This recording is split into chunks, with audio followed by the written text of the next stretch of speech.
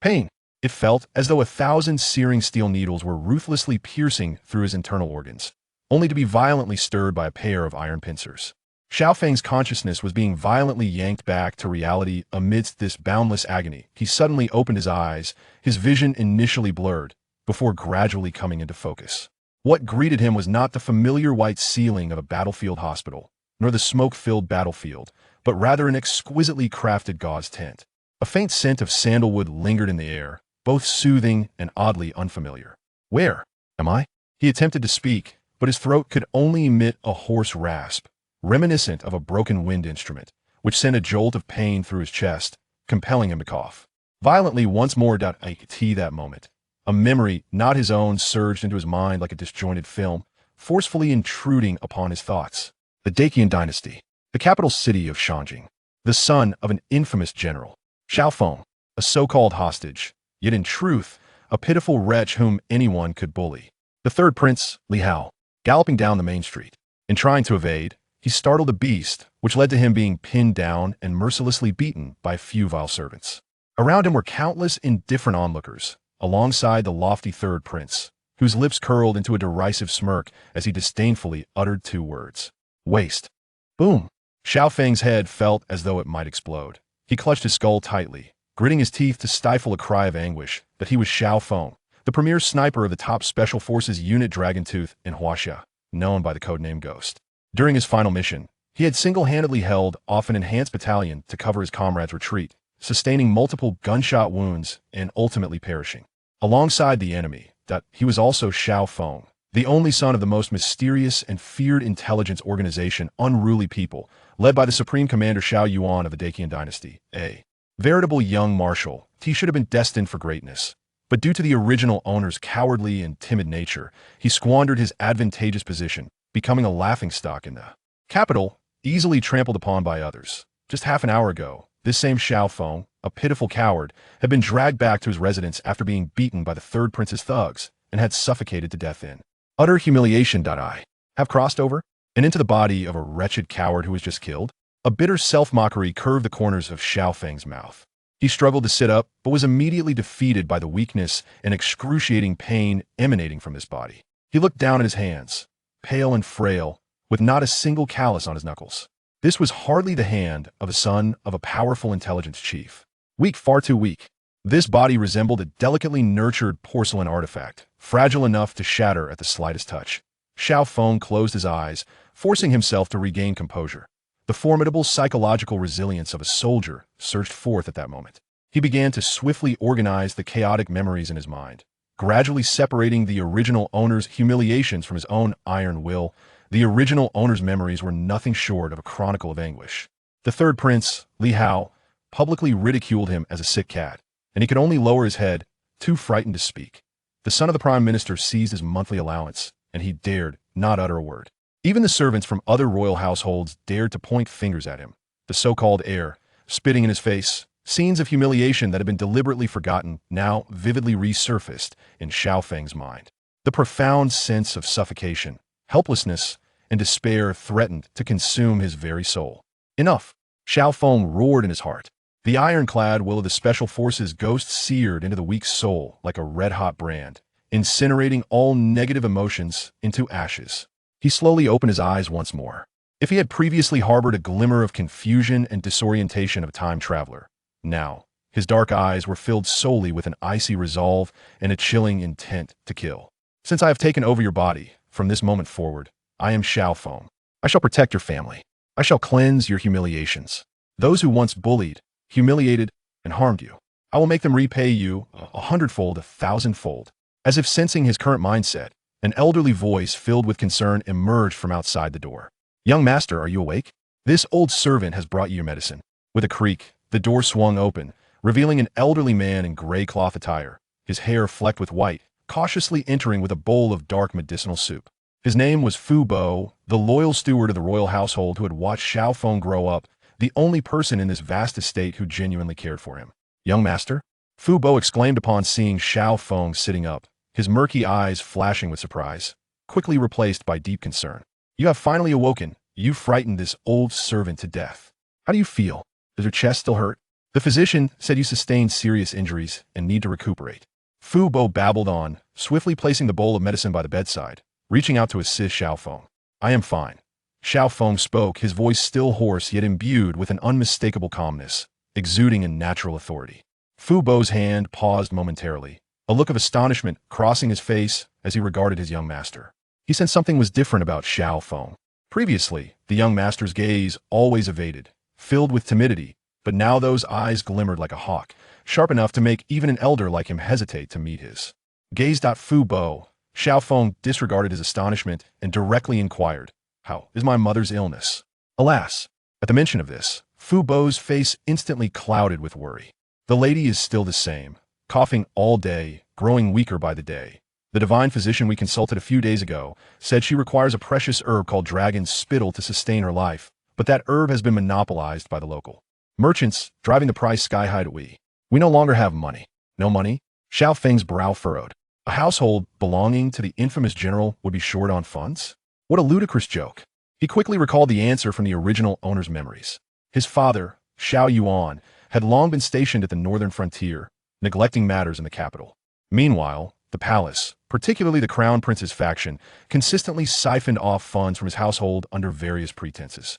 Coupled with the original owner's cowardice, the servants within the estate had feigned compliance while lining their own pockets, leading to the gradual depletion of their substantial wealth. I understand. Xiaofeng nodded, a glimmer of cold determination flashing in his eyes. I will resolve the financial issues. What about my sister Ling? Mississippi she? Fu Bo's expression grew increasingly grim, stammering and unable to continue. Xiaofeng's heart sank suddenly. He remembered that he had a 12-year-old sister named Xiao Linger, the only source of emotional support for the original owner in this world. At that moment, bang, the door was violently flung open from the outside. A young maid dressed in a green skirt, her hair styled in twin buns, tumbled in, her face streaked with tears and her hair in disarray, clearly shaken by tremendous fright. Young master, it's terrible. The moment the young maid saw Xiaofeng, she rushed to the bedside, crying out in distress. Xiaofeng's expression turned frigid, and he asked in a deep voice, what has happened? Speak slowly. The young maid, intimidated by his current demeanor, halted her cries, trembling as she recounted with endless grievance and fear. Your Highness, a grave situation has arisen. The third prince's men have intercepted the young lady at the entrance of the manor, claiming that her departure has startled his Highness's noble steed, and they demand that she kneel before the horse to offer her apologies. Is he demanding the maid to kneel before his horse in apology? Xiaofeng repeated this statement softly, yet it resonated with the chilling authority of ancient ice, causing the temperature in the room to plummet drastically. The young maid, kneeling on the floor, shivered under the weight of this icy aura, forgetting her tears and instinctively nodding her head. With a resounding crash, Xiaofeng struck the wooden tea table beside the bed, splintering it into fragments, sending wood shavings flying. The loyal old steward, Fu Bo, was rendered speechless and terrified by this sudden display, exclaiming, Young master, your hand, your injury. Yet, Xiaofeng appeared oblivious to any pain. A fury emanating from the depths of his soul surged through his limbs, akin to a volcano erupting. In his past life as a Dragon-Tooth Special Forces soldier, he had devoted himself to his country, safeguarding millions of his compatriots. In this life, he could not even protect his beloved sister and was expected to have her kneel before a brute? What a profound humiliation. Killing intent. A stark and unrestrained killing intent erupted from his still frail body. Help me up, Xiaofeng commanded, his voice devoid of any emotion. You must not, young master. Fu Bo wept, desperately grasping him. You are in no condition. To venture out is to invite death. The third prince will not spare you. Invite death? Xiaofeng slowly turned to glance at Fu Bo. Just that single look rendered Fu Bo as if struck by lightning, leaving him frozen in place. What eyes they were. Cold, indifferent, brimming with a profound disdain for life. This was not the timid young master he knew. It was unmistakably a ferocious beast that had clawed its way out of a mountain of corpses and a sea of blood. Just as Xiaofeng struggled to rise despite his injuries, an unexpected change occurred. He felt a sudden intense heat emanating from an object he had always worn close to his body, as if a red-hot iron was searing his skin. Xiaofeng grunted, reaching into his collar to retrieve it. It was a pitch-black token, neither metal nor jade, about the size of a palm, cool to the touch, bearing only the visage of a grotesque beast. This was the talisman the original owner had worn since childhood, purportedly the only keepsake left by his elusive father. Yet now, This once cold token burned with an astonishing heat. Before Xiao Feng could comprehend the situation, this searing sensation surged like a torrent through his arm, violently flooding into his mind. Boom. An information flow, vastly more potent than any he had encountered while merging memories, exploded within the depths of his consciousness like a cosmic detonation. This was not merely a memory. This was an activation of authority. The highest authorization token of the unruly, the Xiantai Ling, confirming the holder's mental wave recognition complete. Original holder's bloodline confirmation complete. Authorization activation commencing, loading information for the capital region. In an instant, a torrent of cold data, images, names, and codes was forcibly imprinted into the very depths of Xiao Feng's soul. A vast, ominous black net enveloped the entire great Qian dynasty, extending even into neighboring realms. At this moment, it unveiled its most grotesque and terrifying visage to its new master. He beheld the city guard at the eastern gate. The inebriated officer known by the codename A3, who was the highest-ranking mole planted by the nefarious faction within the city defense forces. He observed the proprietor of the largest pork shop in the western district, the brutish butcher with a face full of excess, known as B7. Not only was he a key point of contact for the underworld, but beneath his shop lay a secret arsenal capable of arming 500 men. He recognized the venerable Grand Scholar of the Hanlin Academy, codenamed C1, who was charged with overseeing the entire civil service system, ensuring that no whisper of intrigue within the court escaped his keen perception. The storyteller at the tea house, the leading courtesan of the brothel, the beggar by the roadside, and even a seemingly inconspicuous palace janitor. Each of these seemingly ordinary figures revealed their identities, residences, contact methods, and the resources they wielded, all as clear as if they were etched upon his palm.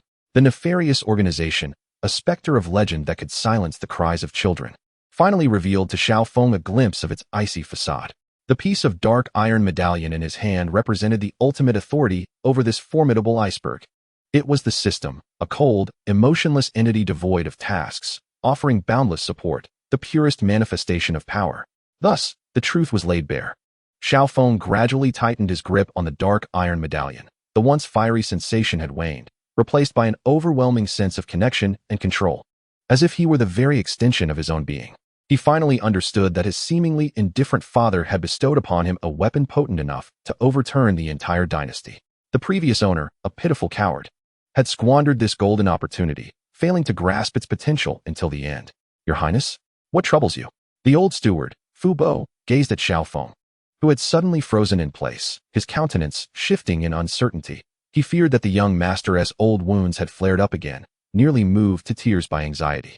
I am well, Xiao Feng replied, his voice steady once more, yet beneath that calm lay a madness capable of altering the very fabric of reality. He lifted his head. Despite his battered form, an unprecedented confidence and dominance radiated from him. Approaching the window, he flung it open, allowing the afternoon sun to illuminate his face, casting an almost otherworldly glow upon the bloodlust lurking in his eyes. He gazed toward the entrance of the estate, where faintly, he could hear the muffled cries of his sister and the derisive shouts of cruel servants. Fu Bo, Xiao Chui, Xiao Feng commanded, his voice firm and undeniable. Stay in the room, do not venture out. But, miss, the young maid protested urgently. I have spoken. Xiao Feng slowly turned his gaze back, his eyes locking onto hers with an intensity that made her shudder. The rest of her words lodged in her throat. She could only nod instinctively, disregarding their concerns. Xiao Feng directed his attention to the courtyard. In a dim corner, an old servant clad in coarse linen, stooped and frail, feebly swept the fallen leaves from the ground. He appeared utterly unremarkable, with clouded eyes that seemed on the verge of being toppled by a mere gust of wind. The sort of character one would overlook in a crowd. Yet, within the activated system information, the details of this old servant were conspicuously present. Name, Zhao San. Identity, Lieutenant of the Renegades, specializing in assassination. Remarks, has been lurking within the estate for 10 years, strength unfathomable. A cold and ruthless smile curled at the corners of Xiao Feng's lips. He raised his right hand, his long fingers rhythmically tapping on the intricately carved windowsill, seemingly at random. Tap, tap, tap, tap. The sound was devoid of any pattern, even somewhat chaotic. However, the old servant Zhao San, sweeping the yard, was instantly jolted at the sound. His previously stooped body momentarily froze for a fraction of a second. Then, as if nothing had happened, he resumed his sweeping. But deep within his once murky eyes, a fierce glint akin to that of a ravenous wolf suddenly ignited. It was the highest level summons from the renegades. In all of Deqian, only one individual would issue it. That was the Grand Marshal himself, along with his designated sole heir. After completing his final tap, Xiao Feng gradually lowered his hand and issued his first verbal command after crossing over, a command that would send tremors throughout the capital city. Fu Bo, prepare the cleanest set of clothes for me.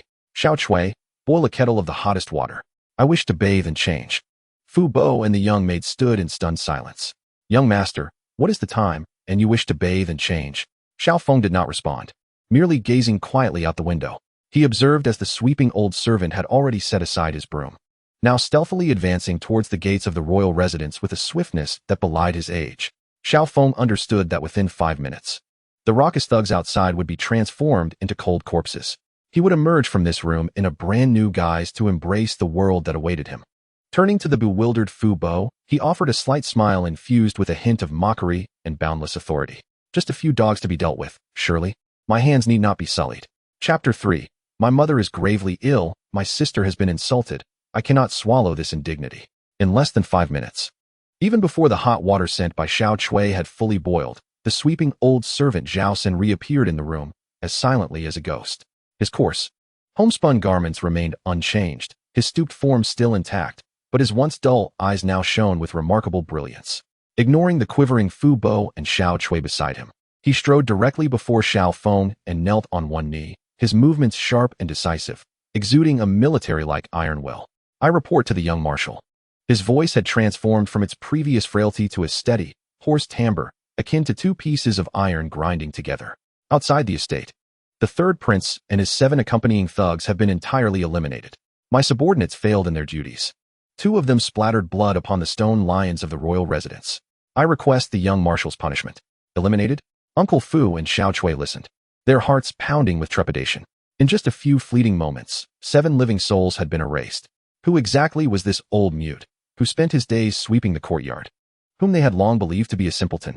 Yet, Xiao Feng exhibited no surprise, barely lifting an eyelid.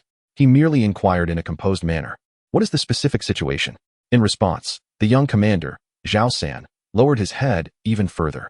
The young lady intended to visit the Huichuntang today to procure medicine for the madam. While passing by Zhuke Street, she encountered the third prince galloping by.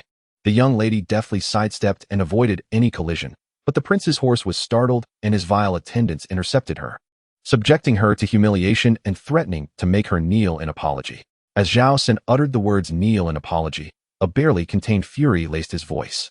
It was evident that, despite being a mere pawn, he had steadfastly guarded this royal residence. Xiao Feng listened in silence, the atmosphere in the room thickening to an almost suffocating degree. After a prolonged pause, he finally spoke. Understood. You may leave now. Ensure that no one enters without my command. Understood. Zhao San's figure vanished like a specter once more. The room was left with only the astonished Uncle Fu and Xiao Chui, who gazed at Xiao Feng as if he were a stranger. When had the once meek and oppressed heir possessed such formidable authority over life and death? Xiao Feng paid no heed to their astonishment. He rose, not heading toward the main door of the residence, but instead turning towards the courtyard's rear. Young master, where are you going? Uncle Fu queried, perplexed. I must check on my mother, Xiao Feng replied, his tone calm. Yet beneath that tranquility lay an ocean of wrath. The enemy was outside, mocking him while his sister endured public disgrace, and he lacked even the funds to procure a life-saving remedy for his mother. This indignation was more unbearable than enduring multiple gunshot wounds in his previous life. Navigating through a series of winding corridors, he arrived at a secluded courtyard.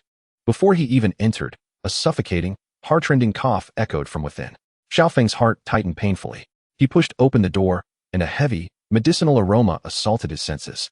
The room was dimly lit, revealing a frail woman, emaciated and weary, leaning against her sickbed, desperately covering her mouth with a silk handkerchief, each cough seeming to threaten the very expulsion of her lungs. She was his mother in this life, the once resplendent and cherished Princess Lu Ruyan, adored by the late emperor. Mother, Xiao Feng whispered softly. Upon hearing his voice, Lu Ruyan slowly raised her head. A glimmer of life flickered in her once dull eyes as they met his. Fenger, why have you come? Is your injury improving? She struggled to sit up, her voice frail as if it could shatter at any moment. I am fine, mother. Please rest. Xiao Feng hurried forward to support her, retrieving a nearby pillow to ensure her comfort. As his hand brushed against her withered arm, a sharp pain pierced his heart. Her limb was icy and fragile, reduced to little more than skin draping over bone. Where was the regal countenance befitting a long-lost princess? Lu Ruyan gazed at her son, her eyes brimming with affection and concern. Gently caressing Xiao Feng's cheek, she spoke softly, "Feng, I have heard about the events outside. It is my inadequacy that I could not protect you and your sister. Do not act impulsively. We cannot provoke the third prince." Xiao Feng chuckled, a hint of icy self-mockery in his smile. Once, his name in the international mercenary realm was synonymous with dread, a harbinger of death. Yet now, in this place, he found himself intimidated by a debauched prince, hollowed out by indulgence. "Do not worry, mother." Xiao Feng grasped his mother's icy hand, his voice imbued with an unprecedented resolve. "From this day forth, no one shall bully us again. I was foolish before, allowing you and Linger to suffer grievances. It shall not happen again. I will bear the weight of this family. I will tend to your illness, and I will seek justice for Linger." Lu Rian was momentarily taken aback by the newfound brilliance in her son's eyes, feeling as though he had matured overnight. After soothing his mother to sleep, Xiao Feng quietly exited the room. Standing in the courtyard, he gazed up at the overcast sky and inhaled deeply. The frigid air filled his lungs but could not extinguish the raging fire within his heart. To protect. In his previous life, he safeguarded his country and his beliefs. In this life, he vowed to protect his ailing mother and his sister, who was suffering outside. For this, he would slay gods and Buddhas alike. Fu Bo. "Yes, master." Fu Bo had appeared at some point, having followed him. "Go. Prepare a set of clean clothes for me, specifically the moon-white attire." Xiao Chui. "Here, my lord. Is the hot water ready? I wish to bathe." Fu Bo and Xiao Chui exchanged glances, both perceiving confusion and urgency in each other's eyes. "Master, what time is it? You still have the mind to bathe and change? The young lady is still outside, waiting for your rescue." Fu Bo exclaimed, agitatedly stamping his foot. "Of course, I shall rescue her." A menacing smile crept across Xiao Feng's lips. "But it shall be done in my own way. Before taking a life, one must cleanse their hands and don fresh garments. Otherwise, the bloodstains would be so unsightly." Half an hour later, Xiao Feng emerged from the bath, clad in pristine moon-white robes. He meticulously tied his hair and fastened his belt, transforming into a renewed figure. The pallor of the original owner's face, slightly sickly, now radiated an almost otherworldly beauty under the aura of his burgeoning ferocity. With deliberate steps, he made his way towards the gates of the royal mansion. His pace was steady and measured, yet with every step, his imposing presence intensified. Upon reaching the entrance, the pent-up fury and murderous intent within him reached a crescendo, akin to a volcano on the verge of eruption. At the gates of the royal mansion, a throng of onlookers had gathered. 7 or 8 burly, brutish thugs were encircling a young girl of 12 or 13, trapping her in their midst. The young girl, adorned in a delicate pink dress, was exquisitely beautiful. Exuding an irresistible charm, she was none other than Xiao Linger, the sister of Xiao Feng. At this moment, however, her lovely visage was marred by tears, her eyes brimming with fear and defiance. Before her stood several guards from the royal manor, wielding clubs yet trembling with trepidation, unable to voice their anger. The foremost among them, a brutish overseer, pointed accusingly at Xiao Linger, bellowing with bravado, "You little wretch, do you think you deserve our respect? Kneel and apologize to our young master for the noble steed, or I swear I shall strike you down." As he spoke, he raised his hand, intending to slap her delicate face. In that fleeting moment, a voice, cold and devoid of emotion, pierced the air like a chilling gale from the depths of the abyss, reverberating throughout the gathering. "Who gives you the audacity to lay a hand on Xiao Feng's sister?" Though the voice was not loud, it struck the ears of all present with the precision of a finely honed blade. The bustling street fell silent, every gaze turning in unison toward the entrance of the royal manor. Emerging with measured steps was a young man clad in a moon-white long robe. He appeared slightly frail, his complexion bearing a sickly pallor, yet his eyes shone with an unsettling brilliance, as though concealing an unfathomable abyss. "Brother?" Upon recognizing the newcomer, Xiao Linger's small face lit up with a mixture of joy and concern, her tears streaming even more fiercely down her cheeks. "Ah, who do we have here? Is it not the infamous sickly young Master Xiao?" After a brief silence, the brutish overseer, who had been poised to strike, was the first to react. He paused in disbelief, then burst into exaggerated laughter, prompting his cohorts to join in the mockery. "Ha ha ha, how amusing. You pitiful wretch, beaten to a pulp yesterday. And you dare emerge today? What is it? Have you recovered, or has your brain turned to mush from the beating? Xiao Feng, I advise you to kneel and set an example for your sister. Otherwise, you two shall be returning home together, lying side by side." The overseer, known as Zhang San, was a favored lackey of the third prince, accustomed to wielding his master's influence with impunity. In his eyes, Xiao Feng was no more significant than an ant that could be crushed at will. The onlookers sighed and whispered among themselves. Why did young Master Xiao have to show up? Isn't this just adding fuel to the fire? How unfortunate. His father is a powerful general. Yet he has such a spineless son. Keep your voice down. Do you wish to die? Don't you see the third prince's carriage parked over there? The crowd's gaze subtly flicked toward the ornate carriage nearby. The curtains were drawn tight, yet everyone knew that the third prince, Li Hao, was within, observing this farce with cold detachment. Amidst the derision and pity from all directions, Xiao Feng's expression remained unchanged, not a flicker of emotion crossing his face. He did not even cast a glance at the raucous Zhang San. His gaze was unwavering, fixated solely on his tearful sister. He offered Xiao Linger a reassuring look, warm and powerful, as if to convey, "Fear not, for I am here." Gradually, he raised his right hand. Amidst the bewildered stares of the onlookers, he snapped his fingers with a crisp sound. The noise, though not loud, resonated with clarity, serving as a signal. At that very moment, chaos erupted. From the crowd, a vendor selling chilled tea, burdened with a load, found his shoulder pole suddenly sweeping out like a venomous dragon emerging from its lair. With a resounding crash, the two nearest thugs, caught unawares, heard the sickening crack of their kneecaps before collapsing to the ground, howling in agony. Simultaneously, a fortune teller, known for his uncanny predictions, abruptly opened his eyes. With a shake of his bamboo tube used for divination, dozens of delicate bamboo slips shot forth like blossoms scattered by a celestial maiden, accurately slicing through the wrists and ankles of three other thugs. Amidst the chilling cries, the three thugs crumpled to the ground, as if their bones had been extracted, blood instantly staining the earth. Before the crowd could comprehend the unfolding horror, a filthy old beggar, curled in a corner, sprang into action. His battered bowl shattered, revealing sharp porcelain shards within. Like a stealthy leopard, he approached the last two henchmen, his hands moving with lightning speed. Another two desperate shrieks pierced the air. All transpired in the blink of an eye. The seven previously arrogant thugs now lay sprawled on the ground, not dead, but each with their tendons severed, writhing in agony like worms, utterly incapacitated. What on earth was happening? The onlookers were paralyzed with fear, faces drained of color, hastily retreating to avoid being caught in the fray. The guards of the royal estate, who had initially intended to assist, trembled in terror, their weapons clattering to the ground. Meanwhile, the head steward, Zhang San, froze mid-motion, hand raised to strike Xiao Linger, his body rigid with shock.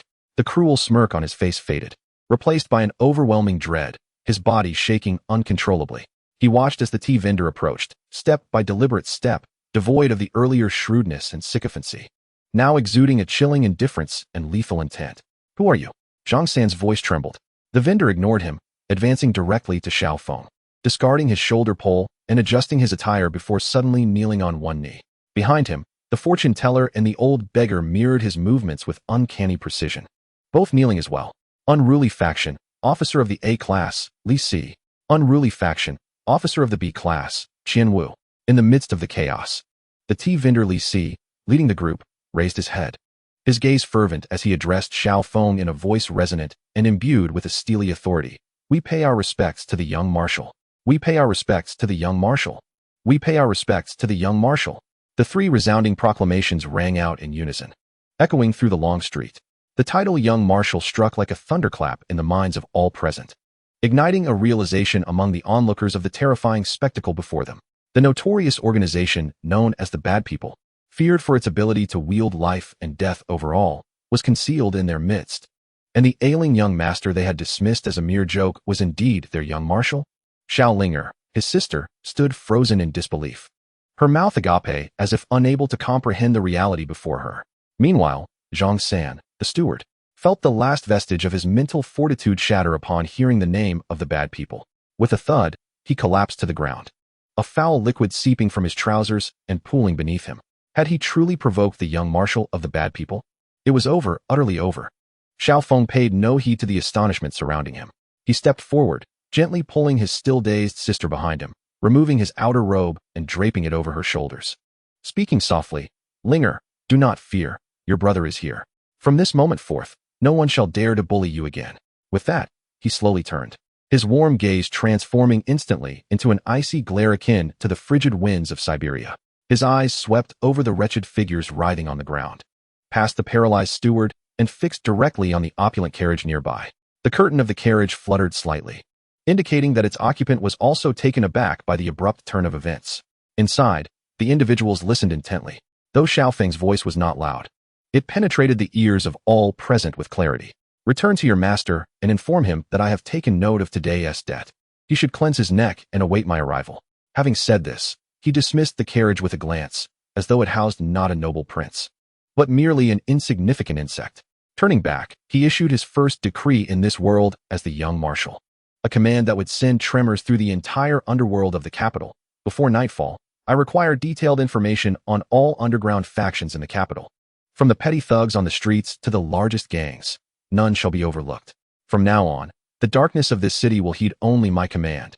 In Li Si's eyes ignited a fervent admiration and excitement. He clenched his fist and solemnly responded, "As you command, young marshal." Chapter 5. With a single slap, I cast away the vile slaves. In my domain, I reign supreme. As Xiao Feng grasped his sister's hand and re-entered the gates of the Wang residence, the world seemed to fall into a profound silence. The guards and household servants, who typically disregarded him or even dared to roll their eyes behind his back, now resembled quails caught in a vice, heads bowed, scarcely daring to breathe. Their eyes were filled with a mixture of fear and awe. The scene that unfolded moments ago at the street corner left them utterly astounded. It turned out that the seemingly timid heir to the family was far from a mere sickly cat. Rather, he was a fierce tiger, long concealed and poised to strike at any moment. Xiao Feng paid no heed to the fickle onlookers. First, he gently reassured his frightened sister, instructing Xiao Chui to escort her back to her room for some rest. Only then did he slowly turn around, his icy gaze sweeping across all the servants present. "Uncle Fu, the old servant, is here." Uncle Fu hurriedly stepped forward, his excitement evident, his posture more upright than usual. "Relay my message," Xiao Feng's voice, although not loud, resonated clearly in the ears of each individual present. "All personnel above the steward level in the household are to gather in the front hall within a quarter of an hour. Anyone who dares to arrive late or fails to show up." He paused, a chilling smile curling at the corners of his mouth. "The consequences shall be borne by them." A quarter of an hour later, in the front hall of the royal residence, what was normally a spacious area was now filled to capacity with 3 to 4 dozen individuals, all mid to high-level management personnel of this notorious estate. These individuals, emboldened by the former master's weakness, had long been abusing their power, embezzling funds, and oppressing the lower servants. Nearly every one of them had blood on their hands. At that moment, they whispered amongst themselves, their faces betraying a blend of anxiety and disdain. "What is going on? What madness has possessed this useless heir today?" One remarked. "Does he truly think he is of any consequence? If it weren't for the great lord's reputation, who would pay him any mind? What is there to fear? We are all palace-appointed caretakers of the heir. What could he possibly do to us?" boomed Lu, the purchasing manager, who was stoutly built and adorned in luxurious satin, his expression dripping with audacity. He was a distant relative of a eunuch from the Queen's palace and had always been the most arrogant, having embezzled the most funds. At that moment, Xiao Feng emerged slowly from the back hall. He did not take a seat at the head of the table, but casually stood in the center of the hall. The instant he appeared, the previously raucous atmosphere fell silent. All eyes converged upon him, some with curiosity, some with disdain, but most with a sense of anticipation for the unfolding drama. Xiao Feng surveyed the room, absorbing the expressions of everyone present.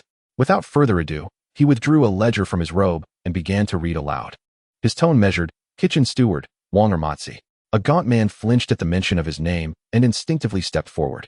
"Last month, you purchased 100 pounds of pork but only delivered 50 to the storehouse, pocketing the price difference of 30 taels of silver. You procured 10 shur of fine rice, substituting it with moldy, stale rice, and embezzled the price difference of 120 taels of silver." With each sentence, Wang Ermatzi's complexion grew increasingly pale. By the time Xiao Feng finished, the man was drenched in sweat, utterly defeated. Xiao Feng ignored him and continued, "Stable steward, Zhao Si.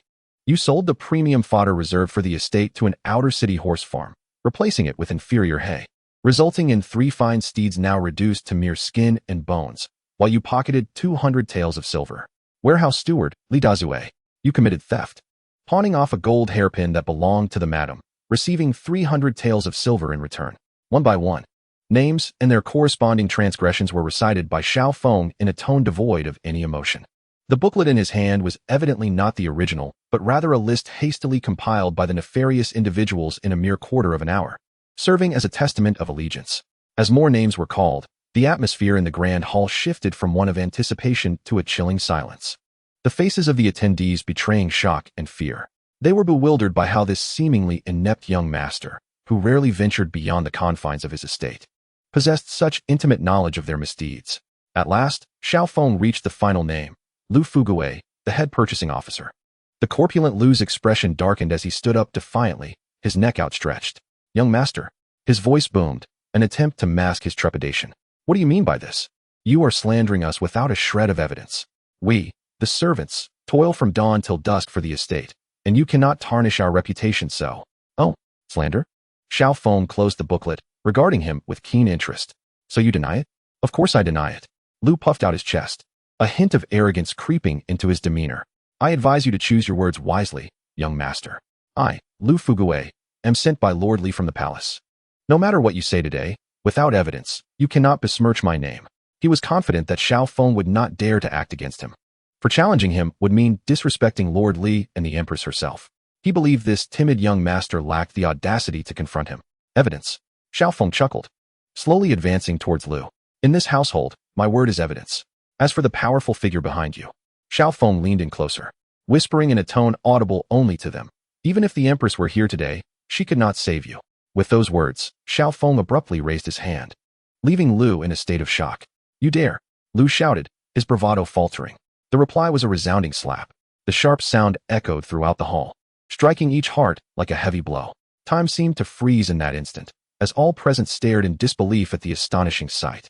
The hefty Lu was sent sprawling through the air, his feet leaving the ground as if he were a mere rag doll.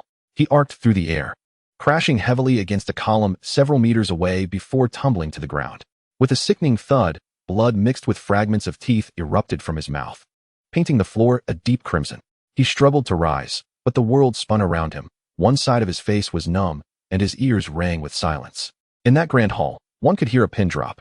Everyone was thoroughly stunned by the astonishing slap delivered by Xiao Feng. They gazed at the young man, who slowly retracted his hand, his face devoid of any expression, with only one thought echoing in their minds. He has gone mad. This heir has truly lost his mind. He actually dared to strike, and with such ferocity. Xiao Feng disregarded the horrified expressions of the onlookers. He walked step by step towards the groaning steward Lu, who lay on the ground, then slowly lifted his foot. Crack! A sound that sent shivers down one's spine echoed as he ruthlessly stomped down on Lu's plump hand, shattering all 5 fingers. A heart-wrenching scream erupted from Lu's throat, a cry so agonizing that it chilled the hearts of those who heard it. Yet, Xiao Feng seemed oblivious to the noise. He stepped on Lu's face, applying pressure, and then slowly raised his cold gaze, scanning each of the subordinates present, who were utterly paralyzed with fear. His voice, though softly spoken, carried an undeniable, domineering authority as he clearly proclaimed, "From this day forth, there is but one rule in this manor, my word. Should anyone dare to defy." He exerted a slight pressure underfoot, eliciting another agonizing scream from Lu. "Go ahead. Try it." Chapter 6. The old steward stunned. My heir is different now. The hall was engulfed in an eerie silence. Only the purchasing manager, Lu Fugui, remained beneath Xiao Feng's foot, emitting muffled groans of unbearable pain. The remaining dozen or so stewards appeared as if they had been struck by a spell, their faces ashen, their breaths deliberately restrained, terrified that they might be the next victims. Their gazes towards Xiao Feng had utterly transformed. If they had previously thought that this heir had merely taken a wrong turn today and was a bit deranged, now, in their eyes, Xiao Feng was no longer human, but a demon risen from the depths of hell. A complete madman, who disregarded life as if it were mere straw. Faced with such insanity, any background or qualification seemed utterly powerless. Xiao Feng reveled in the effect he had achieved. This was precisely the profound terror he sought. Only through fear could absolute authority be swiftly established. He slowly lifted his foot, no longer regarding the puddle of filth beneath him, but directing his gaze towards the old steward, Fu Bo, who had silently observed everything from the corner. At this moment, Fu Bo was equally engulfed in astonishment. Yet, within his murky old eyes, aside from shock, there was an indescribable sense of comfort and excitement. What tenacity! How remarkably resolute! This was the demeanor befitting the son of the fierce general who guards the northern frontier, instilling dread in the hearts of enemies. For years, he had watched the heir, weak and bullied, the lady gravely ill, while the entire royal mansion was hollowed out by a swarm of internal traitors. As the old steward, his heart ached. Yet he felt powerless. He had prayed countless nights, hoping that heaven would grant his young master the strength to stand tall. To his astonishment, that day had indeed arrived. And it came so suddenly, so dominantly. Fu Bo trembled with excitement. tears glistening in his murky old eyes. The voice of Xiao Feng pulled his thoughts back. Old servant is here. Fu Bo hurriedly stepped forward, his voice tinged with a hint of choking emotion. Xiao Feng pointed at Lu Fugui, who was still groaning on the ground, speaking with a tone as calm as if addressing a trivial matter. And those I mentioned earlier, drag them out, break a leg, and throw them out of the Wang Manor. As for the money they greedily hoarded, Xiao Feng paused, a cold glint flashing in his eyes. Inform them that within 3 days, they must return every penny with interest. Should they fail, let their entire family vanish from the capital. Yes, the old servant obeys. Fu Bo felt a surge of hot blood rush to his head, responding loudly without a second thought. Xiao Feng nodded in satisfaction, and his icy demeanor instantly softened. He stepped forward, gently supporting the elderly man who had devoted his life to the Wang Manor, and softly said, Fu Bo, you have worked hard over the years. This simple sentence shattered Fu Bo's final emotional barrier. The elder, who had never shed a tear despite the ups and downs within the Wang Manor, could no longer contain himself, tears streaming down his face in front of everyone. It's not hard. I only regret my ineptitude.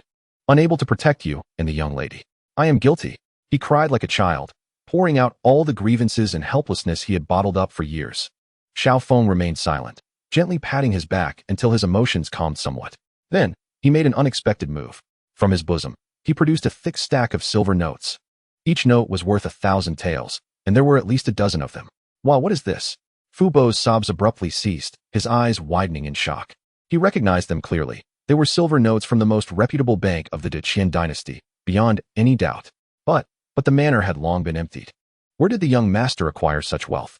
Take this money, Xiao Feng insisted, pressing the silver notes into Fu Bo's hands with an undeniable tone. From today, the manor's expenditures shall be at the highest standard. The madam's medicine must be of the finest quality. The young lady's clothes and jewelry must be purchased from the largest treasure house in the capital. All loyal and upright servants will receive triple their monthly wages. Xiao Feng's voice resonated clearly in everyone's ears. Those previously named, with faces ashen, now regretted their actions more than ever. Meanwhile, those who had remained compliant and dutiful revealed expressions of astonishment and joy. Furthermore, Xiao Feng continued, take my name card and reserve 30 tables at the finest tavern in the city, Zui Xianju, to be delivered to the manor. Tonight, I shall treat everyone in the manor. Fu Bo, clutching the heavy stack of silver notes, felt his hands tremble. He gazed at the young master, who had not only become assertive and domineering, but also demonstrated such meticulous consideration, wielding both grace and authority with remarkable finesse. His final thread of worry dissipated entirely. He realized that his family's heir had truly transformed. No longer was he the timid youth in need of protection, but rather he had matured into a genuine head of the household, capable of providing shelter and solace for all. The heir, Master Fu, abruptly knelt before Xiao Feng, bowing his head deeply. Old servant Qin Ping, from this day forth, my life belongs to you. If you command me eastward, I shall never venture west. Master Fu, please rise. Xiao Feng assisted him to his feet, observing the myriad wrinkles etched upon his face, feeling a wave of sentimentality wash over him. In this cold royal residence, perhaps this elder was the only source of warmth in the original owner's heart. In the future, this household will rely heavily on your stewardship, Xiao Feng stated earnestly. I would face 1,000 deaths without hesitation. Master Fu's voice resonated with an unprecedented resolve. After attending to the affairs of the estate, Xiao Feng returned to his chamber. He sat by the window, watching Master Fu, invigorated and commanding the guards as they dragged away the wailing pests, and felt a profound tranquility within. Everything accomplished today was merely the first step, establishing authority, securing the interior, and winning hearts. What lay ahead was a true tempest. Knock, knock, knock. Come in. Master Fu entered, bearing a cup of steaming tea, appearing as if he had shed years, radiating vitality. All matters have been handled, my lord. The banquet you commanded has also been arranged. Xiao Feng nodded. Master Fu gazed at the serene profile of his heir, hesitating for a moment before finally voicing his concerns. My lord, there is something I am uncertain whether to express. Speak. You incapacitated the third prince's men at the estate entrance today and struck the face of the steward sent from the palace. Worry painted Master Fu's features. Though it was quite satisfying, you have undoubtedly offended the third prince in the palace. Given his vindictive nature, he will surely retaliate. What shall we do next? Chapter 7. The third prince's public provocation? A perfect opportunity to establish authority. Meanwhile, at the third prince's residence. Crash. Bang. Clatter. Exquisite porcelain from the former dynasty shattered against the floor, disintegrating into countless fragments. The study was in utter disarray. The third prince, Li Hao, with a countenance still considered handsome, was now contorted with rage, his eyes ablaze and his chest heaving violently like an enraged bull. Useless. A pack of useless fools.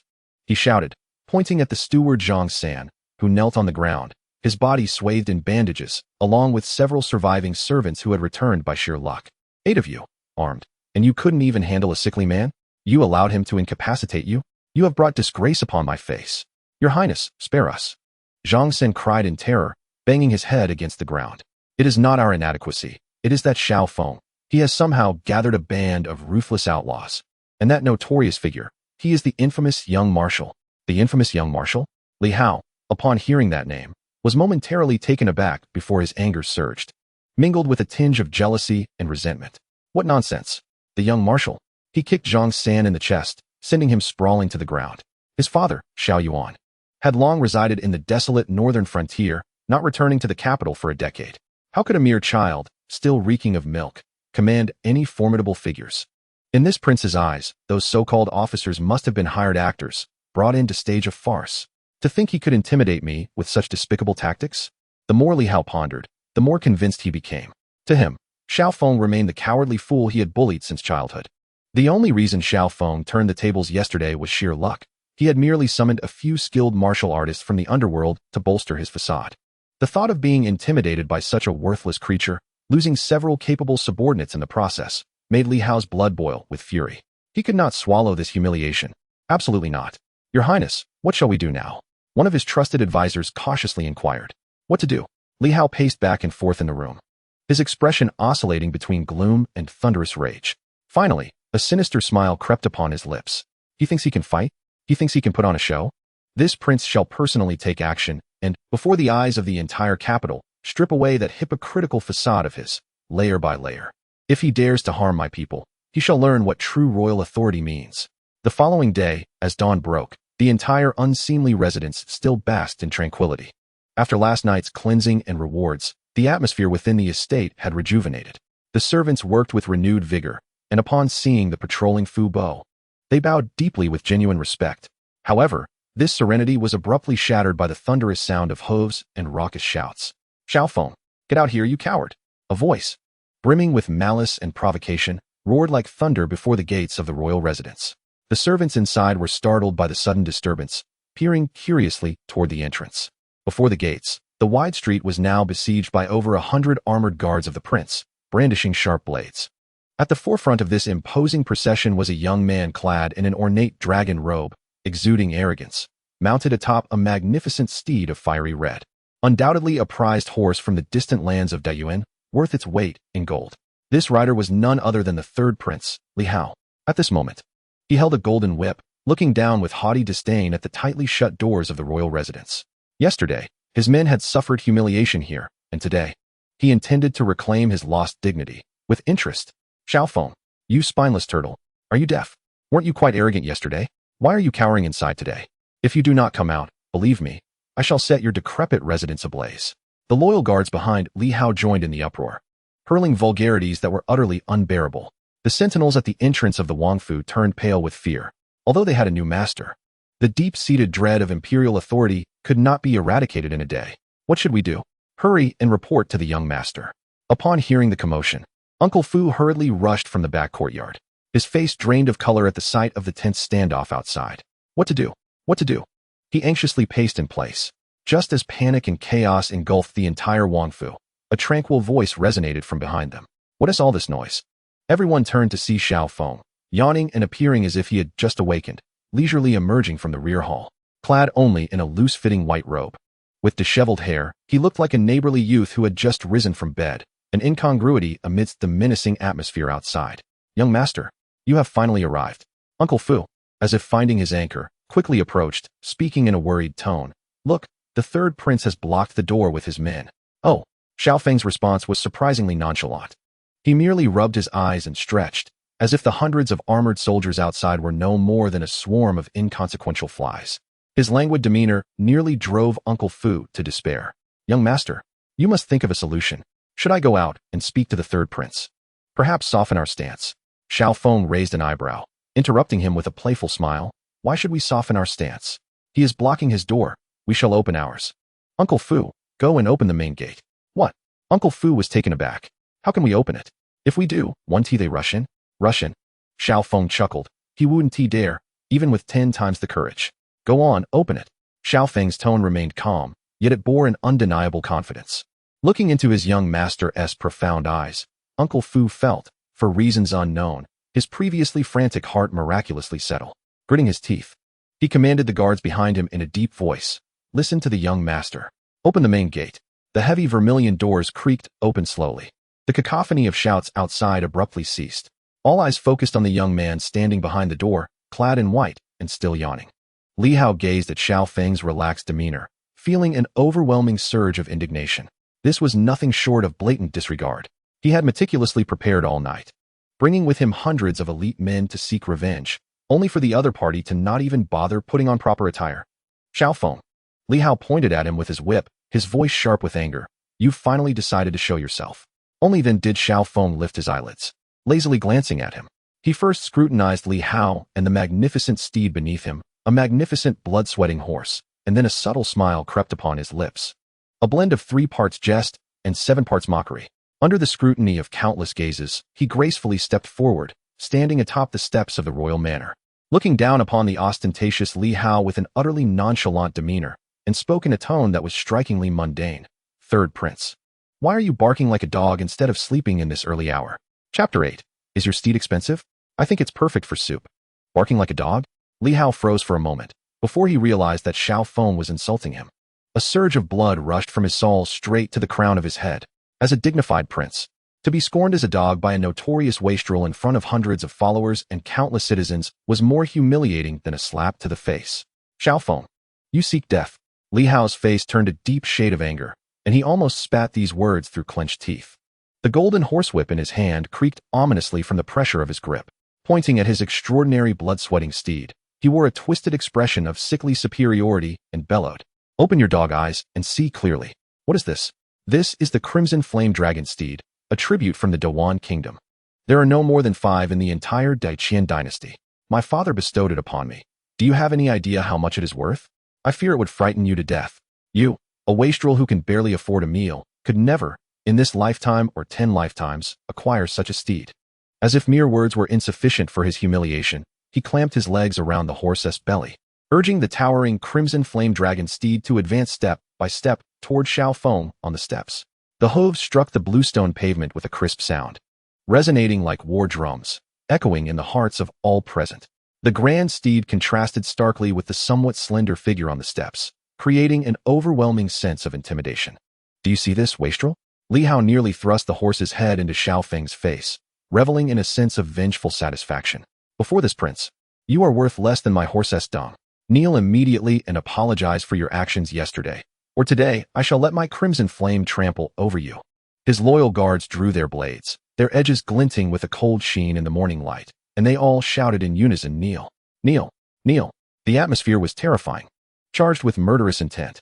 The surrounding citizens recoiled in fear. Some timid souls even shut their eyes, unable to bear witness to the impending bloody spectacle. The steward, Uncle Fu, and the guards at the entrance of the manor were pale with fright, their legs trembling. Yet, at the center of this overwhelming pressure, Xiao Feng bore not a trace of fear on his face. Instead of anger, he smiled, a smile tinged with 3 parts curiosity and 7 parts amusement, as though he were watching a particularly clumsy circus performance. A steed? He surveyed the restless, snorting Crimson Flame Dragon steed before him with keen interest, clicking his tongue in delight. "Shall we make a wager?" Xiao Feng suddenly proposed. "A wager?" Li Hao momentarily froze, as if he had not fully grasped the situation. "Indeed. A wager." Xiao Feng's smile broadened. "I bet on this steed. Should I win, this horse shall belong to me. If you win..." Xiao Feng paused, delivering a statement that sent shivers down everyone's spine in an utterly mundane tone. "My life shall be yours." At this proclamation, an eerie silence enveloped the crowd. Everyone gazed at Xiao Feng on the steps with expressions akin to witnessing madness. Insanity. This lad is undoubtedly deranged. To wager his very life for a horse? Uncle Fu was so startled he nearly fainted on the spot, scrambling forward to grasp Xiao Feng, incoherently exclaiming, "Young master, this cannot be. Absolutely not. Why must you do this?" Li Hao was equally taken aback by Xiao Feng's audacious bet. He scrutinized Xiao Feng's face. hoping to detect even the slightest hint of bluster. Yet, there was none. Xiao Feng's gaze remained as tranquil as an unfathomable ancient well, radiating an air of calm and confidence that felt entirely genuine. A sense of absurdity washed over Li Hao. By what right? Where did he find such audacity? Very well, very well, Li Hao exclaimed, a smile twisted by fury. He believed Xiao Feng was merely indulging in theatrics. This was a death wish of his own making. He had no one to blame but himself. Fearing a change of heart from Xiao Feng, he promptly declared, "Let all present bear witness. Today, it is this waste of a man, Xiao Feng, who has boldly challenged me to a wager. The stakes are his very life. What are your terms?" Li Hao eagerly inquired, impatient to witness Xiao Feng beg for mercy, relishing the thought of crushing him like an insignificant insect. Xiao Feng offered a faint smile, pointing at the fiery red steed, and spoke slowly, "It is quite simple. This horse, fierce as flames, is beyond the reach of ordinary individuals. We shall wager on whether I can make it kneel before me." What? Li Hao was once again taken aback, only to erupt into an unprecedented fit of laughter. Ha ha, you amuse me. Xiao Feng, have you truly lost your senses? To have the flame steed kneel for you? Who do you think you are? The king of heaven? This steed is the pinnacle of equine excellence. It would scorn even my father, the emperor. The finest horse trainers in the capital have been unable to tame it. You, a feeble waste of a man, dare to speak such audacious claims. Tears nearly streamed from his eyes as he laughed. The surrounding guards and townsfolk wore expressions of incredulity. This was not a wager. It was akin to a death sentence. Since you believe my defeat is certain, will you accept my challenge? Xiao Feng remained unfazed, posing the inquiry with a calm demeanor. Of course, I accept, Li Hao replied without a moment's hesitation, relishing the prospect of ensuring Xiao Feng's demise in the most explicit manner possible. Very well, Xiao Feng nodded, and then, amidst the astonished, perplexed, mocking, and pitying gazes of the crowd, he slowly descended the steps. With measured strides, he approached the imposing, majestic, yet fiercely untamed flame steed. The fiery steed seemed to sense the presence of a stranger, immediately becoming more agitated. It pawed the ground with its front hooves, emitting a series of threatening neighs, while hot breath escaped its nostrils like two white arrows of vapor. Li Hao, seated upon the horse, wore a cruel smile upon his face. He had already devised a plan. As soon as Xiao Feng drew near, he would release the reins, allowing the fiery stallion to trample this oblivious fool into a mere pulp. 1 step, 2 steps, 3 steps. Xiao Feng's approach was steady and unhurried. His gaze remained as tranquil as still water. Just as he was within 3 feet of the fiery horse, he came to a halt. The hearts of the onlookers raced in their chests. Slowly, Xiao Feng raised his right hand. His movements were deliberate, so slow that every spectator could discern them clearly. His hand bore no weapon, no whip, not even the slightest hint of internal energy. He simply extended his hand towards the neck of the fiery steed, seeking death. Li Hao's heart reveled in malice, ready to loosen the reins. However, in the next moment, the smile on his face froze entirely. The eyes of all present nearly bulged from their sockets. Xiao Feng's seemingly ordinary hand employed an incomprehensible and profoundly mysterious technique. Gently pressing upon a tendon at the horse's neck, the entire world seemed to pause. In an instant, the once agitated and imposing fiery steed lowered its proud head. The eyes that had once radiated brutality and wildness now expressed a gentle, even submissive demeanor. Then, amidst Li Hao's ghostly expression, under the incredulous gazes of the 100 soldiers, and amid the gasps of astonished citizens, the so-called king of horses, a steed so prized that even the emperor regarded it with disdain, truly knelt before them with a soft thud. The entire scene was filled with shock. A deathly silence ensued. Li Hao, perched atop the horse, nearly lost his balance and fell as the steed knelt. He felt as if his face had been seared by a blazing iron, burning with pain. How could this be possible? This defied all logic. He gazed at the young man, who, with an air of nonchalance, stroked the neck of his beloved horse, feeling as though his entire worldview had been irrevocably shattered in that moment. Xiao Feng paid no heed to Li Hao's face, now the color of a liver. He caressed the smooth coat of the fiery steed as one would a docile kitten, then lifted his head, revealing a radiant, harmless smile, and spoke lightly. "Third prince. It seems I have emerged victorious. The meat of this horse is quite fine. I believe it would make an excellent stew." Chapter 9. The city in shock. He dared to stew the prince's horse in the streets. Stew. Upon hearing those 2 words, Li Hao felt as though his mind had been struck by a colossal battering ram, rendering him momentarily blank. He questioned whether he had misheard. The surrounding crowd also seemed to doubt their own hearing. Stewing soup? What kind of soup? Are they truly suggesting to stew this invaluable imperial gift of a crimson flame steed? What an outrageous jest. This was beyond audacity. It was sheer madness.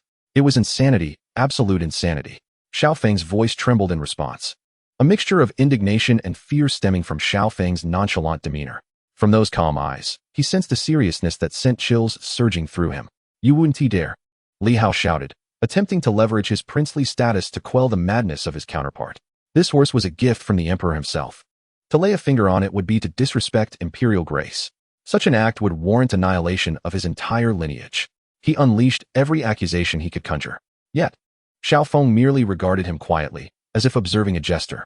Then, he slowly turned away, his actions answering Li Hao's challenge. He snapped his fingers towards an inconspicuous corner of the crowd. With a sharp crack, the sound sliced through the silence like the scythe of death. In the next moment, from the throng emerged the tea vendor, known as Li Si, who had previously incapacitated two malevolent thugs. To Li Hao's astonishment, he was now hoisting an enormous iron pot, nearly half a yard in diameter. With a resounding clang, the pot was firmly placed in the center of the street. Immediately, the fortune teller, known as Qian Wu, sprang into action. He deftly tossed several pre-prepared twigs into the pot. Then, producing a fire starter from his pocket, he gently blew upon it, igniting a flame that leaped to life. Lastly, the old beggar, known as Sun Lu, revealed a gleaming, razor-sharp bone knife from his belongings. He approached the kneeling steed, a chilling smile of a butcher preparing for slaughter gracing his face. No. Li Hao's pupils contracted to the size of pinpricks. He finally comprehended that they were not jesting.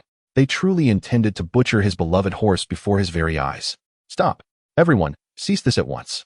He frantically tumbled off his horse, stumbling forward in desperation. However, just 2 steps into his frantic dash, a shadow materialized before him like a specter. It was the old servant, Zhao San, who had appeared unnoticed, his murky eyes now sharp as a hawk's, locking onto Li Hao with unwavering intensity. Get out of my way, you old fool. Li Hao roared, swinging his fist towards Zhao San's face. Zhao San did not flinch or evade. He simply extended a withered hand. With a soft sound, Li Hao's decisive punch was effortlessly captured in Zhao San's grasp, unable to advance another inch. Li Hao was taken aback, unable to fathom that this seemingly frail old man possessed such terrifying strength. Zhao San remained silent, merely flicking his wrist. Crack! The sound of bones fracturing echoed sharply.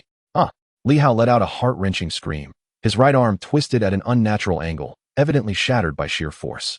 Zhao San casually tossed him aside as if he were refuse, the entire process executed with fluid precision and cleanliness. Meanwhile, the old beggar wielding a bone knife approached the fiery steed, the celestial horse. The noble creature seemed to sense its impending fate, displaying a glimmer of pleading and fear in its eyes. Unmoved, the beggar gently caressed the horse's neck, as if offering solace. Suddenly, a flash of cold light. A sharp thrust. A crimson line erupted from the horse's neck.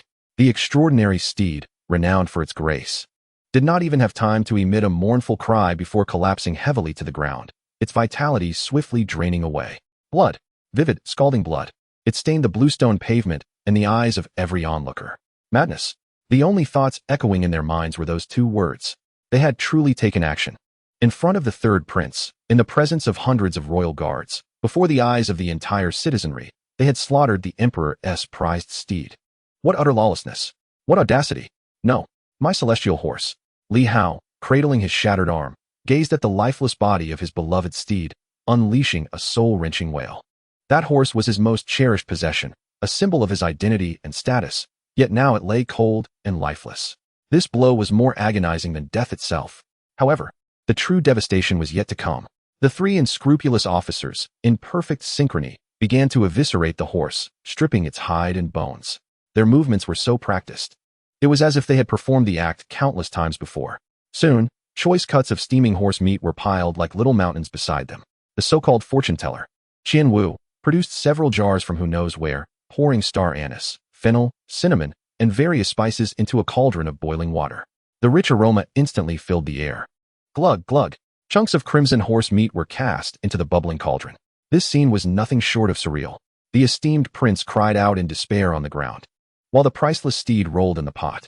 And at the center of it all, the young man clad in a moon-white robe stood with his hands clasped behind his back, a satisfied smile gracing his face as if he were admiring a magnificent work of art. The water has boiled, young marshal.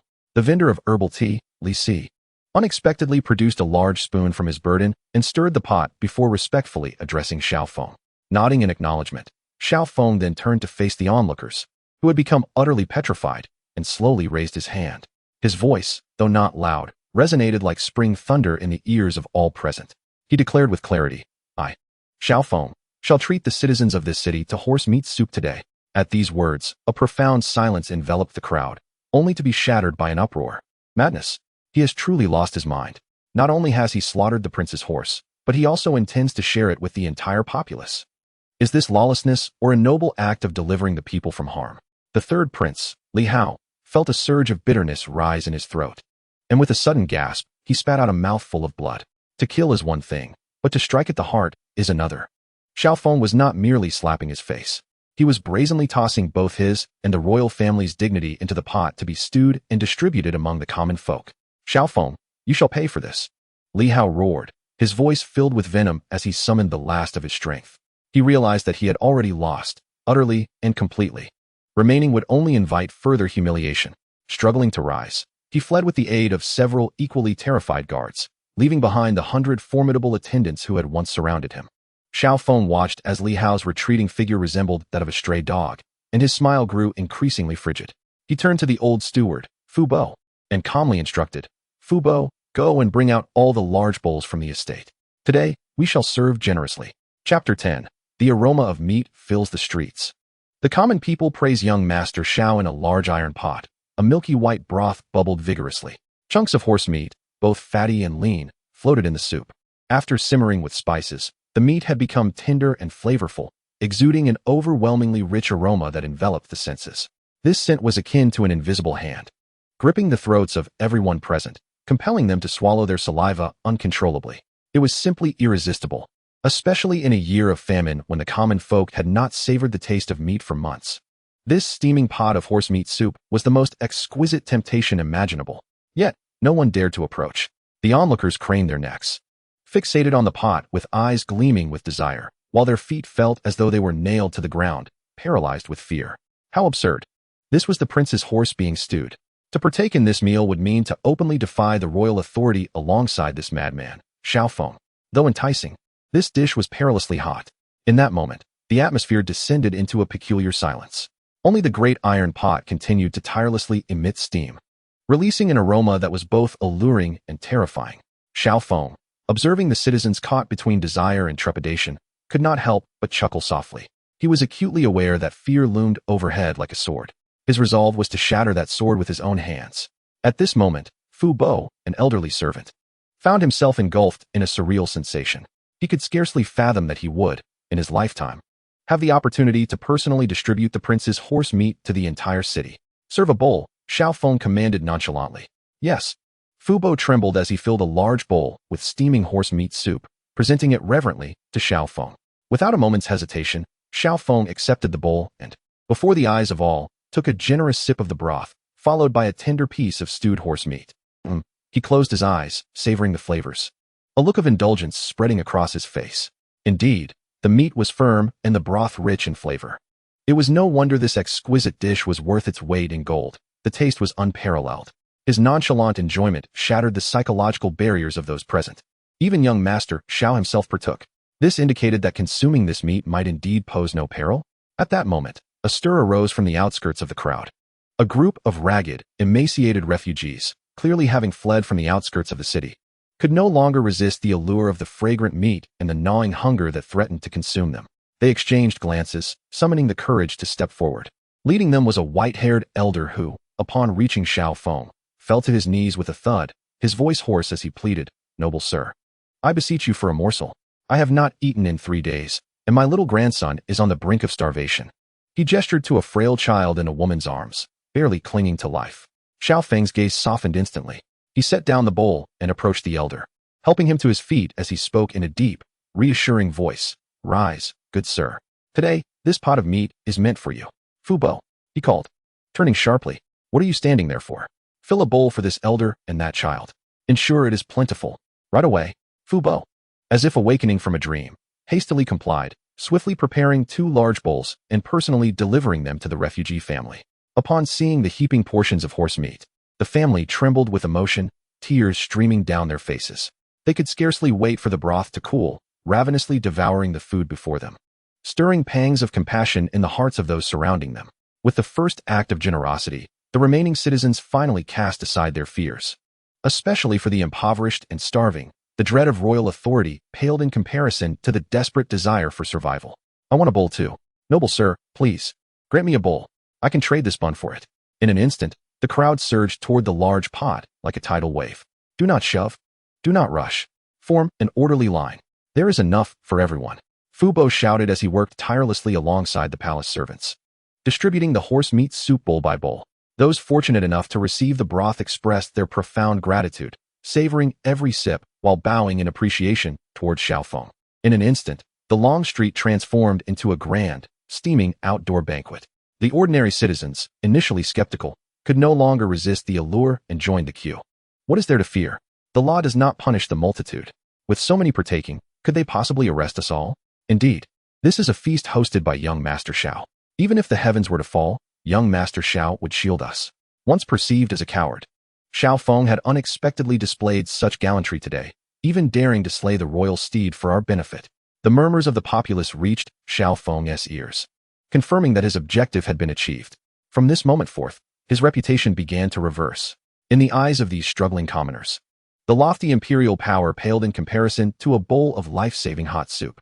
What he had simmered today was ostensibly a horse, yet in reality, it was the remnants of the royal authority in the hearts of the people.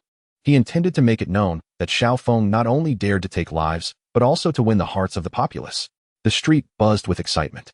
The faces of those relishing the broth glowed with a long-lost sense of satisfaction. Their references to Xiaofeng gradually evolved from that of a madman and a good-for-nothing to young Master Xiao. Their words overflowed with genuine admiration and gratitude. Young Master Xiao is indeed a good man. Indeed, just yesterday he was nearly beaten to death, yet today he has offended the prince for our sake. He has truly moved us to tears. He really did simmer the prince's steed for us. Accolades erupted in waves. However, amidst this harmonious atmosphere, a sudden, urgent, and orderly sound of footsteps echoed from the street corner. Thud, thud, thud, thud. A squadron clad in black official garb, brandishing long blades, approached with an unfriendly demeanor, rudely pushing aside the queuing citizens and encircling the entire scene. The patrons, startled by the abrupt turn of events, clutched their bowls, bewildered, as they gazed at the soldiers. A portly middle-aged official with a distinctive mustache stepped forth from the ranks. He glanced at the bubbling cauldron and then at the chaotic scene, his expression darkening as if it had been scorched by the flames below. His gaze, sharp as lightning, fixated on the young man at the center of the crowd, who remained unperturbed, and he intoned with an air of authority, his voice booming. Bold Xiaofeng, you brazenly commit murder in public and incite unrest, even daring to slaughter a royal steed, thus showing contempt for the imperial family. Such heinous crimes are beyond reckoning. I am Sun Dishing, the prefect of Jingzhou, and I am here by the command of His Highness the Third Prince to apprehend you. You shall be taken to the dungeons to await your fate. Chapter 11. The Third Prince files a complaint. Even the Emperor is amused. The scene shifts to the Forbidden City, within the Yangxin Hall. Inside, the fragrant smoke of dragons' saliva wafted gently, enveloping the space in a tranquil haze. However, this tranquility was soon shattered by a cacophony of heart-rending wails. Father, you must take a stand for your son. In the Grand Hall, the third Prince Li Hao knelt, his face awash with tears and snot, his broken arm suspended in a yellow silk sling around his neck, rendering him a picture of desolation. Between sobs, he exaggeratedly recounted the heinous crimes of Xiaofeng to the sovereign seated upon the dragon throne, Emperor Qian Yuan of the great Qian dynasty. Xiaofeng, emboldened by his father Xiao Yuan, shows utter disdain for me, for our entire royal family. Not only has he incapacitated my subordinates, but before the eyes of the entire capital, he slaughtered the precious steed, the Qian fire dragon horse, that you graciously bestowed upon me, and as if that were not enough, he brazenly boiled its meat and distributed it among the commoners. This is a slap in my face, in your face, and a disgrace to our great Qian dynasty. Li Hao's lamentations were so poignant that they evoked tears from all who heard, his performance rivaling that of the finest actors of the court. On the dragon throne sat a middle-aged man clad in a robe adorned with 9 dragons, his demeanor imposing. He was the supreme ruler of the great Qian dynasty, Emperor Qian Yuan. At that moment, his eyes were closed, fingers gently tapping the armrest of his throne, his expression inscrutable. Flanking him were numerous civil and military officials. Led by Prime Minister Wang Engshi, the civil faction, along with the Eastern Palace forces centered around Crown Prince Li Yu, stepped forward in righteous indignation, vociferously condemning Xiaofeng. Your Majesty, this matter is utterly shocking. It is simply appalling. The white-haired prime minister, trembling, emerged from the ranks, his face etched with sorrow. This wretched son of Xiaofeng is a notorious troublemaker, brazenly slaughtering a royal steed in the streets. Such an act is a flagrant disregard for imperial grace, akin to treason. I second that. Crown Prince Li Yu immediately interjected. Though rivals with Li Hao, they found common ground in their disdain for Xiaofeng. His actions not only flout the law but also incite public unrest. His heart is deserving of punishment. If we do not impose severe retribution, how can we maintain the dignity of our royal family? What are the laws of the land? Your Majesty, please decree that Xiaofeng be cast into the dungeons and face just punishment. Let there be an example made of him. In that moment, the entire court reverberated with calls for the condemnation of Xiaofeng, as if he had become a national pariah, deserving of universal scorn. Yet, amidst this fervent atmosphere, Emperor Qianyuan slowly opened his eyes. His gaze was profound, as unfathomable as the sea, betraying no emotion. Ignoring the cacophony of accusations below, he turned his attention to a young eunuch, Xiao Li, who had been standing quietly at his side, having just returned from outside the palace. Xiao Li. The emperor's voice was calm, yet authoritative. Tell me, what is the situation outside? The young eunuch, named Xiao Li, trembled and promptly knelt, recounting in a tone tinged with disbelief the events he had witnessed at the entrance of the rogue's estate. He described how Xiaofeng nonchalantly set up a wager, how he employed extraordinary methods to make the fiery steed kneel, and ultimately how he brazenly boiled the precious horse and distributed its meat to the starving vagrants. His narration was vivid, rich in detail. As he recounted the tale, the grand hall gradually fell into a hushed silence. The once indignant ministers wore increasingly peculiar expressions. They had believed this to be merely a contest of bravado among reckless youths. Yet, as they listened, an unsettling sensation began to permeate the air. When Little Li spoke of how Xiaofeng publicly announced that he would treat the entire city to horse meat soup, and how countless starving citizens expressed their gratitude, hailing him as the benevolent young Master Xiao, an incongruous laugh suddenly erupted from the dragon throne. Everyone's heads snapped up in astonishment, their eyes wide with disbelief as they turned to gaze upon their sovereign. To their bewilderment, the usually austere Emperor Qianyuan was laughing, initially a light chuckle.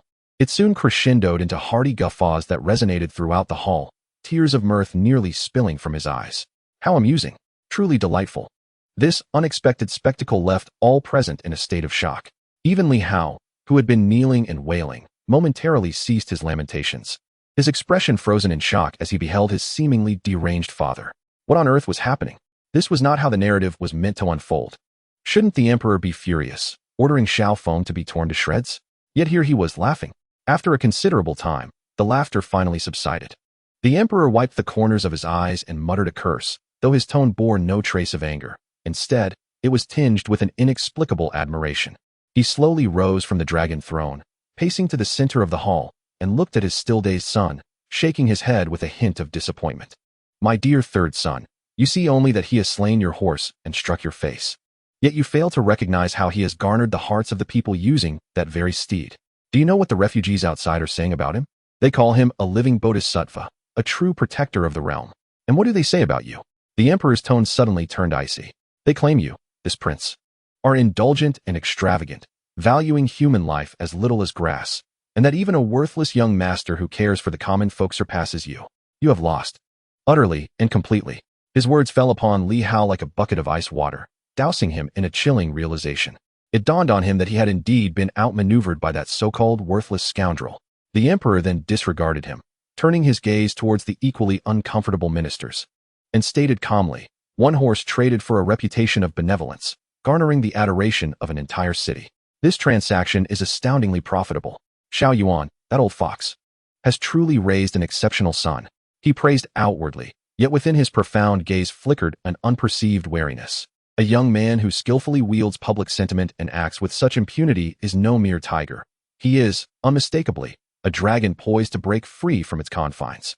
He returned to his dragon throne and resumed his seat. The entire hall was enveloped in a profound silence. No one dared to speak of severely punishing Xiaofeng any longer, as they had discerned the emperor's nuanced attitude towards the matter. It appeared that he did not genuinely wish to harm Xiaofeng.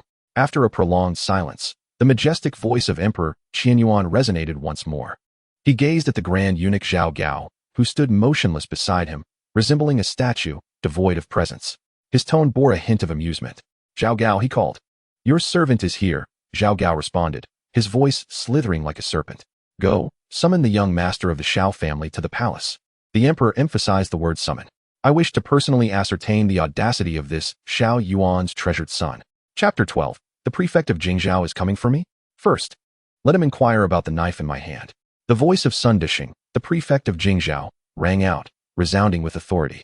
The hundreds of officials and soldiers he commanded swiftly drew their swords, the blades glinting ominously in the sunlight, encircling the large iron pot and the citizens who were sipping soup nearby.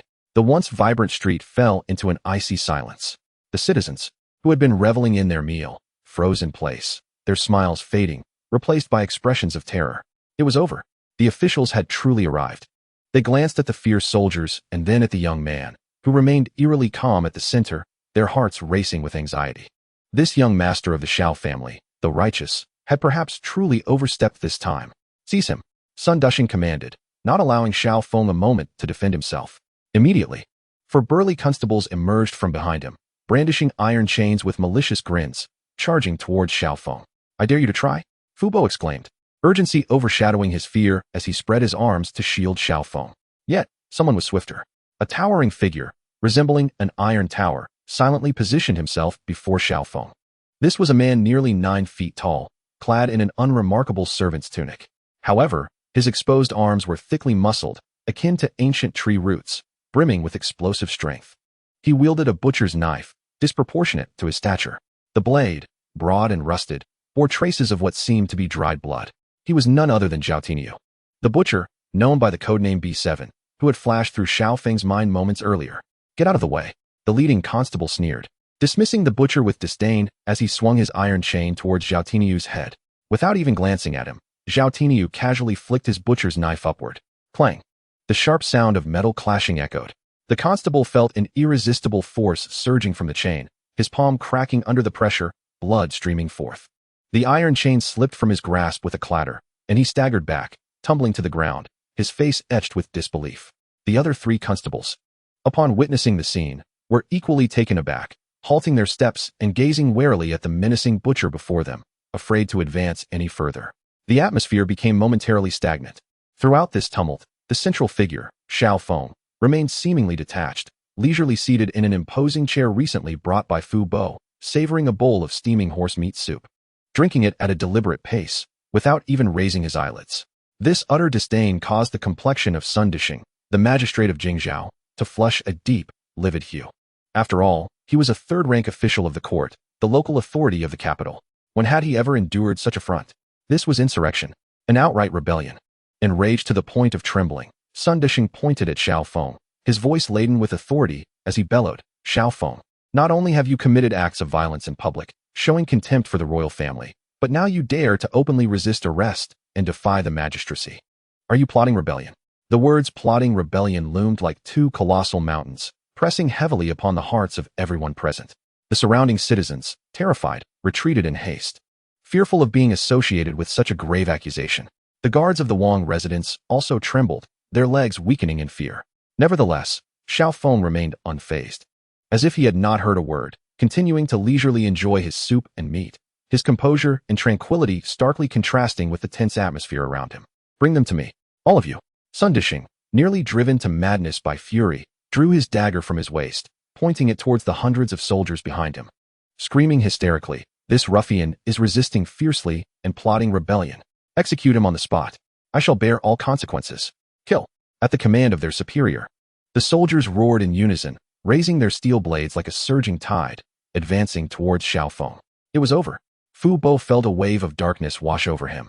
On the verge of fainting, the citizens uttered terrified screams, hastily shutting their eyes. Yet, in this critical moment, the young man, who had been quietly sipping his soup, finally made a move. He slowly finished the last drop of soup from his bowl, then picked up a silk handkerchief beside him, wiping his mouth with unhurried grace. The entire process was deliberate and elegant, akin to attending a royal banquet. Only when the blades of the soldiers were less than 10 steps away did he finally, slowly, raise his head. His gaze was calm, as tranquil as a frozen lake untouched by time. He looked at the blustering magistrate Sun Dushing and, with a measured motion, retrieved a black token from his bosom. The token, entirely dark, neither gold nor jade, reflected a haunting glow under the sunlight, bearing the likeness of a fearsome beast, as if it were poised to devour.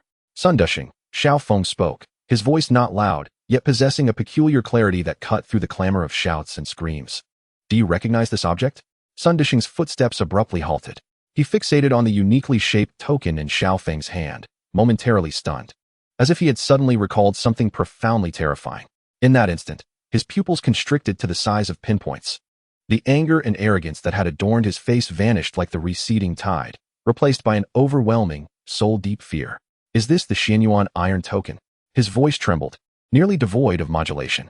As an official of the capital, he may not have seen this token, but he had heard tales of it from his uncle, who served in the palace. To behold this token is akin to encountering the formidable commander in person. The bearer of this token possesses the authority to execute first and report later, free from all constraints.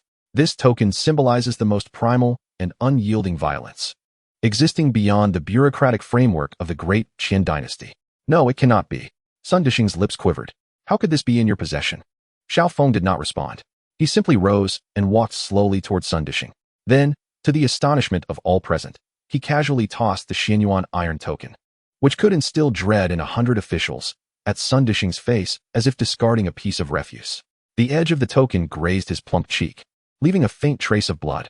Yet Sun Dushing dared not move, allowing the emblem of death and fear to fall at his feet.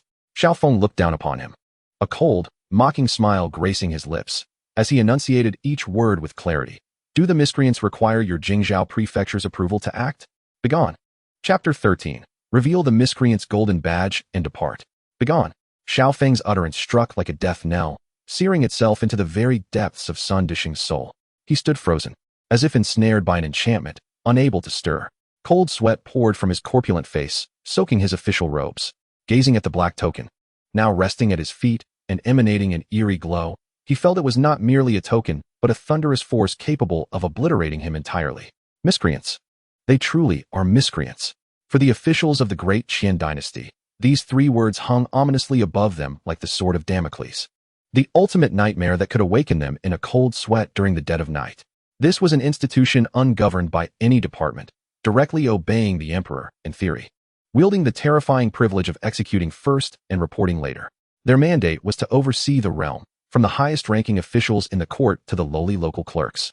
Once marked by them, no scandal remained undiscovered, and no mouth could remain sealed. It was said that the dungeons of the miscreants were tenfold more terrifying than the celestial prisons of the Ministry of Justice. Any defiant prisoner who dared to enter would emerge as a compliant puppet, only capable of uttering yes. The notorious villain, Xiao Yuan, is renowned as the living embodiment of the King of Hell, a being as elusive as a dragon that is seen only in part. Now, standing before him is his only son, the young master of the notorious bandit faction, wielding the Xian Tai Ling, a symbol of utmost authority. Just moments ago, he had contemplated capturing him and imprisoning him in the dungeons. The realization struck him like a thunderbolt, and an overwhelming, insurmountable dread surged through his entire being. With a resounding thud, he fell to his knees, not out of fear of Xiao Feng, but from the terror evoked by the inexorable darkness that the term notorious bandit represented. An entity capable of crushing all reason. Forgive my ignorance, Your Excellency. I did not recognize the young master. Sun Dushing cried, repeatedly bowing his head against the stone pavement. The dull thuds echoing in the air. Regret consumed him. He felt as though he were drowning in remorse. I am a wretched fool. I deserve death. I beseech you. Noble young master, spare my life. His pleas were accompanied by tears, a stark contrast to his earlier haughty demeanor, which had exuded arrogance and authority. The soldiers and officials behind him stood frozen in shock, though they were unaware of the true significance of the token. The sight of their typically proud magistrate reduced to such a state made it abundantly clear that the young man before them was a force to be reckoned with. Clang, clang. It began with one, and soon, the sound of steel clattering to the ground filled the air as their weapons fell like dumplings.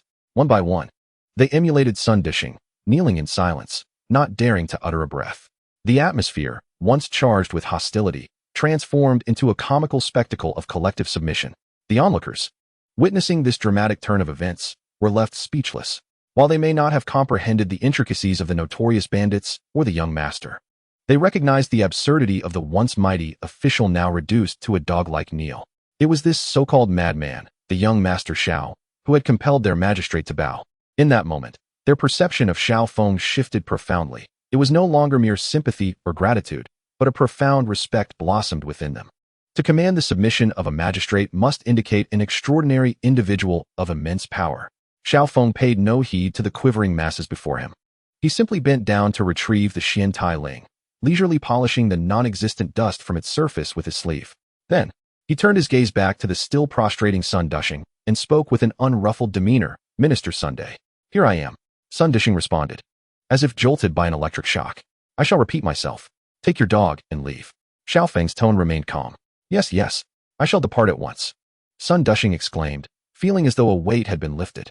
He hastily scrambled to his feet, disregarding his fallen official hat, and beckoned his equally frightened subordinates to retreat with a speed that far exceeded their arrival, fleeing from this unforgettable thoroughfare in a state of utter panic. Before departing, he couldn't help but mentally pay his respects to the ancestors of the third prince, Li Hao, for generations. What a pitiful predicament. No, this is truly an affront to his ancestors. If you wish to perish, do not drag me into your demise. To have me capture the nefarious young master? This is akin to asking me to pluck the hairs from the head of the king of hell. This grudge, I, Sun Dushing, shall remember. A storm capable of stirring tremendous waves was thus effortlessly resolved by a mere token. Xiao Feng observed the disheveled retreat of the officials and soldiers, a cold smirk playing on his lips. He understood that from this day forth, at least in the capital, no fool would dare to provoke him again. Please rise. He turned and gently addressed the villagers still kneeling on the ground. Awakened from their stupor, they clumsily scrambled to their feet, gazing at Xiao Feng with a mixture of reverence and fervor. Young Master Xiao is indeed majestic. Young Master Xiao, you are truly our living bodhisattva. The praises once again erupted, more heartfelt than before. Xiao Feng raised his hand, signaling for silence. He pointed to the steaming pot still bubbling, and proclaimed loudly, "For those who have not yet had their fill of soup, continue to eat." Cheers erupted from the crowd. The long street regained its vibrant atmosphere, as though the earlier tense conflict had merely been a figment of imagination. The storm had calmed. Fu Bo and the household servants of the Wang residence straightened their backs, pride illuminating their faces as they beheld their slender, yet resolute young master. However, at that moment, a voice, as soft and sinister as a snake's hiss, unexpectedly echoed from a distance. The voice was not loud, yet it possessed an uncanny penetrating quality, clearly cutting through the ambient clamor and reaching every ear.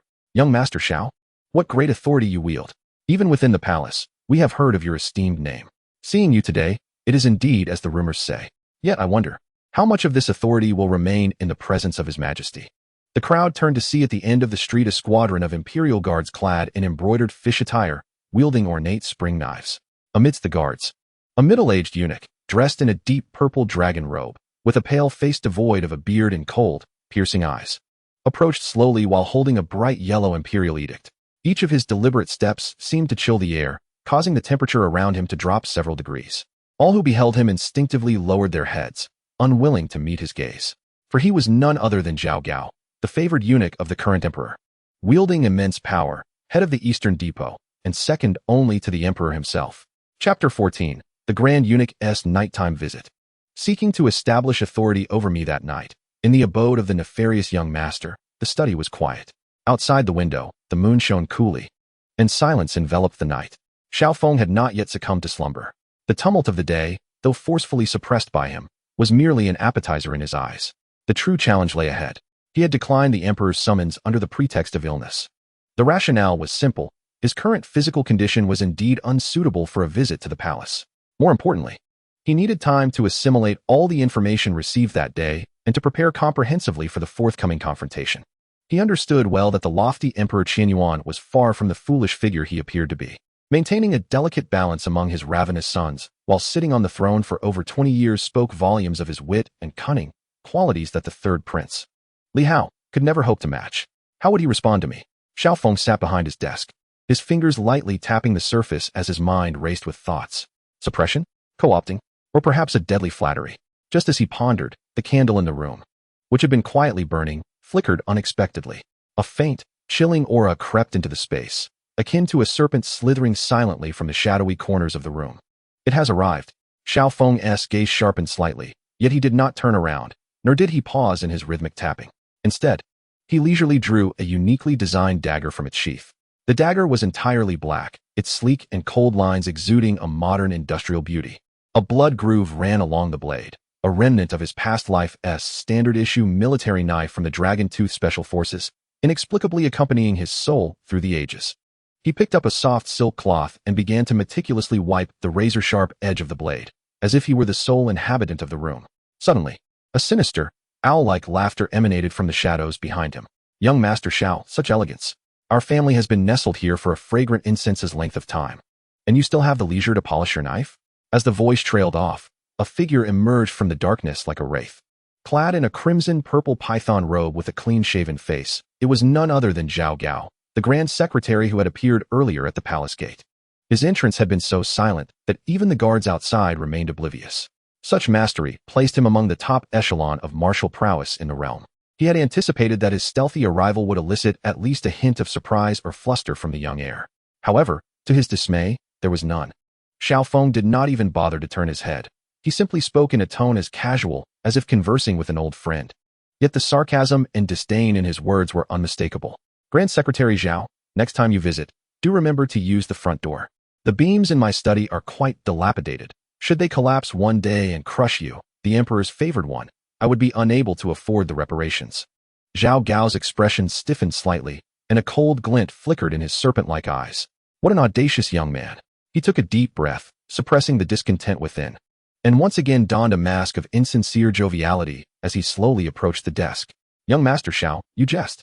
We merely act upon His Majesty's command to inquire about your injuries and engage in some conversation." Conversation? Xiaofeng finally ceased the meticulous polishing of his military blade and raised his head, intrigued by the powerful eunuch before him. "What shall we discuss? The exquisite flavor of the third prince's steed? Or perhaps the posture of Sun Dishing, the magistrate of Jingzhou, kneeling on the ground? Was it sufficiently proper?" "You." Zhao Gao could no longer maintain the smile upon his face. Each of Xiaofeng's words pierced directly into his most sensitive nerves like needles. This was no longer mere arrogance. It was a blatant provocation. "Xiaofeng." Zhao Gao's voice suddenly sharpened. "Do not presume that because your father is Xiao Yuan and you possess a broken token, you can act with impunity in the capital. Let me make this clear. In this great Qian dynasty, within the walls of the Forbidden City, there is but one sovereign, His Majesty. His Majesty grants you life. And thus you live. His Majesty decrees your death, and you must perish." As he spoke, an immense and chilling aura erupted from his seemingly frail body, crashing down upon Xiaofeng with the weight of a mountain. He sought to obliterate the young man's psychological defenses with his masterful presence. Yet, to his astonishment, in the face of such a terrifying force that could shatter the resolve of even seasoned generals, Xiaofeng remained utterly unperturbed. His breathing did not waver in the slightest. He sat there calmly, his gaze steady, as if observing a capering monkey. How could this be? A tempest of disbelief surged within Zhao Gao. He was well aware of his own capabilities. Even against the most battle-hardened warriors, he could easily suppress them with his aura alone. But this young man, devoid of any visible internal power, why? How could he completely disregard his oppressive presence? What he did not realize was that Xiaofeng, in his past life, had been an elite special forces soldier, having endured battles of life and death far more brutal than he could fathom. The iron-blooded ferocity forged amidst mountains of corpses and seas of blood could hardly be shaken by the mere aura of a eunuch. "Are you finished?" Xiaofeng inquired, observing Zhao Gao's shifting expressions with a calm demeanor. "If you are done, it is now my turn to speak." He gently placed the military blade upon the table, producing a crisp sound. "Chief Zhao, you have come today for 3 reasons, have you not? First, to probe my depths for the truth of whether I am genuinely mad or merely pretentious. Second, to remind me of who the true master of this capital is. As for the third," a mocking smile curved upon Xiaofeng's lips. "You wish to see if there is an opportunity to reclaim this broken token for the palace, am I correct?" Zhao Gao's pupils constricted sharply. All of his schemes had been laid bare by this young man, with not a single detail amiss. At this moment, he finally began to confront the unruly son before him with earnestness. He retracted all disdain, donning a facade of feigned politeness, and slowly spoke. "Indeed, the heir is a perceptive individual. Given this, let us dispense with any pretense. His Majesty has proclaimed that the unruly are the nation's weapon, not to be displayed lightly. Young heir, your impetuousness, coupled with such a formidable tool, may lead to its misuse by nefarious individuals, a misfortune for both the nation and yourself. His Majesty hopes that you will prioritize the greater good and willingly surrender the Xian Tai Ling. Rest assured, His Majesty will not neglect the descendants of loyal ministers." The true intent of their visit was now laid bare. to reclaim the token of the unruly. Xiao Feng listened intently, his expression remaining inscrutable. When Zhao Gao finished speaking, he stood up slowly from his seat. He grasped the sharp military knife on the table, delicately spinning it on his fingertips. The cold blade gleamed ominously in the candlelight. Dazzling to the eye, he regarded Zhao Gao and suddenly broke into a radiant yet perilous smile. With a tone that was deceptively calm yet laced with profound contempt, he uttered, "Does the Emperor's hound dare to bark before me?" Chapter 15. A kick that sends the Emperor's hound flying. Zhao Gao's facade of a smile finally froze completely. His eyes narrowed dangerously, the already slender pupils flashing with a cold, lethal glint reminiscent of a serpent's fang. A palpable, chilling aura seeped from beneath his voluminous crimson robe, enveloping him in a shroud of darkness. The temperature in the study plummeted in an instant, causing the candle flames to flicker nervously, as if sensing an unspoken dread. Zhao Gao's voice sharpened to a piercing edge, no longer resembling that of a normal human, but rather akin to two rusty iron plates being rubbed together with all their might, producing a discordant and vengeful sound. "I have served His Majesty in the palace for 30 years and have encountered many a proud individual, yet none as audacious as you. I shall grant you one final opportunity." He stepped forward, the floor beneath him cracking silently with spiderweb-like fissures. "Retract your previous statement and present the Xian Tai Ling with both hands. Otherwise," his painted orchid finger traced a line through the air, an invisible force severing a corner of the distant candlestick in an instant. "I would not hesitate to personally retrieve it." The aura he exuded surpassed that of a typical martial arts master. It was a more sinister, chilling technique, evidently a form of dark art passed down through the palace's secretive channels. Under this terrifying pressure capable of splitting stone, he believed that even this young man, however formidable, would have no room to resist. He felt assured of his dominance over Xiao Feng. Yet, in the face of this ultimatum, Xiao Feng displayed not a trace of anxiety or fear. Rather, he wore a look of disappointment. He shook his head, as if gazing upon an irredeemable fool. And with a voice laden with pity, he softly sighed, "It seems that reasoning with you, like a dog, is futile." At that moment, his gaze suddenly sharpened. The tranquility of his eyes, once as serene as an ancient pond, erupted with a ferocity surpassing even the chilling aura of Zhao Gao, a terrifying bloodlust emanating from him. If Zhao Gao's presence was born of the sinister and vengeful shadows of the palace, then the aura radiating from Xiao Feng at this moment stemmed from the most primal and unyielding will to kill, forged in the crucible of carnage. It would have to be a lesson learned through force. In the instant those words fell, Xiao Feng moved. He did not employ any elaborate techniques, nor did he channel even a hint of internal energy. His movements were simple and direct, yet executed with an astonishing swiftness. With a sudden stomp of his foot, he vanished from his original position as if teleporting. So fast, Zhao Gao's pupils constricted in shock. He had never anticipated that this seemingly frail youth possessed such terrifying explosive power.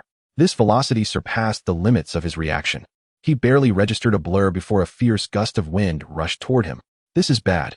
Panic surged within Zhao Gao as he instinctively crossed his arms defensively over his chest. His meticulously cultivated Xian protective energy was summoned to its utmost in that fleeting moment. He was confident that even a battering ram weighing 1,000 pounds could not breach his defenses. However, the anticipated punch never arrived. Instead, he was met with a foot, a seemingly unremarkable foot encased in a black cloth boot. Xiao Feng's figure appeared like a specter at his side, executing an angle that no martial artist would ever conceive, let alone achieve. It was a textbook perfect side kick in the art of combat. That foot carried a terrifying force, as if it could shatter the very air itself. Striking with unadorned precision, landing squarely on Zhao Gao's chest, which he believed to be impervious. Boom! A sound thunderous to the extreme, akin to a massive hammer striking a taut drum, resonated through the silent study. Time seemed to slow at that moment. Zhao Gao's face, filled with shock and disbelief, contorted into a grimace. He felt an indescribable, overwhelming force tearing through his proud, Xian protective energy like a flood breaching a dam. It was as if a paper-thin wall had been violently breached by a speeding heavy truck, fragile and utterly defenseless. With a splutter, blood erupted from Zhao Gao's lips. His seemingly frail body, like a kite severed from its string, lost all control and hurtled backward. Crash! His body collided with the solid wooden wall of the study, creating a massive human-shaped hole. Wood splintered and dust billowed into the air. Yet, the momentum of his backward flight showed no signs of abating. With a heavy crash, he shattered the railing of the corridor outside, before finally landing with a resounding thud on the cold bluestone slab in the center of the courtyard, a pitiful sight indeed. Silence. A deathly silence. Within the courtyard, the lurking malevolent guards, alerted by the tremendous commotion, emerged from their hiding places. Upon witnessing the figure sprawled on the ground like a lifeless dog, blood oozing from his mouth, they were struck dumb with disbelief. Realizing that the wretched soul was none other than Zhao Gao, the chief steward of the imperial court. Meanwhile, in the study, Xiao Feng slowly retracted his foot, too apathetic to alter his posture. He gazed at the large human-shaped hole in the wall, shaking his head with an expression of resigned amusement. Oh, it appears the beam truly requires repair. In the center of the courtyard, Zhao Gao coughed violently, struggling to prop himself up with his uninjured arm, attempting to rise from the ground. With each cough, torrents of blood erupted from his mouth, staining the earth beneath him a vivid crimson. He felt as though his very organs had been crushed by a colossal hammer, a searing pain radiating through his chest, where an unknown number of ribs lay broken. Yet, the agony of his body was eclipsed by the profound shock and horror that gripped his heart. Defeated? How could he have been defeated? And so utterly, so decisively. From the moment his opponent struck to the instant he was sent flying, the entire ordeal transpired in less than a second. The prowess he had painstakingly honed throughout his life, his nefarious skills, appeared nothing more than a farce before this youth. Why? Zhao Gao lifted his head, his once effeminate visage now etched with bewilderment. He fixed his gaze on the figure that emerged slowly from the gaping hole, his voice hoarse as he posed the question that confounded him. You possess no internal energy. How is this possible? He could not fathom it. He could not comprehend why he had failed to discern how his opponent had executed his strike. Chapter 16. Zhao Gao was flabbergasted. This youth was even more audacious than he. How did you achieve this? He stared intently into Xiao Feng's cold, piercing eyes, for the first time revealing an emotion known as fear. This young man had transcended the bounds of his understanding. Without internal energy, he unleashed a terrifying power and speed that surpassed even that of grandmasters. His actions were erratic and lawless, trampling the dignity of the emperor without a hint of hesitation. This was no mere human. This was a monster, a creature draped in human skin, utterly monstrous. Xiao Feng stepped gracefully through the breach in the wall, the moonlight cascading upon his pale blue robe, elongating his shadow. He gazed down from his elevated position at the chief steward, who was struggling to rise. His expression a tumult of shock and rage, and a hint of amusement danced upon Xiao Feng's lips. A response? Why should he respond? To the questions of an ant. A lion finds no merit in explanation. In the stillness of the night, the voice of Zhao, the steward, resonated with remarkable clarity as Xiao Feng remarked. It seems you are now capable of comprehending human speech. Upon hearing this, Zhao Gao's complexion fluctuated between shades of green and white. He yearned to utter a few harsh words, yet the searing pain in his chest, coupled with the unfathomable gaze of the young man before him, compelled him to swallow all his words. He realized, with a profound sense of defeat, that he had utterly failed today. Not only had he not accomplished his task, but he had also rendered himself in a state of utter disgrace. Furthermore, he recognized that this Xiao Feng was not only audacious, but possessed an unfathomable strength. He was no longer the pliable pawn he once was. He had transformed into a formidable dragon, awakened and far more terrifying than his father, Xiao Yuan. What's the matter? Lost your tongue? Observing Zhao Gao's mortified expression, a broader smile emerged on Xiao Feng's face. Where had that earlier bravado of demanding respect for the emperor vanished? Zhao Gao trembled with rage, yet found himself speechless. He understood that any further threats would only lead to his own humiliation. Today, he had come to a stark realization about the futility of reason when a scholar encounters a soldier. No, that was not entirely accurate. This young man was not merely a soldier. He was a madman endowed with power, influence, and a disregard for conventional norms. There could be no reasoning with a lunatic. Xiao Feng, sensing the futility of Zhao Gao's silent fury, felt a flicker of boredom. He shook his head, recognizing that his objective had been achieved, and ceased the banter. He approached Zhao Gao deliberately, his dark eyes glinting ominously in the moonlight. Return and convey a few messages to your master. Zhao Gao instinctively held his breath. Xiao Feng spoke in a tone that was deceptively calm, yet brimming with unrestrained authority. First, my father, the notorious Xiao Yuan, did not appoint me to oversee the unruly in the capital merely to play the fool. His intention was to assist both him and your esteemed emperor in cleansing the rot from within. The capital is infested with too many vermin, far too bloated.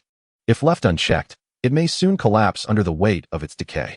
Xiao Feng's words caused Zhao Gao's heart to plummet. He understood the implication. Xiao Feng was signaling his intent to stir up trouble in the capital, significant trouble. Before he could fully digest this revelation, Xiao Feng's second pronouncement struck him like a thunderclap. Second, inform him that I, Xiao Feng, possess no remarkable virtues, save for my loyalty. The illness of my mother, the grievances of my sister, and my near demise at the hands of others yesterday. Xiao Feng lightly tapped his chest with his finger, a seemingly harmless smile gracing his features. I shall settle these accounts one by one, and should anyone dare to obstruct me, they shall find no mercy from me, regardless of who they may be. If the first statement served merely as a warning, then the second was an unabashed threat. He was informing the emperor not only of his intentions to stir trouble, but also that he would show no regard for anyone's face, including the emperor's. A fine sheen of cold sweat broke out upon Zhao Gao's forehead. He felt as though he were not listening to a minister speaking, but rather witnessing a treasonous rebel proclaiming his intentions to usurp the throne. However, what instilled the greatest fear in him was the third statement made by Xiao Feng. Leaning slightly closer, Xiao Feng whispered into Zhao Gao's ear in a voice so low that only the two of them could hear, akin to a devil's murmur. Lastly, please convey my regards to your esteemed majesty. Inform him that if he finds himself weary of sitting on that dragon throne for too long, feeling a bit unsteady, I would not mind assisting him in loosening it. Boom. This utterly blasphemous declaration struck Zhao Gao's mind like a thunderbolt from the heavens. In an instant, he felt as if he had been struck by lightning, his brain rendered blank, even the ability to think momentarily lost. Insanity. Madness. This young man was indeed, completely, utterly mad. Not only was he reckless, but he was clearly intent on rebellion. Zhao Gao's body began to tremble uncontrollably. He gazed at the young man before him, whose face bore a smile, yet whose eyes were devoid of any warmth, and felt a chill coursing from his tailbone straight to the back of his head. He was terrified. He was genuinely afraid. Having served the emperor for 30 years, he had encountered countless powerful ministers, fierce generals, and treacherous rebels. Yet, none had dared to speak so openly and audaciously about usurpation as Xiao Feng did, especially not to a messenger so close to the emperor. This was no longer a mere threat. It was a declaration of war, a direct and audacious challenge to the current imperial authority. Did the message reach you? Xiao Feng straightened and inquired calmly. Yes, it reached me. Zhao Gao's voice trembled. Excellent. Xiao Feng nodded in satisfaction. Then you may leave. Remember, do not let me see you set foot in my palace again. Otherwise, Xiao Feng left the sentence unfinished. Yet the unspoken menace was more threatening than any words. Zhao Gao felt as if he had been granted a reprieve. He dared not utter another word, not even a polite phrase. He suppressed the excruciating pain in his chest, summoning all his strength to turn and flee in the direction of the palace. Leaving in a state of utter disarray, his appearance was 100 times more pitiful than that of Sun Dishing, the former governor of Jingzhou. At that moment, one thought consumed his mind: to immediately report everything he had witnessed and heard today to His Majesty the Emperor, word for word. This unworthy son of a general was no longer merely a dragon about to break free. He was unmistakably an ancient beast intent on devouring the heavens and the earth. The capital was on the verge of upheaval. No, the entire Daqian dynasty was destined for transformation. Chapter 17. The Eyes in the Palace? In a single night, I have stripped everything away from you. As he observed Zhao Gao's disheveled retreat, vanishing into the shadows of the night, the smirk on Xiao Feng's face gradually faded. In its place emerged an icy calm, as unyielding as an ancient glacier. The madness he displayed was merely for the eyes of his adversaries. It was both his facade and his weapon. Yet, he alone understood that every word uttered moments ago was a meticulously calculated gamble. He was wagering that the lofty Emperor Qianyuan would hesitate to act against him, primarily because of his father, the notorious General Xiao Yuan, and even more so due to the 30,000 iron cavalry of Bailiang that could keep any emperor awake at night. As long as the northern frontier required Xiao Yuan's guardianship, and as long as the lion across the grasslands remained watchful, Xiao Feng would be safe within the capital. However, this security was but fleeting. To conspire with a tiger is ultimately a perilous strategy, Xiao Feng mused with a cold chuckle. His audacious remarks had been deliberately directed at the emperor, intending to convey that he, Xiao Feng, was not a mere dog to be toyed with, but rather a wolf capable of biting back. If you make my life difficult, then I shall make the entire world suffer alongside me. This was a primal and effective form of intimidation. Yet, Xiao Feng was acutely aware that from this moment forth, the sovereign had harbored genuine murderous intent towards him.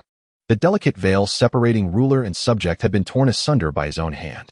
What lay ahead was an unending shadow war, and in such a conflict, what held the utmost importance?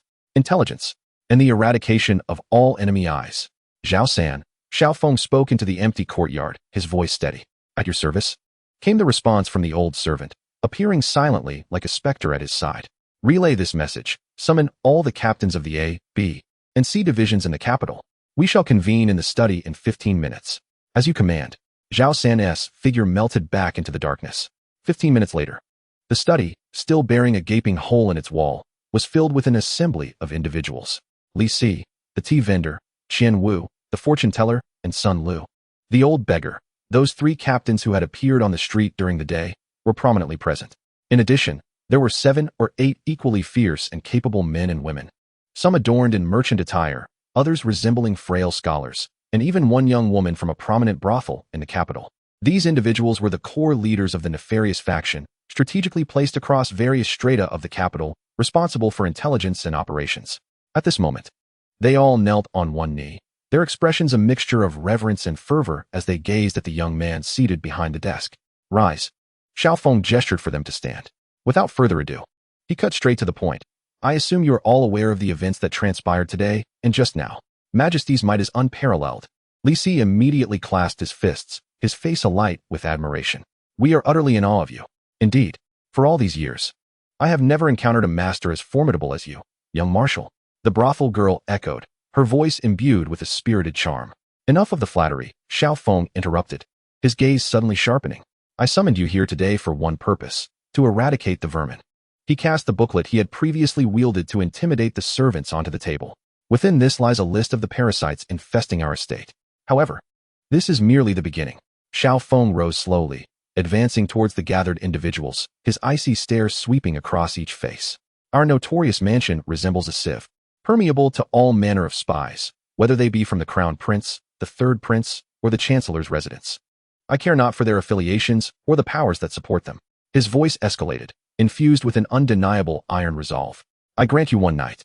Utilize every intelligence network and resource at your disposal to root out every spy, informant, and clandestine observer, those infiltrating my estate, encircling me, or connected to me. Without exception, I demand their removal, whether they be alive or dead. By dawn, I wish to see not a single eye that does not belong to me remain in this city. At these words, every officer present trembled in unison, their gazes fixated on their new commander, eyes wide with astonishment and exhilaration. Good heavens! This is a declaration of war. Xiaofeng raised an eyebrow. Is there a problem? No problem.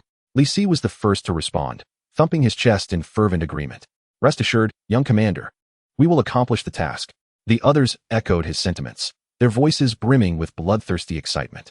They were all desperate men, unafraid of chaos, especially when following such an audacious leader who resonated with their own spirits.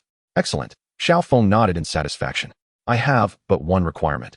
The action must be swift, ruthless, and thorough. I do not wish to see any news of multiple homicides in the capital in tomorrow's Deqian Daily. Is that understood? Understood. The chorus responded in unison. Go. With a wave of his hand, the figures in the study swiftly dispersed, melting into the inky darkness of the night as though they had never existed. The entire capital remained blissfully unaware of the impending storm. That night, the notorious mansion was eerily quiet, devoid of even a single bark from a dog. After addressing all matters, Xiaofeng retired early, sleeping more soundly than usual. Yet beneath this calm facade, the underworld of the capital stirred, unleashing an unprecedented, silent tempest of bloodshed. In the east of the city, within a hidden courtyard, a messenger pigeon transmitting secret information met its demise as a large hand descended from above, snapping its neck without a sound. In the west, behind a tavern, a comrade, engaged in the covert exchange of intelligence with his associates, was mercilessly struck in the back with a boning knife, the lethal blow rendering him incapable of even a single cry. In the southern part of the city, within a secret liaison point of the Prime Minister's residence, 5 elite guards, tasked with safeguarding the area, were swiftly transformed into lifeless corpses within the span of a single incense stick's burn. Each of them bore a slender bamboo shard, as delicate as a cicada's wing, embedded in their foreheads. Countless shadowy corners played host to the same grim tableau.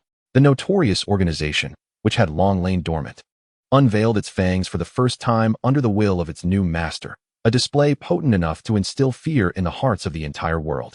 Their operations were executed with ruthless efficiency, precision, and a chilling lack of mercy, leaving no survivors and erasing all traces. Those agents and spies, strategically placed throughout the capital and convinced of their seamless concealment, remained oblivious to their exposure, vanishing silently from existence, either in the depths of slumber or while en route to deliver intelligence. The following morning, the first rays of sunlight streamed into the Forbidden City, illuminating the Yangxin Hall. The newly awakened Emperor Qianyuan rubbed his temples, sore from the previous night's revelry, as he prepared for his breakfast. Meanwhile, the Prime Minister Wang Angxi, Crown Prince Li Yu, and Third Prince Li Hao, along with other influential figures of the capital, awaited reports from their spies embedded close to Xiaofeng, eager to discern his reaction to the visit from the Grand Eunuch Zhao Gao the night prior. Would he be thrown into a state of panic, or would he choose to endure in silence? However, rather than intelligence, they received a series of death lists, dispatched by the notorious organization through their clandestine channels, landing on their desks with grim finality. The lists, meticulously inscribed on fine rice paper, bore the names written in vermilion ink, each accompanied by annotations detailing the individual's identity, their allegiance, and the time and place of their disappearance or demise the previous night. As Emperor Qianyuan perused the 3-page list presented tremblingly by Zhao Gao, recognition of those familiar names and code names sparked an unprecedented display of shock and horror upon his usually impassive countenance. He abruptly rose from his dragon throne, flinging the list to the floor with a voice twisted by rage. Madman, this son of Xiao Yuan is nothing short of a complete lunatic. Chapter 18. A desperate heart to save one's mother. The priceless divine medicine monopolized by unscrupulous merchants in a single night. Xiaofeng had uprooted every threat aimed at him within the capital, and he felt as if the world had been cleansed. At least, that was the facade he maintained. He understood that his bloody retribution would provide ample distraction for both the palace and the cadre of cunning old foxes in the court, allowing them sufficient time to digest the events that had transpired. For the immediate future, they would likely refrain from overt maneuvers. This precious window of opportunity was now his to seize, as he had a matter of utmost significance to attend to, the salvation of his mother's life. Young master, you summon me? Fu Bo entered the room, his face still aglow with the remnants of excitement. Although he was unaware of the precise details of the previous night's upheaval, he could palpably sense the shift in the air that morning. The servants within the estate have transformed into models of obedience, diligently attending to their tasks with newfound zeal. Most notably, today, as he ventured out to procure supplies, the merchants who had previously disregarded him greeted him as if he were a long-lost patriarch, their faces alight with smiles, practically revering him. He was acutely aware that this change was solely due to the fact that his family's young master had truly risen to prominence. Old Fu took a seat, while Xiaofeng gestured towards the chair opposite him. How goes the search for the divine physician? Upon mentioning serious matters, Old Fu's demeanor shifted to one of grave seriousness as he retrieved a name card from his robe, presenting it to Xiaofeng with utmost respect. Your Grace, I have not failed in my duty. I have expended considerable wealth and finally uncovered the whereabouts of a renowned healer. This medical savant, known as Su Sanjun, is famously called the Strange Hand. It is said that his skills are miraculous, capable of reviving the deceased and mending broken bodies. Should he choose to intervene, even the King of Hell would yield. Oh, such prowess? Xiaofeng raised an eyebrow. And where might he be at this moment? Old Fu's countenance revealed a hint of difficulty. Alas, this Su divine physician is notorious for his eccentric temperament. His whereabouts are unpredictable, and he never visits patients unless summoned. Furthermore, he refuses to treat the elite and powerful. To enlist his services, a patient must personally seek him out at his clinic, the Sanjin Tang, and even then, it hinges upon his mood. Dependent on his mood? Xiaofeng chuckled. In this world, is there truly anything that cannot be achieved with wealth? Your Grace, you may not be aware, Old Fu replied with a wry smile, but this Su divine physician is indeed not in need of money. He treats the impoverished without charge. Yet for the affluent, his fees are exorbitant. Wealthy merchants and nobility in the capital line up from the southern to the northern districts in hopes of currying favor with him, yet he grants no one any consideration. Intriguing, Xiaofeng mused, stroking his chin. A man of such talent and character piqued his interest even further. However, the most pressing issue at hand was not merely the divine physician. Old Fu's expression grew increasingly solemn. I have also ascertained that the ailment afflicting the lady is a rare cold toxin that has penetrated her very organs. Common remedies are futile. The only means to sustain her life, as you previously mentioned, is the dragon's saliva herb. Yet now, Old Fu's voice bore a tinge of anger and helplessness. There has been a grave development concerning this herb. What do you mean? Xiaofeng's gaze sharpened slightly. Just 3 days ago, every apothecary in the capital was stripped bare of dragon's saliva overnight. It is now a commodity that is both scarce and exceedingly valuable. Old Fu continued. I managed to glean some information from an acquaintance who owns a pharmacy. It appears that several of the city's largest herbal merchants have colluded to monopolize the entire supply of this herb. They have now inflated the price to a staggering 10,000 taels of silver per stalk. Moreover, they only accept gold, with no credit offered. 10,000 taels. Even Xiao Feng furrowed his brow at the mention of this figure. What does this signify? An ordinary bureaucrat in the capital earns, at most, a mere 100 taels annually. 10,000 taels would suffice to purchase an expansive residence in the most bustling area of the city. This is no longer a matter of selling medicine. It is akin to draining the lifeblood of the populace. Is this mere coincidence? A glint of cold determination flickered in Xiao Feng's eyes.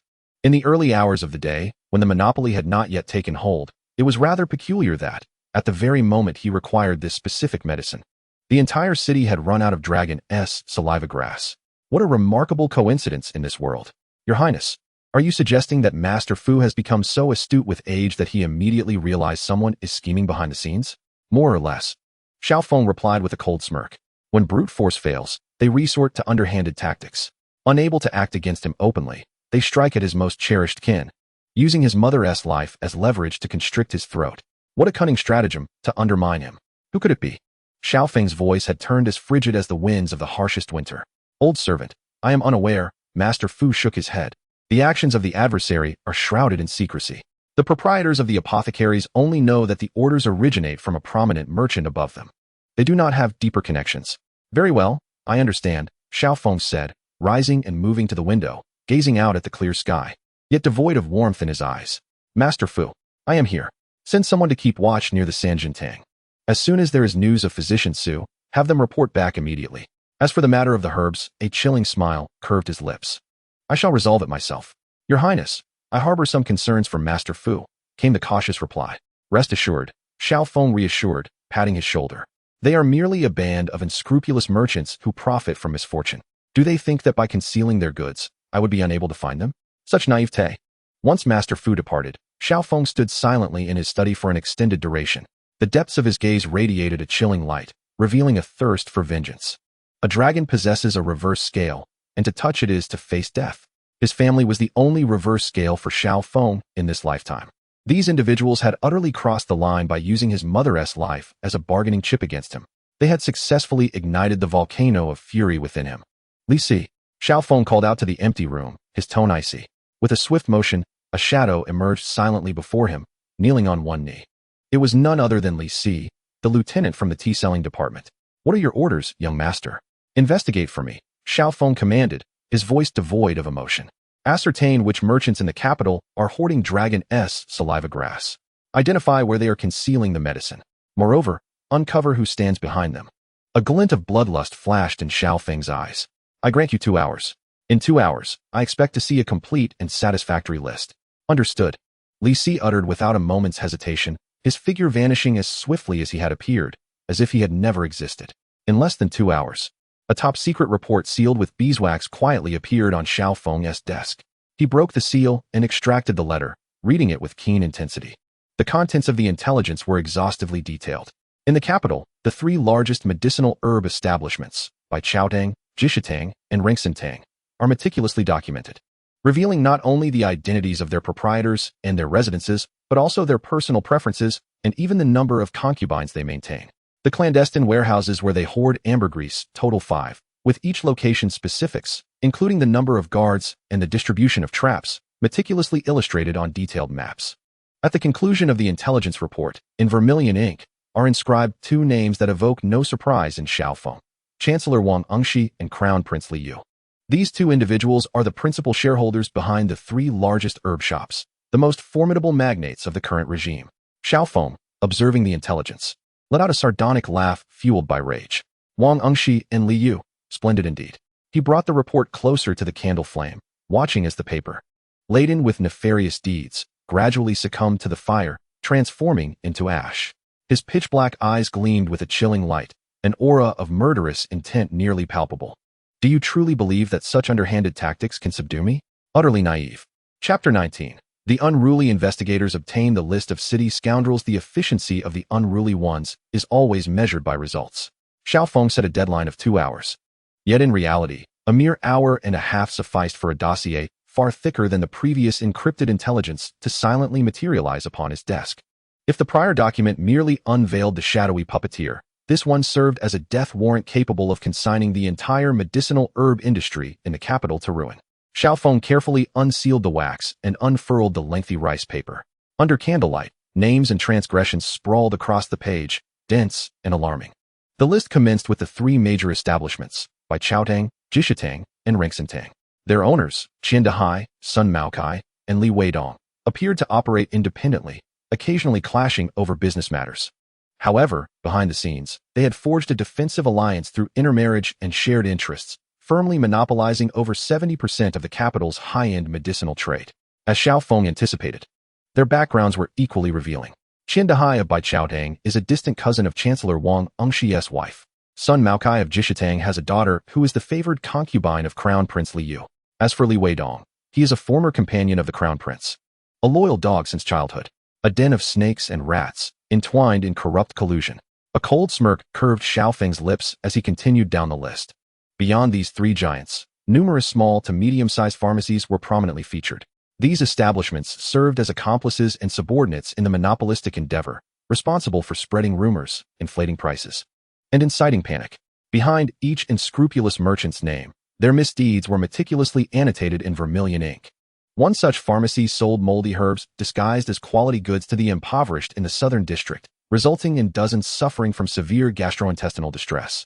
In a certain pharmacy, driven by the insatiable desire for profit, counterfeit medicine was brazenly sold, resulting in the tragic deterioration of an elderly veteran's condition, ultimately leading to his untimely demise. The proprietor, notorious for his ruthless business practices, has forced numerous small pharmacies into ruin through his unscrupulous tactics. Such occurrences are too numerous to recount. However, the most chilling aspect of this intelligence lies beyond mere criminality. It meticulously catalogs the transgressions of all involved, even detailing the clandestine locations of their secret stash of ambergris, the number of guards, and the illicit transactions conducted with alarming precision. The Baichao Hall has its hidden repository situated within an abandoned charitable estate beside the chaotic burial grounds in the eastern part of the city, vigilantly overseen by a trusted steward and a contingent of 32 guards, 5 of whom are retired border soldiers skilled in cooperative combat techniques. The Jishur Hall's secret storehouse is buried deep within the underground wine cellar of the Yueli Inn in the south, its entrance concealed beneath the third tile in the innkeeper's chamber. Guarded by 20 skilled individuals recruited from the martial world, it is a fortress of deception. The Renqin Hall is notably cunning. They have concealed ambergris in the hidden compartments of their 7 branches, with no more than a dozen plants in each to mitigate risk. As Xiao Feng perused this appallingly detailed intelligence, a flicker of admiration crossed his gaze. Truly, these nefarious individuals are formidable. This dark empire, meticulously constructed by his late father, possesses a power far more terrifying than he had envisioned. In the face of such an all-encompassing web of intelligence, any so-called secret in the capital is laid bare. Akin to a beautiful maiden stripped of all her garments, utterly exposed. With this list in hand, Xiao Feng's fingers gently traced the locations of the warehouses marked with skulls. Akin to pronouncing their death sentences, he unfurled the final segment of the list, which chronicled the nefarious dealings of these unscrupulous merchants over recent years. Each entry detailed the receipt of illicit funds, the dates when counterfeit drugs claimed the lives of unsuspecting patients, and the dates of collusion with government officials for mutual benefit. Every transaction was meticulously recorded, leaving no detail overlooked, including the time, place, and intermediaries involved. Should this information be made public, it would be sufficient to shutter over 30% of the pharmacies in the capital, while simultaneously delivering a catastrophic blow to the reputations of both the Prime Minister and the Crown Prince. Perfect. After scrutinizing the entire dossier 3 times to ensure no oversight, Xiao Feng nodded in satisfaction. He slowly rose to his feet. Outside the window, the night had deepened. A waning moon hung high in the sky, casting a cold, silvery light that enveloped the earth in an atmosphere of impending doom. He knew the time to act had arrived. Approaching the study door, he gently pulled it open.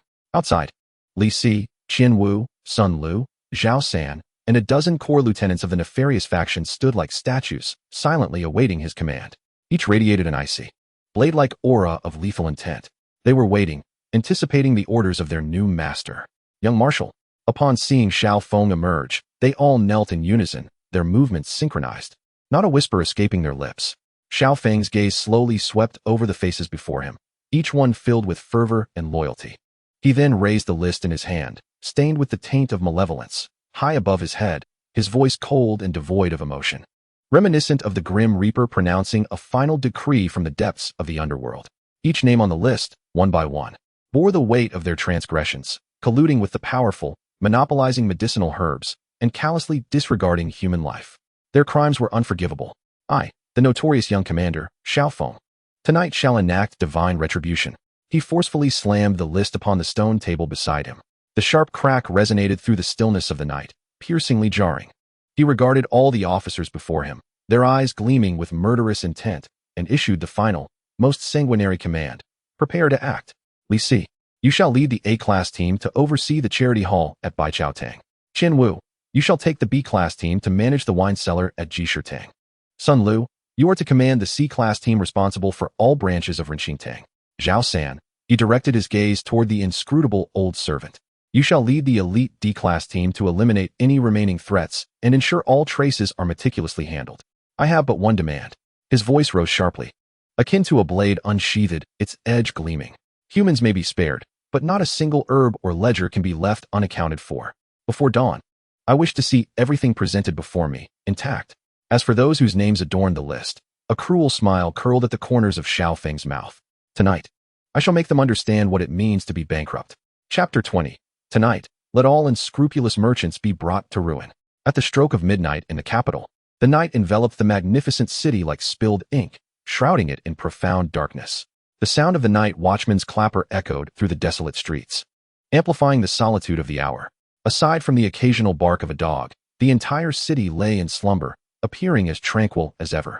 Yet beneath this veneer of calm, a torrent of darkness capable of upheaving the entire commercial realm of the capital surged quietly through countless shadowy corners. In the notorious Commander-S residence, within the study, Xiao Feng remained awake. He sat before a chessboard marred by a significant hole, engaged in a solitary game against himself. Beside him, a pot of warm wine simmered. His moves were deliberate, each step seemingly weighed with profound contemplation. He was waiting for a result. And the notorious ones had never failed to meet his expectations. In the eastern part of the city, the potter's field lay abandoned, a site where the city discarded its forgotten dead. Typically, the air was heavy with gloom, and even during the day, few dared to tread here. Yet, beside the potter's field, within a long-abandoned charity hall, light now blazed. Over 30 burly guards encircled a fire, heartily drinking, feasting, and exchanging boisterous banter. Brother, do you think the boss is being overly cautious? In this godforsaken place, who on earth would come? A man with a scarred face remarked, taking a hearty swig of wine, unabashedly loud. Referred to as the elder brother, he was a robust man with sharp eyes and prominent temples. The trusted steward of Baijiaotang and the foremost among the 5 retired frontier soldiers mentioned in the intelligence reports. He cast a vigilant glance around and barked in a deep voice, "Everyone, shut up. We are here to safeguard this cargo for our boss. So no one should dare to play tricks. Keep your eyes wide open." The crowd responded in unison, yet they were inwardly dismissive. However, they failed to notice that above them, on the dark beams of the ceiling, a dozen shadowy figures clung silently like geckos. Each of them exuded a chilling aura, reminiscent of venomous serpents. Leading them was Li Si, the unscrupulous lieutenant of the shady tea vendor. He glanced down at the unsuspecting guards, and a cold smirk curled at the corners of his mouth as he made a simple tactical gesture to his subordinates. Swift and decisive, leave no survivors. In the next moment, the black figures descended like a flurry of falling feathers, silently leaping down from the beams. The muffled sounds of blades piercing flesh echoed almost simultaneously. The 30-odd guards, still indulging in their revelries, did not have time to utter a single scream before their throats bore deep, visible gashes. Their faces retained the jovial expressions from a moment ago, yet the spark of life in their eyes was snuffed out like a candle's flame. Only the leader of the frontier soldiers, honed by the trials of the battlefield, narrowly evaded a fatal strike at the last moment. Enemies attack. He bellowed frantically, drawing his dagger in a bid to resist. Yet, what awaited him was the cold, indifferent visage of Li Si, akin to that of death itself. It was too late. Li Si's figure, like a wraith, surged forward. The pole he wielded had transformed into 2 segments of unequal length, resembling 2 sharp pistols. Clang, clang, clang. A series of rapid metallic clashes resounded. Although the frontier leader was valiant, he found himself retreating step by step against Li Si's elusive footwork and ruthless techniques. In just 3 exchanges, Li Si seized upon a flaw, the short stick in his hand striking with the precision of a serpent emerging from its lair, targeting the opponent's chest. Crack! The sharp sound of bone fracturing pierced the air. The frontier leader looked down at the deep, bloodied cavity in his chest, filled with disbelief and resentment, before toppling backward. Lifeless. The battle was over. From start to finish, It had not even lasted the time it takes to burn a stick of incense. Li Si did not spare a glance at the corpses on the ground, but walked straight to the altar of the mortuary, where he struck a seemingly ordinary tablet in a specific rhythm 3 times. Creak. The sound of mechanisms turning echoed as the ground of the altar slowly cracked open, revealing a dark entrance leading underground. A rich aroma of medicinal herbs mingled with the earthy scent of soil, wafting from the mouth of the cave. Simultaneously, in the southern part of the city, at the Yulai Inn, and in the northern district, at the various branches of Renexine Tang, an almost identical script was unfolding in synchrony. The formidable dark apparatus known as the Bad People executed the first cleansing command from its new master with a chilling precision and terrifying efficiency. Like reapers of death in the night, they silently harvested vibrant lives and the treasures that unscrupulous merchants held dear. They took neither thread nor coin, their sole objectives being twofold: the dragon's spittle grass and the sinister ledgers that documented countless atrocities. As dawn approached, the first rays of morning light tore through the eastern horizon, draping the ancient city in a golden veneer. In the study of the Bad People's stronghold, Xiaofeng slowly placed his final chess piece on the board. A soft click resonated as a black dragon was severed, extinguishing its vitality. Almost simultaneously, Li Si, Qian Wu, Sun Lu, and a dozen other captains of the Bad People appeared before him like phantoms. Each bore a faint scent of blood, yet their eyes sparkled with the exhilaration of a mission accomplished. Reporting to the young commander, Li Si stepped forward, clasping his fists in salute. The target individuals have been entirely eliminated. A total of 137 dragons, spittle grass, and 23 relevant ledgers have been retrieved.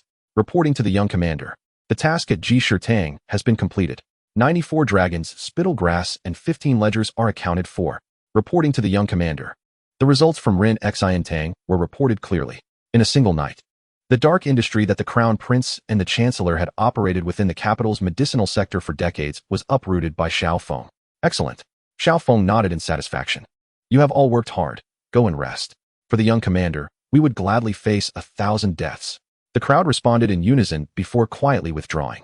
Xiaofeng approached the window, pushed it open, and inhaled the crisp morning air deeply. He knew that from this moment forth, the capital would undergo a transformation. As expected, when dawn broke, Qian Dehai, the proprietor of Baichao Tang, yawned as he prepared to visit his secret warehouse to admire the dragon's spittle grass that could make him unimaginably wealthy. What awaited him was a scene of carnage in the mortuary, littered with corpses and an empty underground chamber. No. A chilling scream shattered the morning tranquility. Qian Dehai's vision darkened, and he collapsed, foaming at the mouth. A similar scene unfolded simultaneously in Ji Shitang, Renexine Tang, and the residences of all the unscrupulous merchants involved in this monopolistic operation. Their most precious medicinal resources and the damning ledgers had vanished overnight. This revelation instilled a terror and despair far more profound than mere death. On that fateful morning, the entire medicinal industry of the capital was plunged into paralysis and panic. As all unscrupulous merchants scurried about like ants on a hot skillet, a notice quietly appeared at the entrance of the once tranquil, now formidable, residence of the notorious leader. The content of the notice was simple yet audacious in its extremity. In bold, vigorous script, it proclaimed, "Seeking medicine for my mother, the remedy has been found. Grateful for the grace of heaven. Additionally, I possess surplus wealth, and, having heard of the struggles faced by the owners of the city's apothecaries, I am willing to purchase their goods at a low price. Which proprietor is willing to part with their treasures?" The signature bore the elegantly sweeping character for Xiao. Beside the notice, a careless pile of dozens of dragon's saliva plants, exquisitely packaged in fine brocade boxes, exuded an enchanting fragrance. Murder is one thing. To strike at the heart is another. This marked the commencement of the most brutal and unabashed purging of the entire commercial landscape of the capital. Chapter 21. The ongoing raids. A box of silver blinding the eyes. The notice displayed before Xiaofeng's residence was akin to a death warrant, shattering the psychological defenses of all unscrupulous drug merchants in the capital. Arrogant. Utterly arrogant. This was no mere threat. It was a blatant declaration. Your very lives are now in my grasp. I can decree who shall live and who shall perish. Some timid or lesser offenders among the apothecary owners, that very afternoon, brought their land deeds and property contracts, faces drawn in despair, to kneel at the entrance of the notorious leader's residence, pleading for mercy and hoping Xiaofeng would consider acquiring their shops to spare them a path to survival.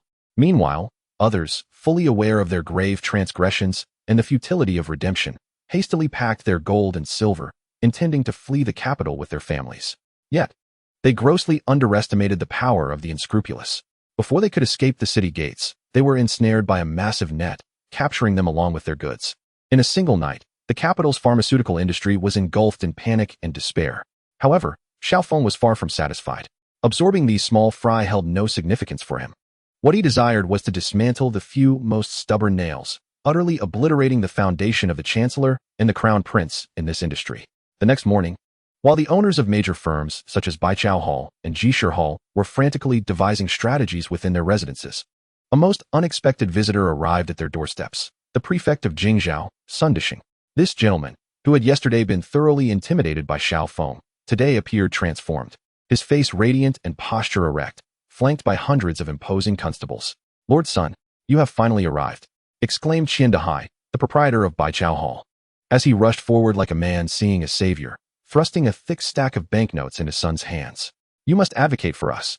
"That Xiao Feng, he slap." A crisp sound echoed. In a startling turn of events, Sun Dishing, disregarding the banknotes, delivered a resounding slap across Qian Dehai's face. "Advocate for you?" On Sun Dishing's face appeared a smile more grotesque than tears, while in his heart, he cursed the ancestors of Qian Dehai for 18 generations. "Damn it," he thought. "It was because of you fools that I nearly lost my position yesterday, and now you wish to drag me down with you?" Sun Dishing declared with righteous indignation. "I have received a report implicating you in collusion with the powerful to monopolize medicinal herbs, driving up prices and disregarding human lives. This is a most heinous crime. Evidence," he asserted, was irrefutable. From his bosom, he produced an account book, the illicit ledger seized from Baikeatang by Xiao Feng the previous night. "I come, under the orders of the infamous young marshal, to assist in this case." He emphasized the words infamous young marshal, his voice laced with flattery and trepidation. "Bring forth the officers," he commanded, gesturing grandly. "Confiscate the assets of this ravenous, unscrupulous merchant." "What?" Upon hearing the term confiscate, Qian Dehai felt darkness envelop him. Collapsing on the spot, he could scarcely believe that the very magistrate who had groveled before Xiao Feng just the day before had transformed into the sharpest of his dogs today. Confiscation. Confiscation. The magistrate, under the orders of young Master Xiao, has raided Baikeatang. The news spread like wildfire throughout the capital, as countless citizens surged from all directions, encircling Baikeatang until not a drop of water could pass, as they beheld the officers dragging out the once dominant managers and workers, akin to dead dogs. A thunderous cheer erupted from the crowd. "Well done. Excellent confiscation. These heartless scoundrels deserved this day long ago. Young Master Xiao is truly a hero for the people." Yet their astonishment was far from over. With a single command from Sun Dishing, the officers raised a massive battering ram, smashing open the seemingly impregnable secret vault of Baikeatang. As the vault door creaked open, a collective gasp resonated among the onlookers. Inside the dim chamber lay neatly stacked rows of wooden boxes. The officers moved forward, violently prying open one of the boxes. The resounding clatter of silver coins spilled forth like a waterfall, glistening under the sun's rays, reflecting a blinding brilliance. "My heavens! How much wealth is contained within?" Gasps echoed through the crowd. Yet, this was merely the beginning. Upon prying open the second box, they discovered neatly arranged gold bars. The third box revealed an assortment of precious jewels, jade artifacts, and ancient paintings, one box after another, as dozens of large boxes brimming with gold, silver, and jewels were lined up on the street. The visual impact of such immense wealth left all present utterly astonished. They could hardly fathom that a mere apothecary owner could amass such horrifying riches from the people's coffers. "Fellow villagers," Sun Dishing stood atop a high place, clearing his throat, and addressed the aggrieved crowd below with fervor. "Do you see this? This is the true face of unscrupulous merchants. While we, the common folk, struggle to fill our bellies, they hide in the shadows, counting the coins stained with our sweat and toil. Today, with the staunch support of young Master Xiao, we, in Jingzhou Prefecture, shall uphold justice. We will root out these parasites, one by one, and make them return all they have devoured to the people." His impassioned words resonated with righteousness, igniting another wave of thunderous applause and cheers from the crowd. Yet, within him, a sense of satisfaction blossomed. He knew he had placed his bet wisely. By aligning himself with Xiao Feng, he not only secured his own position but also garnered immense prestige in the eyes of the populace. This venture was undeniably lucrative. With the successful precedent set by Baikeatang, the subsequent raids on Jishitang and Rangsintang unfolded seamlessly, without obstruction. Crate after crate of gold and silver, mountains of wealth, were continuously extracted from the abodes of these unscrupulous merchants. The entire capital seemed to transform into a grand display of opulence. The citizens transitioned from shock to anger, and eventually into a state of numbness. Meanwhile, Xiao Feng's reputation as a just and righteous figure soared to unprecedented heights amidst this sweeping campaign of confiscation. That night, at the estate of the notorious general, Xiao Feng gazed at the lengthy list of confiscated goods presented by Jingzhou Prefecture, his expression largely unchanged. He held no interest in the riches. What he sought was a legitimate pretext to eliminate these cumbersome obstacles. "My lord," Fu Bo said with palpable excitement, his face aglow. "All the ill-gotten gains seized today, as per your instructions, have been left untouched and securely stored, ready for submission to the national treasury tomorrow." Indeed, Xiao Feng nodded. He understood that countless eyes in the court were fixed upon him, waiting for the opportunity to catch him in a misappropriation. Yet, he would not grant them that chance. He intended to demonstrate to all that his actions were driven not by greed, but by a quest for justice. This display of integrity effectively silenced all those who sought to impeach him, forcing them to retract their prepared memorials. "And the medicinal herbs?" Xiao Feng inquired. For that was his primary concern. "All are here." Fu Bo quickly gestured towards several massive wooden crates, personally overseen by skilled individuals. All the confiscated dragons spittle grass. Over 300 stalks, without a single one missing. Additionally, other rare herbs have been neatly categorized. Good, excellent. A trace of satisfaction finally graced Xiao Feng's countenance. With the herbs secured, the financial matters were temporarily resolved. Now, everything was in place, save for the final push. However, at that moment, Fu Bo's face clouded with concern and hesitation. After a brief pause, he stepped forward and whispered, "My lord, there is something I am uncertain whether I should disclose." "Speak," came the prompt reply. Upon receiving the report from the envoy we dispatched to Sanjin, Fu Bo's countenance grew somewhat grim. The peculiar physician, Su Sanjin, after hearing your esteemed name, proclaimed that there are two kinds of individuals he would never treat, one being the royal family, and the other. Fu Bo hesitated, casting a cautious glance at Xiao Feng, those with the surname Xiao. Chapter 22, The Divine Healer? Before me, you possess no bargaining power, not treating royals, nor those with the surname Xiao. Upon hearing Fu Bo's account, Xiao Feng was initially taken aback, but soon found himself amused by the absurdity.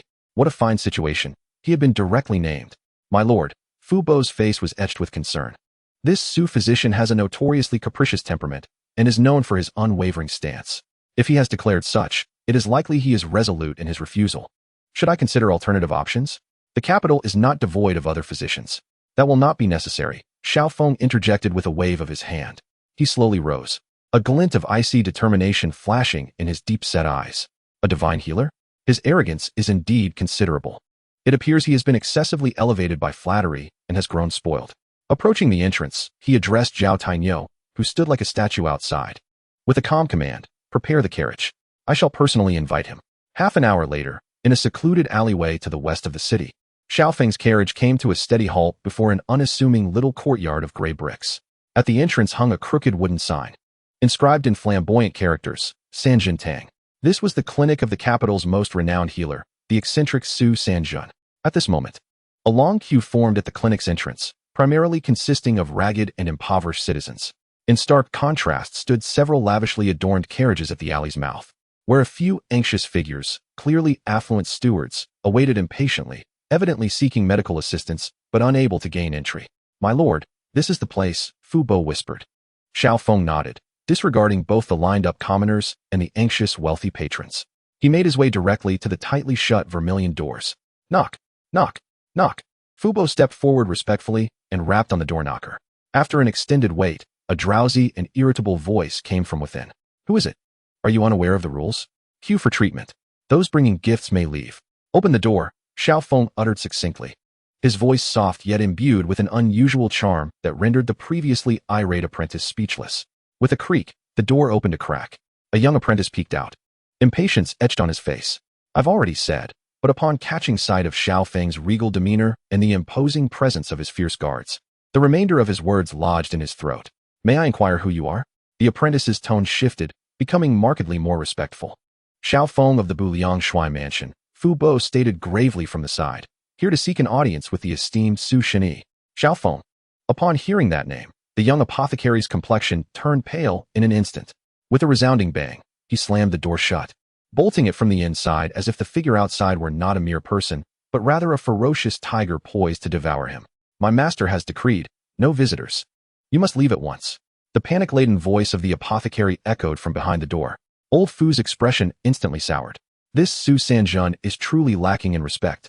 Behind him, the imposing figure of Zhao Tianyue furrowed his brow and stepped forward, speaking in a deep, resonant tone. Young master, shall I not simply kick this door down? There is no need. Xiaofeng waved his hand, halting him, gazing at the firmly shut door before him. Rather than displaying any anger, a playful smile graced his lips. If one declines a toast, they must drink a penalty. Very well, I welcome it. He turned to a seemingly inconspicuous, unremarkable lieutenant who had been quietly following him, and calmly instructed, "Go, and recite the grand gift we have prepared for this esteemed Su physician to him." "Certainly, young marshal." The lieutenant stepped forward, cleared his throat, and began to read aloud in a tone sufficiently audible for those in the courtyard to hear clearly. Su Sanjun, originally named Su Chongqing, aged 53, hails from Jiangnan. At 18, he entered the Valley of the Medicine King, becoming a disciple alongside the current chief of the Imperial Medical Bureau, Wang Zhenghe. At 25, he was expelled from his sect due to a major disagreement regarding the medicinal properties of the dragon gall. At 30, he established the Sanjin Hall in the capital, setting forth rules to abstain from treating royal kin and the unvirtuous. At this point, the courtyard remained enveloped in silence. The lieutenant paused momentarily, a cold smile curling at the corners of his lips, and continued. 3 years ago, you, esteemed physician, returned from your travels and adopted an 8-year-old orphan girl as your granddaughter, naming her Su Nianin. However, the good fortune was short-lived. Within a fortnight, little Nianin fell victim to a strange poison, plunging into a coma, her breath weakening day by day, sustained only by your golden needles. For 3 years, you have sought renowned physicians and scoured ancient texts, yet have failed to uncover the source of this poison. As he reached this juncture, a heavy sigh emanated from the crowd, as if someone was desperately suppressing their emotions. The lieutenant's smile widened. He deliberately paused for effect before continuing in a tone laden with sympathy and regret. In truth, the poison your granddaughter suffers from is a rare and peculiar toxin from the fire worshippers of the western regions, known as the 7-day soul sever. This poison is colorless and tasteless in its initial stages, resembling a common cold, yet it invades the heart's pulse after 7 days, rendering even deities powerless to save. The antidote's formula is known only to one person in the world. That is your esteemed senior, the current chief of the Imperial Medical Bureau, Wang Zhenghe. Alas. The lieutenant shook his head with a TSK. According to our information, 3 years ago, the two of you severed ties due to ideological differences, never to reconcile in life. I wonder if your esteemed senior would still be willing to lend his hand in salvation? Silence reigned. The entire alley was enveloped in a profound silence, akin to death itself. The citizens waiting in line stood in stunned disbelief, unable to fathom that the elusive Dr. Su, often as hard to find as a dragon, bore such a heavy secret. How could this seemingly dissolute young man outside know the truth so thoroughly? Just as everyone remained immersed in the shock of this astonishing revelation, a thunderous bang erupted. The sturdy, vermilion wooden door, secured with a bolt, was forcefully kicked open by an irresistible might from within. Amidst the flying splinters, an elderly man, clad in a gray long robe and with hair and beard as white as snow, yet with eyes ablaze like an enraged lion, charged out of the courtyard as if driven mad. His movements were astonishingly swift, covering several paces in a single bound until he stood before Xiaofeng in an instant. His right hand, gnarled and calloused like an eagle's claw, seized Xiaofeng's collar with an iron grip. "Who are you?" Su Sanjun's eyes blazed crimson, fixating on Xiaofeng with a gaze that seemed to pierce through him. His voice was hoarse, akin to 2 massive boulders grinding against each other. "How do you know all this? Speak." His grip trembled violently with rage. Yet, in the face of his murderous aura, Xiaofeng bore not a trace of fear. He merely gazed calmly at the frenzied old man, an almost pitying glimmer in his eyes. Slowly, he raised his hand, not with force, but gently prying open Su Sanjun's iron-like fingers one by one. He composedly adjusted his slightly wrinkled collar, lifted his head, and met Su Sanjun's ferocious gaze with a slight, confident smile that suggested he was in control of everything. "Who I am is of little importance. What truly matters is that I am the only one in this world capable of saving your granddaughter. Now, Dr. Su, may I kindly request to enter and discuss this matter?" Chapter 23, My Sister's Starry Eyes. My brother is the greatest hero in the world under the overwhelming advantage of information and the dual leverage of a life-saving promise. The proud physician Su Sanjun ultimately bowed his head, although he still wore a scowl. He agreed to accompany Xiaofeng back to his residence for the treatment of Lu Ruyan. As for the fee, he requested not a single coin. seeking only that Xiao Feng fulfill his promise to procure the antidote for the 7-day soul severance from his esteemed senior, Wang Jingyi, the head of the Imperial Medical Institute. To this, Xiao Feng readily acquiesced. Mission accomplished. With the most significant challenge concerning his mother resolved, the tension that had gripped Xiao Feng's heart finally eased. If only temporarily. He politely declined the carriage arranged by Uncle Fu, opting instead to stroll back to the Wang residence from the western part of the city. The afternoon sun bathed him in a warm glow, dispelling the lingering chill and malevolence that had accumulated over the past few days. The streets bustled with life, rich with the aroma of everyday existence. Gazing at the vibrant scene before him, so unlike the war-torn landscapes of his previous life, Xiao Feng felt a flicker of warmth in his heart, which had long been hardened by bloodshed and strife. Perhaps, traversing to such a tumultuous era was not entirely a misfortune. At the very least, here resided his beloved family, including his gentle-eyed mother resting upon her sickbed, and the little girl who cherished him as her entire world, who would fret over his safety. The mere thought of his sister, Xiao Linger, coaxed a subtle smile to his lips, prompting him to quicken his pace. Upon entering the courtyard of the Wang residence, a petite figure darted towards him like a fledgling sparrow returning to its nest. "Brother," Xiao Linger exclaimed, enveloping his arm in a warm embrace. Her delicate features illuminated by adoration reflected in her sparkling eyes. "You're back." Her melodious voice, akin to the sweet song of a mountain oriole, instantly dispelled the last remnants of gloom within Xiao Feng's heart. "Yes, I have returned," he replied, extending his hand to affectionately ruffle her soft hair. "Haven't you gone out to play today?" "No," she answered, shaking her head, her lips pursed in a pout. "Mother said the outside is chaotic, so I wasn't allowed to leave. Besides, I wanted to wait for you to come home." As she spoke, she tugged him towards a stone bench in the courtyard, settling beside him while tightly clutching his arm as if fearing he might vanish unexpectedly. "Brother," she whispered, lowering her voice conspiratorially, "I have something to tell you. You've become quite famous out there." "Oh?" Xiao Feng raised an eyebrow, intrigued. "Famous for what?" Her large eyes twinkled as she spun her tale, mimicking the dramatic tone of the street storytellers. "They say the sickly cat heir has transformed, enraged for his beloved sister, slashing through the streets.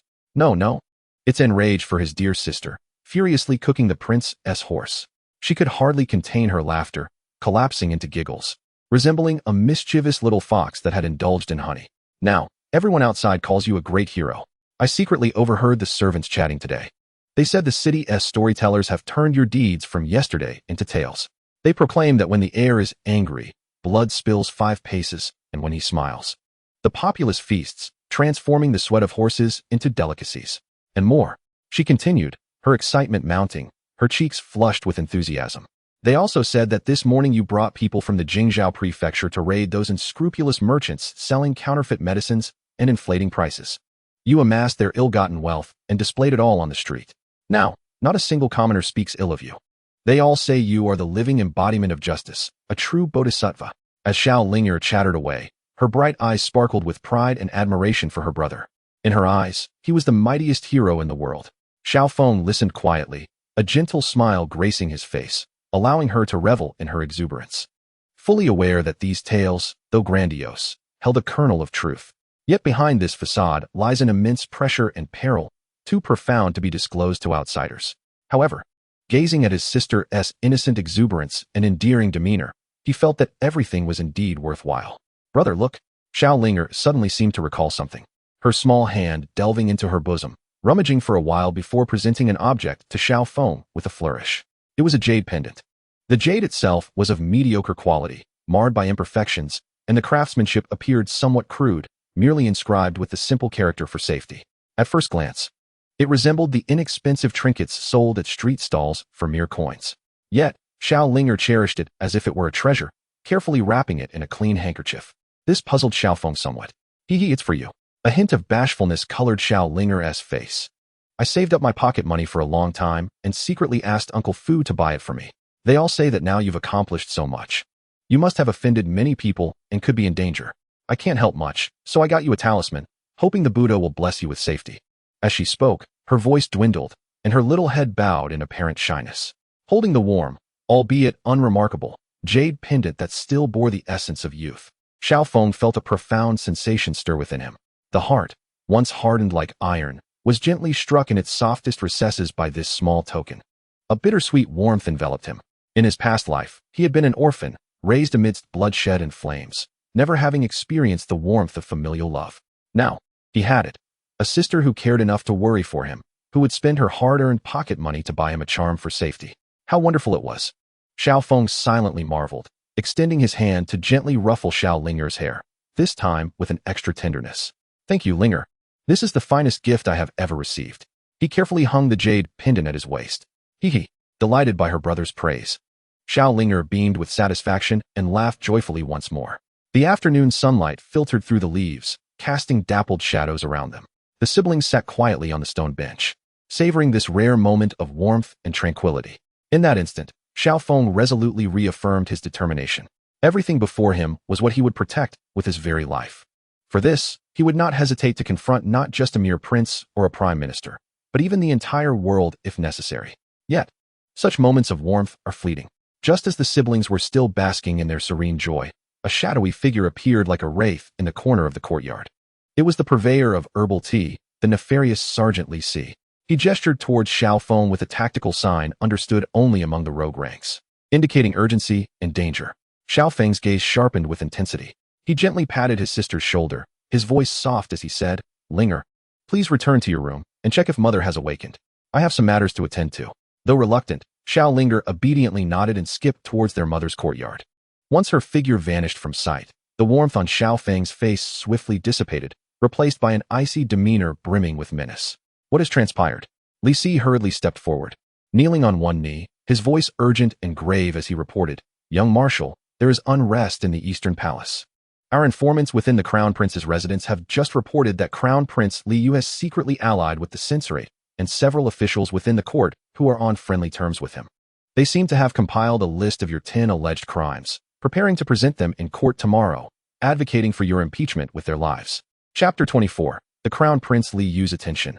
This child must be eliminated. In the Eastern Palace's study, the atmosphere starkly contrasted with the warm courtyard of the disreputable marshal's residence. The air felt as heavy as a block of lead, oppressively stifling. Crown Prince Li Yu sat behind his desk, clad in a dark robe. His expression as still as water.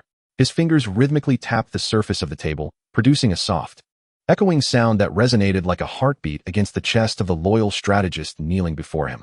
The strategist, drenched in sweat, was relaying all the information concerning Xiao Feng that had transpired in the capital over the past 2 days.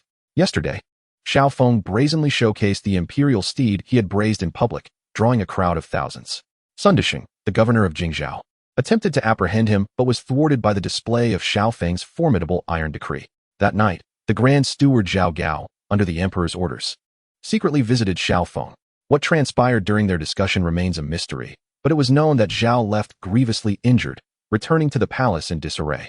Moreover, last night, all informants placed within Xiao Feng's residence and throughout the capital mysteriously went silent. As the strategist reached this point, his voice trembled, faltering in fear of continuing. Proceed, came the Crown Prince Li Yu's voice, devoid of discernible emotion, yet imbued with a chilling coldness. The strategist swallowed hard, steeling himself to speak. Early this morning, Xiao Feng, under the pretense of aiding in the investigation, collaborated with the Jingzhou prefecture to seize the assets of Baikeitang, Jishitang, and over a dozen other pharmacies, all of which were confiscated. Officially, it was stated that the proceeds would be submitted to the national treasury, yet all these pharmacies have our people behind them. Furthermore, he somehow compelled the renowned physician Su Sanjin to personally visit and treat his mother.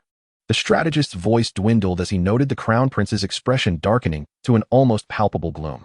Humiliating the third prince, repelling Zhao Gao, purging informants, controlling the medicinal market, winning the people's favor, and forcing the divine physician to bow.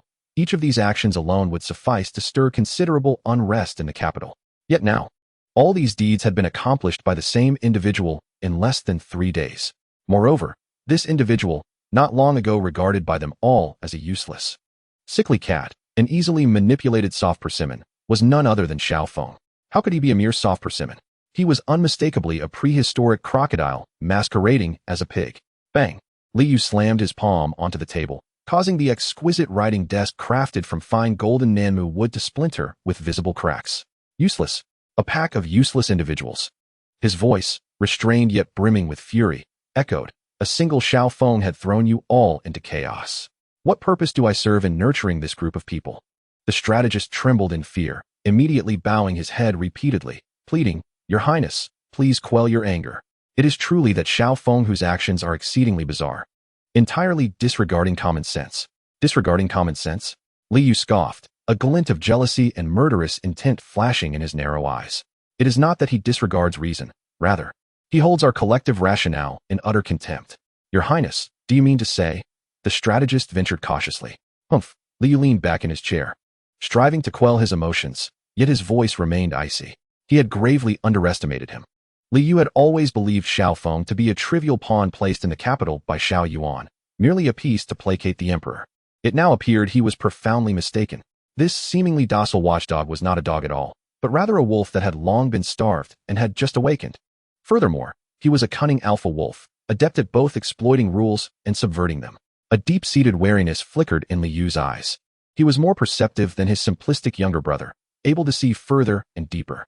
Every action taken by Xiao Feng seemed audacious and reckless, yet upon careful analysis, they rested upon a precarious balance. Stewing horse meat was meant to curry favor with the populace. Striking against Zhao Gao served as a demonstration to the emperor. The confiscation of estates was cloaked in the guise of eradicating evil, leaving him and the chancellor unable to utter a word in protest. As for that nefarious Black Iron Order, merely thinking of it made Li Yu's temples throb. That was the most troublesome matter. It was akin to an infinitely overdrawable credit card, rendering all of Xiao Feng's unreasonable actions suddenly justifiable. The murderous intent in Li Yu's eyes was unmistakable. He could not be allowed to persist. He understood that with Xiao Feng's current display of prowess and potential, if left unchecked, it would not be long before the entire capital would bow to his whims. At that point, not only would he, the crown prince, be at his mercy, but even the one seated upon the dragon throne would have to heed his wishes. Your Highness is brilliant, the strategist quickly echoed. However, with Xiao Feng's current acclaim and the protection of the Black Iron Order, a direct confrontation may prove unwise. Indeed, a direct confrontation is out of the question, Li Yu replied coldly. He was not foolish enough to send assassins to engage in a head-on clash. He glanced towards the door and inquired, has Chancellor Wang arrived? Your Highness, the Chancellor has been waiting in the side hall for quite some time. Please, let him in. Soon, an elderly man clad in a purple official robe, with hair and beard as white as snow, yet possessing a remarkably astute gaze, stepped into the study. It was none other than the Chancellor Wang Engshi, the highest-ranking official in the land, second only to the emperor. He is also the Crown Prince Li Yu, the greatest supporter and chief strategist behind him. The old minister bowed respectfully. I pay my respects to your Highness, the Crown Prince. Wang Engshi slightly inclined his body in greeting. There is no need for formalities. Please take a seat, Li Yu replied, his demeanor instantly transforming into one of humility and courtesy, a stark contrast to his earlier fury. Thank you, your Highness. Wang Engshi, unceremoniously, took a seat in the nearby grand chair. He glanced at the disarray in the study and then at the Crown Prince's sullen expression, and he could surmise the situation with considerable clarity. Your Highness, are you troubled by the matter of Xiao Feng? He inquired, stroking his beard leisurely. Troubled is an understatement. Li Yu erupted with anger at the mere mention of the name. That boy's arrogance is infuriating. He has practically become a significant threat to me. Your Highness, please remain calm. Wang Engshi maintained a composed demeanor, his expression betraying a profound understanding. The arrogance of this young man is but a fleeting phase. His foundation is unstable. He is destined to achieve nothing substantial. Why do you say that, Chancellor? Li Yu questioned, perplexed. Your Highness, consider this. Wang Engshi's eyes sparkled with cunning wisdom. What has Xiao Feng accomplished in these past few days? He relies on his identity as a rogue and his reckless methods. Indeed, Li Yu instinctively replied. Precisely. Wang Engshi nodded. He draws upon the power that lies outside the established norms. He can kill in the streets, storm government offices, and disregard the law, because he is a rogue and a young commander. However, it is precisely this that places him in opposition to our entire court, to all the scholars who abide by the rules. The more audacious he becomes, the more he will incite the vigilance and disdain of the officials. Water can carry a boat, but can also capsize it. The hearts of the people can elevate him, yet the hearts of the officials can just as easily drown him. Wang Engshi's words ignited a spark in Li Yu's eyes. Are you suggesting that? Wang Engshi, stroking his beard, revealed a sinister smile. He prefers to solve problems with knives and fists, utilizing methods outside the rules. Does he? Then we shall use the rules themselves to crush him. Your Highness, have you forgotten? We possess the sharpest quill, the censorate. Those officials can easily find fault with anyone. Now, with Xiao Feng's notorious deeds, it is as if we have delivered him a golden opportunity. If we subtly guide this and unite all the officials dissatisfied with him to jointly petition for his impeachment. Wang Angshi's eyes glinted with cold intent as he articulated each word clearly. He prefers to employ methods outside the rules. Then let us bury him with the rules themselves. Tomorrow, let the torrents of disdain from the entire court drown him in the Golden Luan Hall. Chapter 25. The collective impeachment in the Golden Luan Hall the next morning.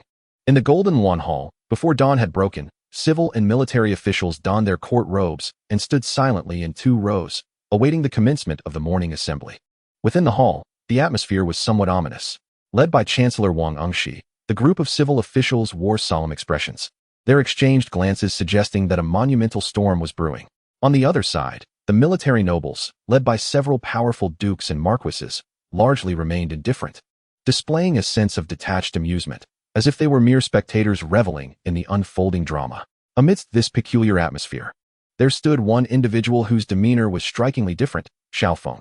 Today, he donned a black python-patterned court robe befitting his identity as the son of the infamous general. Standing quietly at the forefront of the military ranks, with his eyes closed and hands tucked within his sleeves, he appeared to be in a state of drowsiness, as if engaged in a moment of tranquil meditation. He seemed oblivious to the hostile, disdainful glances that occasionally emanated from the ranks of the civil officials, displaying an unperturbed demeanor that intrigued many of the seasoned observers around him. This young man possesses a certain depth, indeed. Such composure in the face of adversity is not commonly found among youths. Just a pretentious act. Soon enough, he will have his moment of despair. The emperor has arrived. At the sharp announcement from the eunuch, Emperor Qin Yuan, clad in a dragon robe and adorned with a crown, ascended the lofty dragon throne with measured steps. Long live the emperor! Long live, long live! The civil and military officials bowed in unison. All rise. The emperor's voice, as always, resonated with authority, betraying no hint of emotion. If there are matters to address, speak. If not, you may retire. With this customary opening, the morning court session commenced. However, today, no one dared to step forward first. All eyes subtly shifted towards the venerable Prime Minister Wang Angshi, who stood at the forefront of the civil officials, seemingly lost in contemplation. In that moment, beside Wang Angshi, the upright and unyielding Grand Inspector Liu Bingyi suddenly stepped out from the ranks, holding a white jade tablet. He knelt in the center of the grand hall with a resounding thud. His act of kneeling served as a signal, igniting the atmosphere of the court. Your Majesty. Liu Bingyi's voice, filled with sorrow and indignation, rose with an emotional tremor, as though he bore a profound grievance. I have a matter to present. The emperor's eyelids lifted slightly as he replied coolly, What troubles you, Liu Aiqing, to evoke such fervor? Your Majesty, I seek to impeach the son of the infamous general, Xiaofeng. Liu Bingyi's voice soared like thunder, reverberating through the hall. With his declaration, an immediate silence enveloped the court. All gazes swiftly converged upon the young man, who remained with his eyes closed, appearing as if in slumber. Liu Bingyi, however, was fully immersed in his role, with tears streaming down his face. He began to recount Xiaofeng's egregious offenses in a tone that could move listeners to tears. Your Majesty, this individual is a blight upon the nation, a calamity for the court. First, he has shown utter disrespect to his superiors, brazenly humiliating His Highness the Third Prince in public, and has cruelly slain the imperial steed bestowed upon him by your Majesty. This is a grave act of disrespect. Second, he has flaunted his arrogance, openly assaulting Chief Eunuch Zhao, disregarding your Majesty's honor. This is an affront to imperial authority. Third, he has abused his power, disrupting the market, colluding with the Jingzhou prefecture. They forcibly raided the apothecaries within the city, plunging the capital's medicinal industry into chaos and inciting widespread public outrage. This is a heinous transgression against the very fabric of our governance. Furthermore, he has formed factions for personal gain, nurturing private soldiers. In broad daylight, he brazenly commands unidentified ruffians to commit acts of violence. His intentions are as treacherous as they are clear. One by one, each accusation unfurled. Liu Bingyi, the illustrious scribe of the censorate, without hesitation, attributed 10 grave charges to Xiaofeng. Each assertion was substantiated and reasoned. Each was sufficient to compel any noble or dignitary to reconsider their stance. Yet, he felt it insufficient, and before the dragon throne, he prostrated himself deeply, tears flowing as he implored, Your Majesty, such lawless, tyrannical ruffians, who show no respect for sovereign or father, if not severely punished, where lies the law of the realm? Where is the justice of heaven? He beseeched the emperor to issue a decree to strip him of his title and cast him into the celestial prison, to set a precedent for others. His performance could only be described as exemplary in its impeachment. Yet, this was merely the beginning. Before his lamentations could settle, others chimed in. I second the motion. I too second the motion. Xiao Feng, the impudent wretch, shows no reverence for his sovereign. I implore your majesty to deliver harsh punishment. If this scoundrel remains, the realm shall know no peace. Your majesty, please render your judgment. In an instant, the civil officials, led by Prime Minister Wang and Crown Prince Liu, seemed as if rehearsed, rising one after another from their ranks. Censors, ministers, and scholars, fully 30 to 40 high-ranking officials transformed into harbingers of justice, their faces flushed with indignation, launching the most vehement verbal assaults upon Xiao Feng. The scene resembled a pack of ravenous wolves besieging a solitary lamb, with spittle flying and voices reverberating throughout the grand hall. The very foundation of the Golden Luan Hall trembled under the weight of this overwhelming tide of condemnation.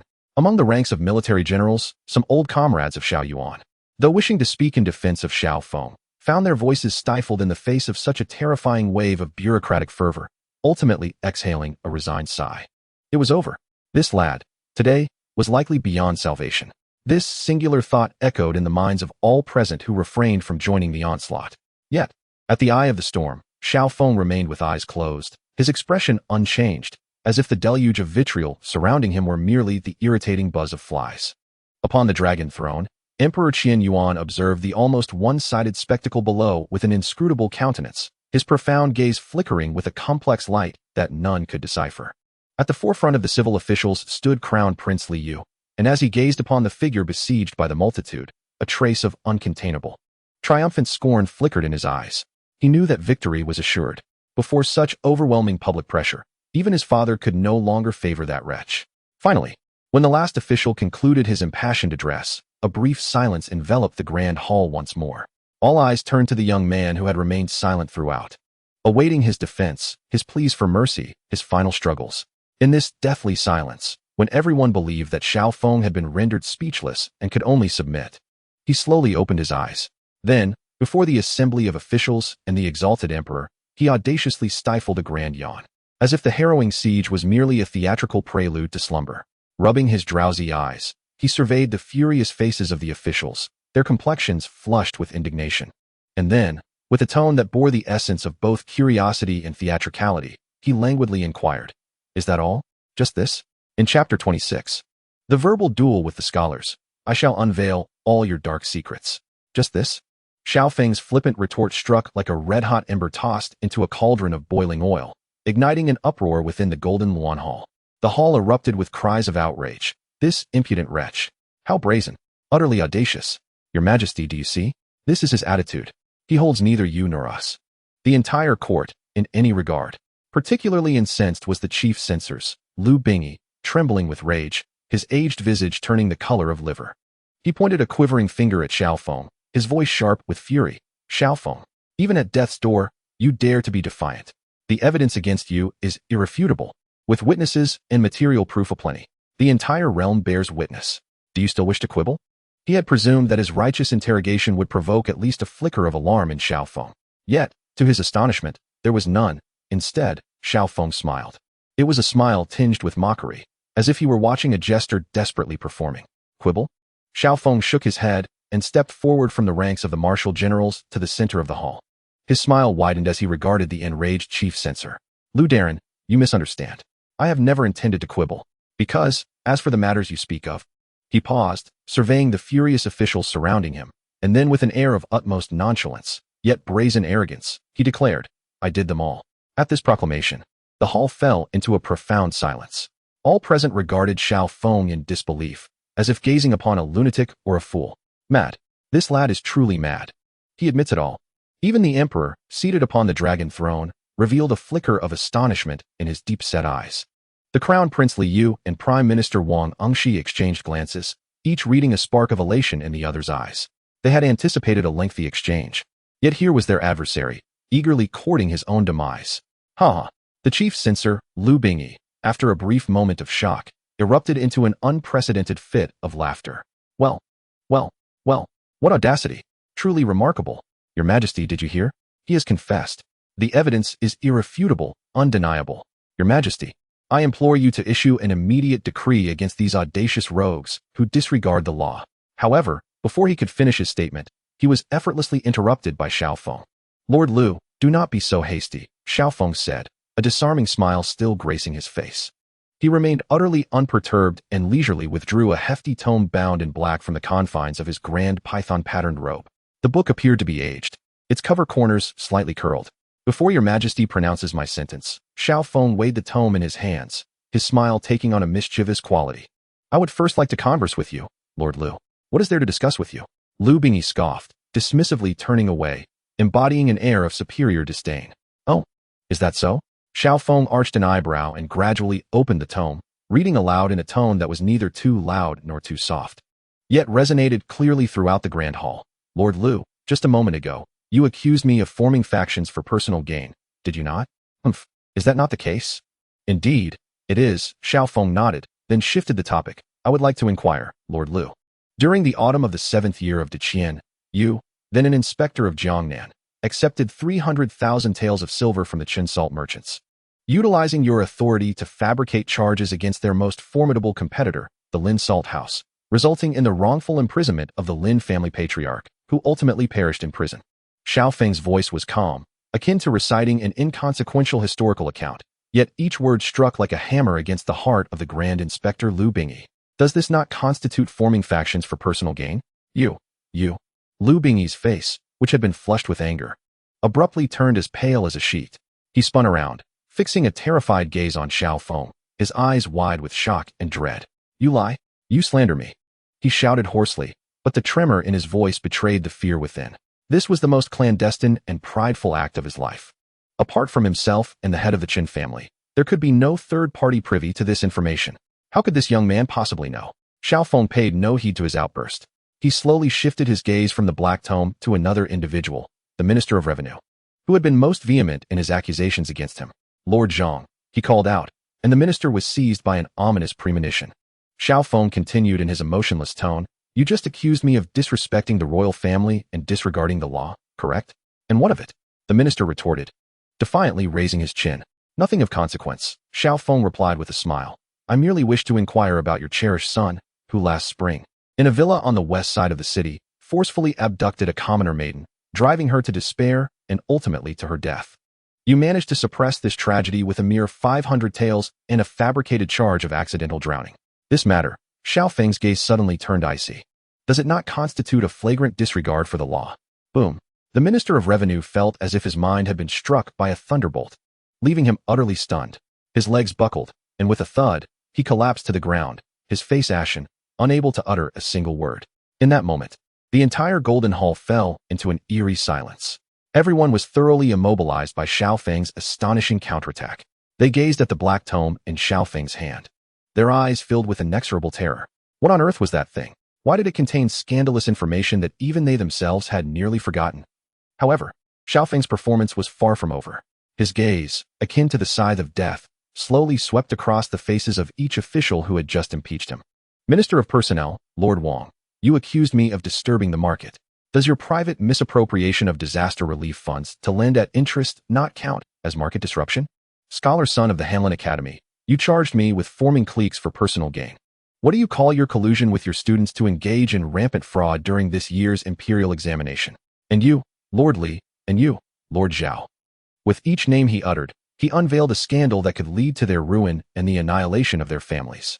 At that moment, the tome in his hand was no longer merely a book in the eyes of all the officials. It was evidently a ledger of life and death. Whoever was named was doomed.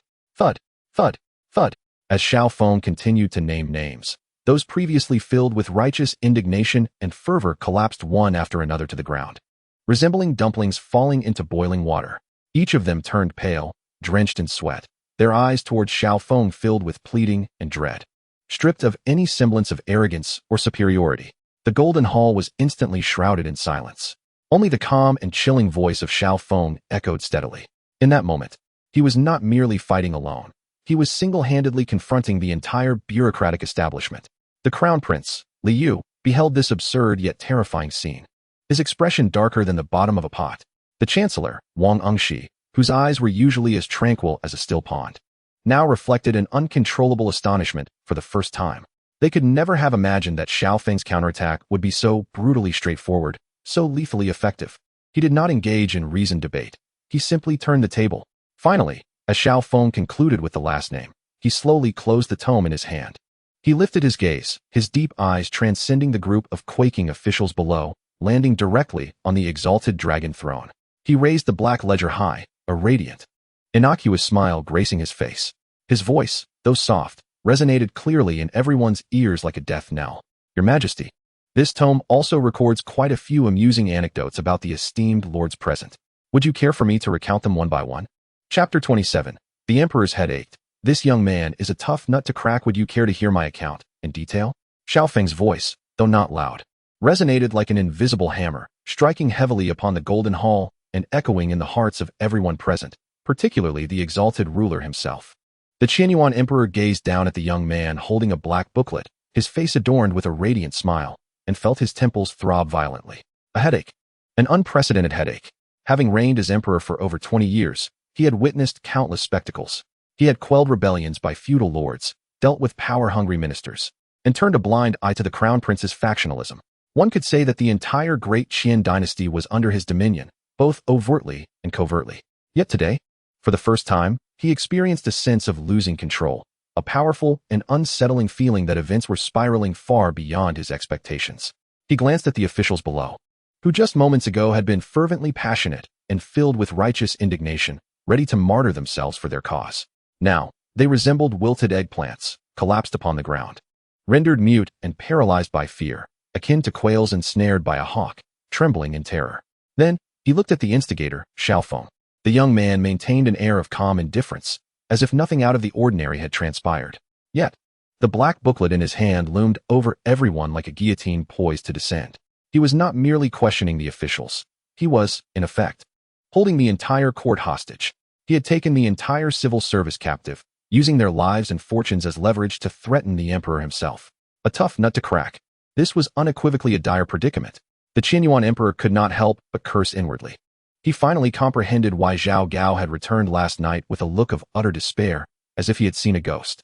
Engaging with such an unpredictable madman, who would overturn the table at the slightest disagreement, was exasperating beyond measure. What to do? The Qianyuan emperor's mind raced. Should he allow Xiao Feng to continue reading? Impossible. Setting aside the authenticity of the contents of that booklet, he had no doubt regarding the veracity of the few items Xiao Feng had just recited.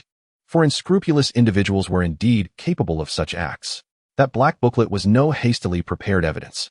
It was evidently a compilation of incriminating files amassed over the years by those with ill intentions, meticulously monitoring the officials. If Xiao Feng were to read the entirety of this document aloud in public, his court would be rendered inoperable by the following day. Every one of the civil officials present would be implicated, with at least half facing downfall. The entire bureaucratic structure of the great Qian dynasty would be paralyzed in an instant. This consequence was beyond his capacity to bear. As for punishing Xiao Feng, that was even less feasible. Setting aside the fact that Xiao Feng's earlier threat had left him in a state of trepidation, the more pressing concern was his father, Xiao Yuan, the formidable deity of war, who commands 300,000 elite cavalry of northern Liang and remains indifferent to the emperor, is now faced with a precarious situation in the northern frontier. The new Khan of the Grassland Empire is fervently mobilizing his forces. Should he choose to provoke Xiao Feng and incite Xiao Yuan's wrath, the consequences would far exceed the paralysis of the court, an outcome 100-fold more severe. Engaging in conflict is unthinkable. Imposing punishment is equally unfeasible. Even the act of reprimand must be approached with utmost caution. For the first time in over 20 years of his reign, Emperor Qianyuan finds himself ensnared in a dilemma, akin to riding a tiger from which escape is impossible.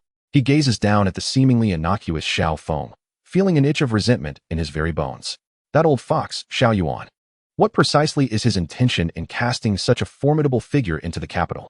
The entire Golden Luan Hall is enveloped in an eerie silence, with every gaze fixed upon the emperor on the dragon throne, whose countenance is as still as water, uttering not a word. They await a final decree. The crown prince, Li Yu, experiences a tumultuous roller coaster of emotions, observing his once spirited allies transformed into cowards in the blink of an eye. He has mentally condemned their ancestors to the 18th generation. A pitiful lot. At such a critical juncture, not a single capable individual stands forth. The usually stoic eyes of Prime Minister Wang Engshi reveal, for the first time, a glimmer of gravity and apprehension. He regards the young man wielding the black booklet. feeling an unfamiliar sense of impotence. What has sustained him through decades of courtly intrigue? It has been cunning, the pulse of the populace, and adherence to rules. Yet this youth dismisses the very notion of rules. He brazenly overturns the table and brandishes a knife at everyone's throats, inquiring, "Shall we continue this game?" Finally, following a protracted silence that seemed to solidify the very air, Emperor Qian Yuan slowly speaks. His voice carries a subtle undertone of weariness. "Enough. You may all withdraw." He neither glances at Xiao Feng nor acknowledges the prostrate ministers, merely gesturing dismissively, as if shooing away a bothersome swarm of flies. The events of the day are fraught with controversy, and the evidence is ambiguous. He strives to set the tone for the situation. This matter shall be deliberated at a later time. Dismissed. Without waiting for the officials to respond, he rises from the dragon throne and strides towards the rear hall, his back exuding an indistinct air of desolation and disarray. "Your Majesty departs." The Grand Steward Zhao Gao exclaims, raising his voice while casting a fierce glare at Xiao Feng, hastily following the Emperor. Has the Emperor truly departed just like that? Is the matter of impeaching Xiao Feng to be left unresolved? All present are left in a state of shock.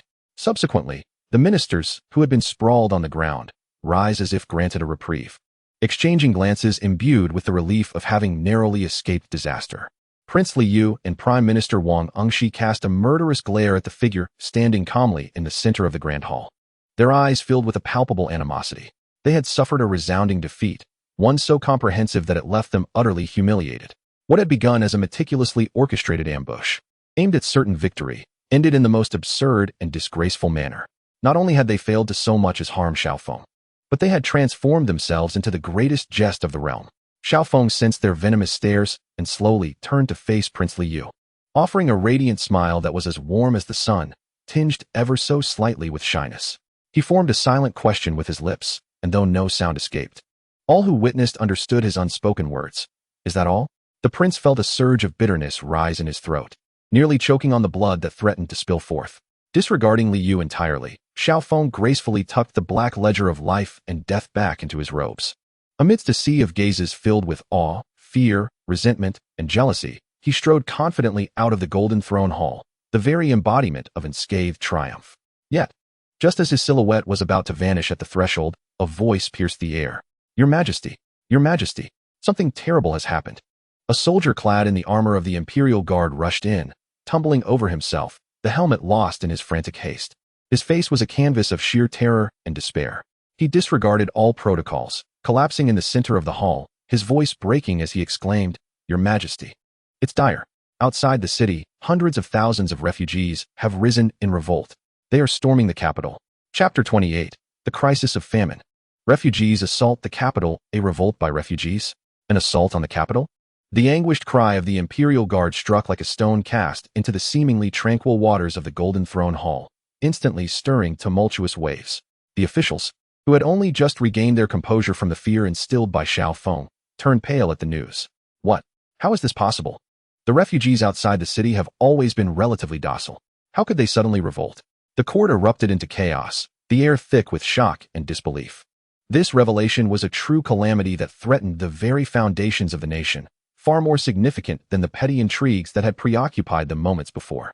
Hundreds of thousands of refugees, displaced by years of famine from the northern provinces, had gathered just outside the capital, their numbers exceeding 30,000. These hungry mouths were akin to a massive powder keg, hanging ominously over the heads of the capital's elite. In ordinary times, the court had managed to stave off disaster by providing meager rations through soup kitchens, barely keeping them from causing upheaval. But now, it seemed the powder keg had indeed exploded.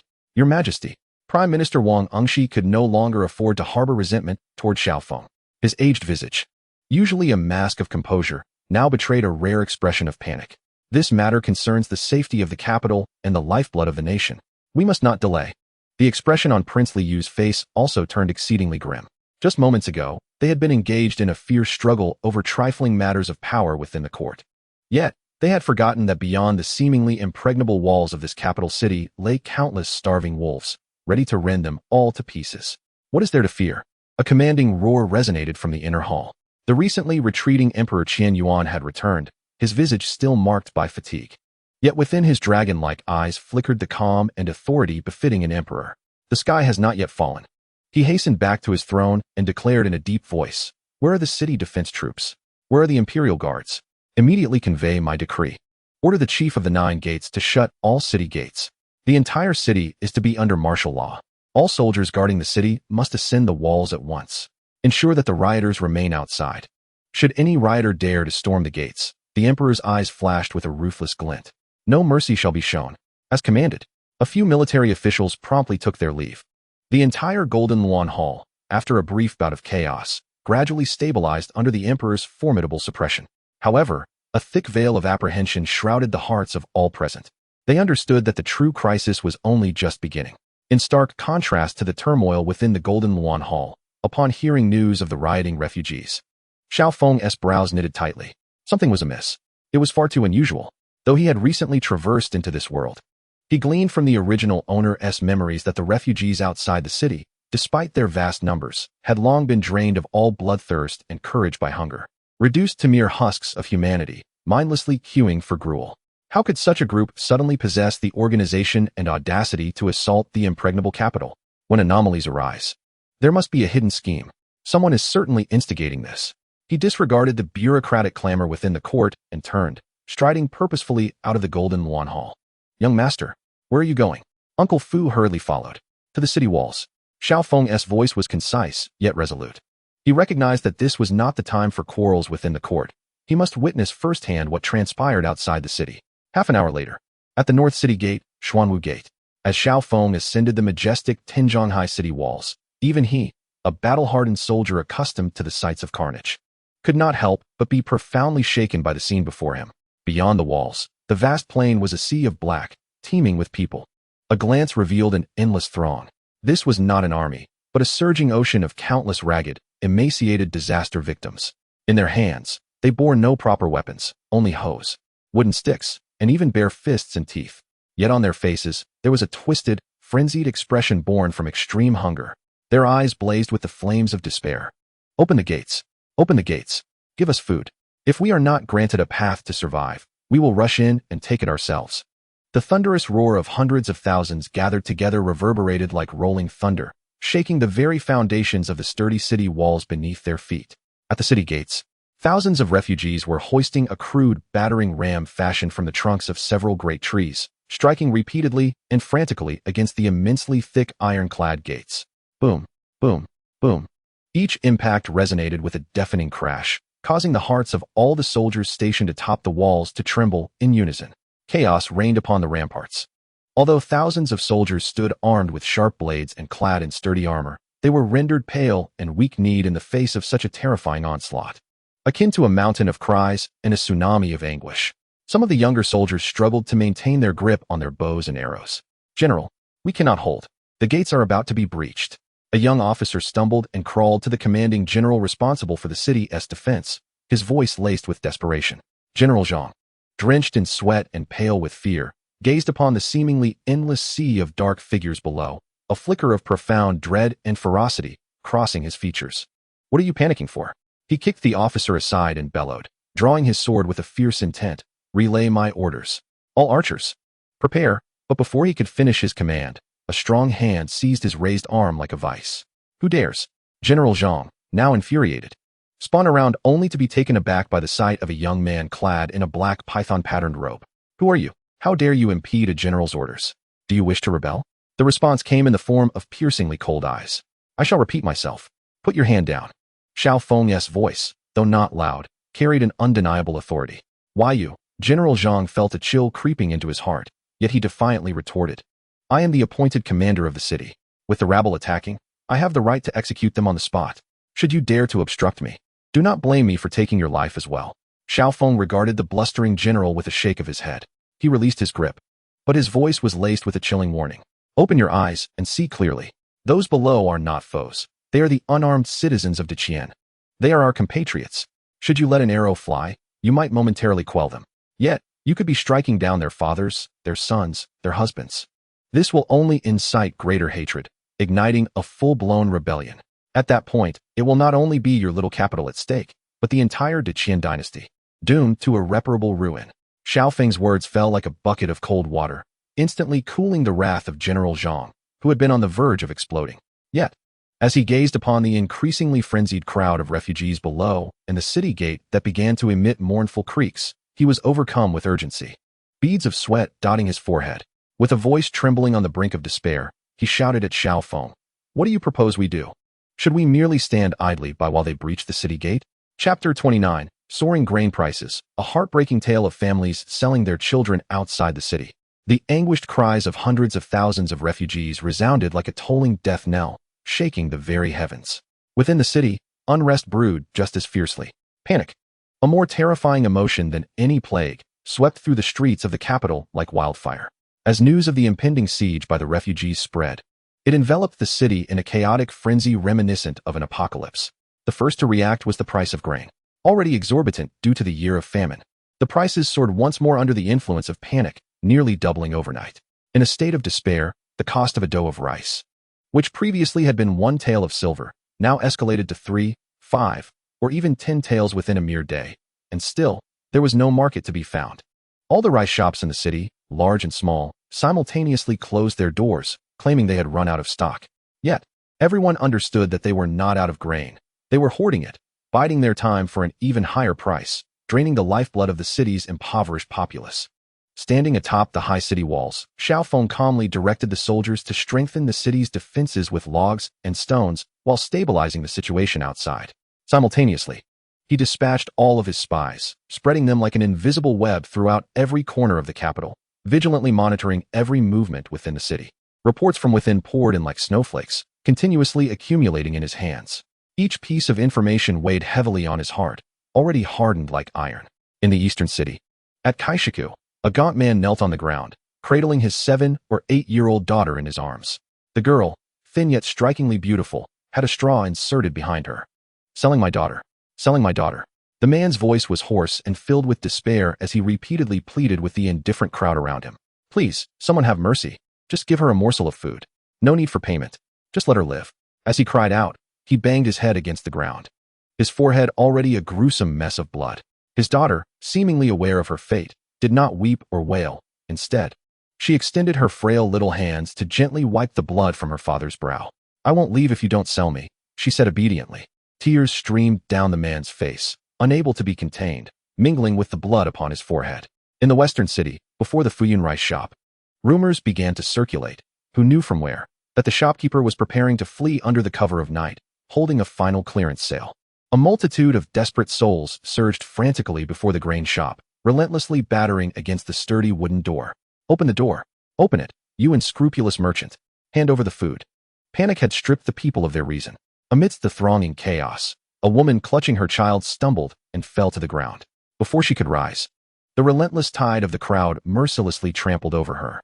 A heart-wrenching scream was instantaneously swallowed by the cacophony of voices. When the crowd finally dispersed, only 2 lifeless forms remained on the ground, grotesquely trampled and cold. In the southern city, before the grand estate of a powerful noble, the vermilion doors stood resolutely shut. Faint strains of silk and bamboo music mingled with the laughter of men and women emanated from within. Yet at the top of the imposing steps lay dozens of impoverished souls, on the brink of death from hunger and cold. They lacked even the strength to beg. Their murky and despairing eyes fixated intently on the door that separated 2 worlds, silently hoping that some kind-hearted servant might throw out a morsel of leftover food. A frail child struggled to crawl from his mother's cold embrace. He made his way to the frigid door and, summoning his last ounce of strength, gently tapped on it with his tiny hand. "Knock, knock, please help, just a bite to eat." His voice was as faint as a whisper. In response, the door creaked open, revealing a burly servant carrying a bucket of refuse. Without a glance at the child, the servant's face twisted in disgust as he unceremoniously dumped the foul-smelling slop over the child. "Scram, what are you doing here, you little beggar? Don't you know where you are? You'll ruin the Lord's reputation. You'd be worth less than nothing." Scene after scene played out, each a sharp blade stabbing at Xiao Feng's heart. The phrase "the gates of wealth reek," while the roads are paved with frozen bones, had only been words in the books of his past life. Yet now, the gory reality of human suffering unfolded vividly before his eyes. Outside the city lay desperate refugees. Inside, the frenzied populace. Meanwhile, those who truly held the grain and the lifeblood of the city, the powerful and the unscrupulous merchants, remained concealed, savoring the tragedy while counting their blood-stained riches with a sense of self-satisfaction. Xiao Feng let out a chilling, inexplicable laugh. Slowly, he closed his eyes. The fury that had ignited in his dark gaze upon witnessing these atrocities had vanished, replaced by an icy resolve bordering on absolute zero. He understood that anger would resolve nothing. The sole means to shatter this world, rotten to its core, lay in wielding a mightier iron fist and a colder blade. General Zhang. He turned to the city defense commander who had always regarded him with reverence. This matter is temporarily entrusted to you. Xiaofeng's tone brooked no dissent, firmly stabilizing the situation with a directive to refrain from any offensive maneuvers until his return. Where are you headed, young master?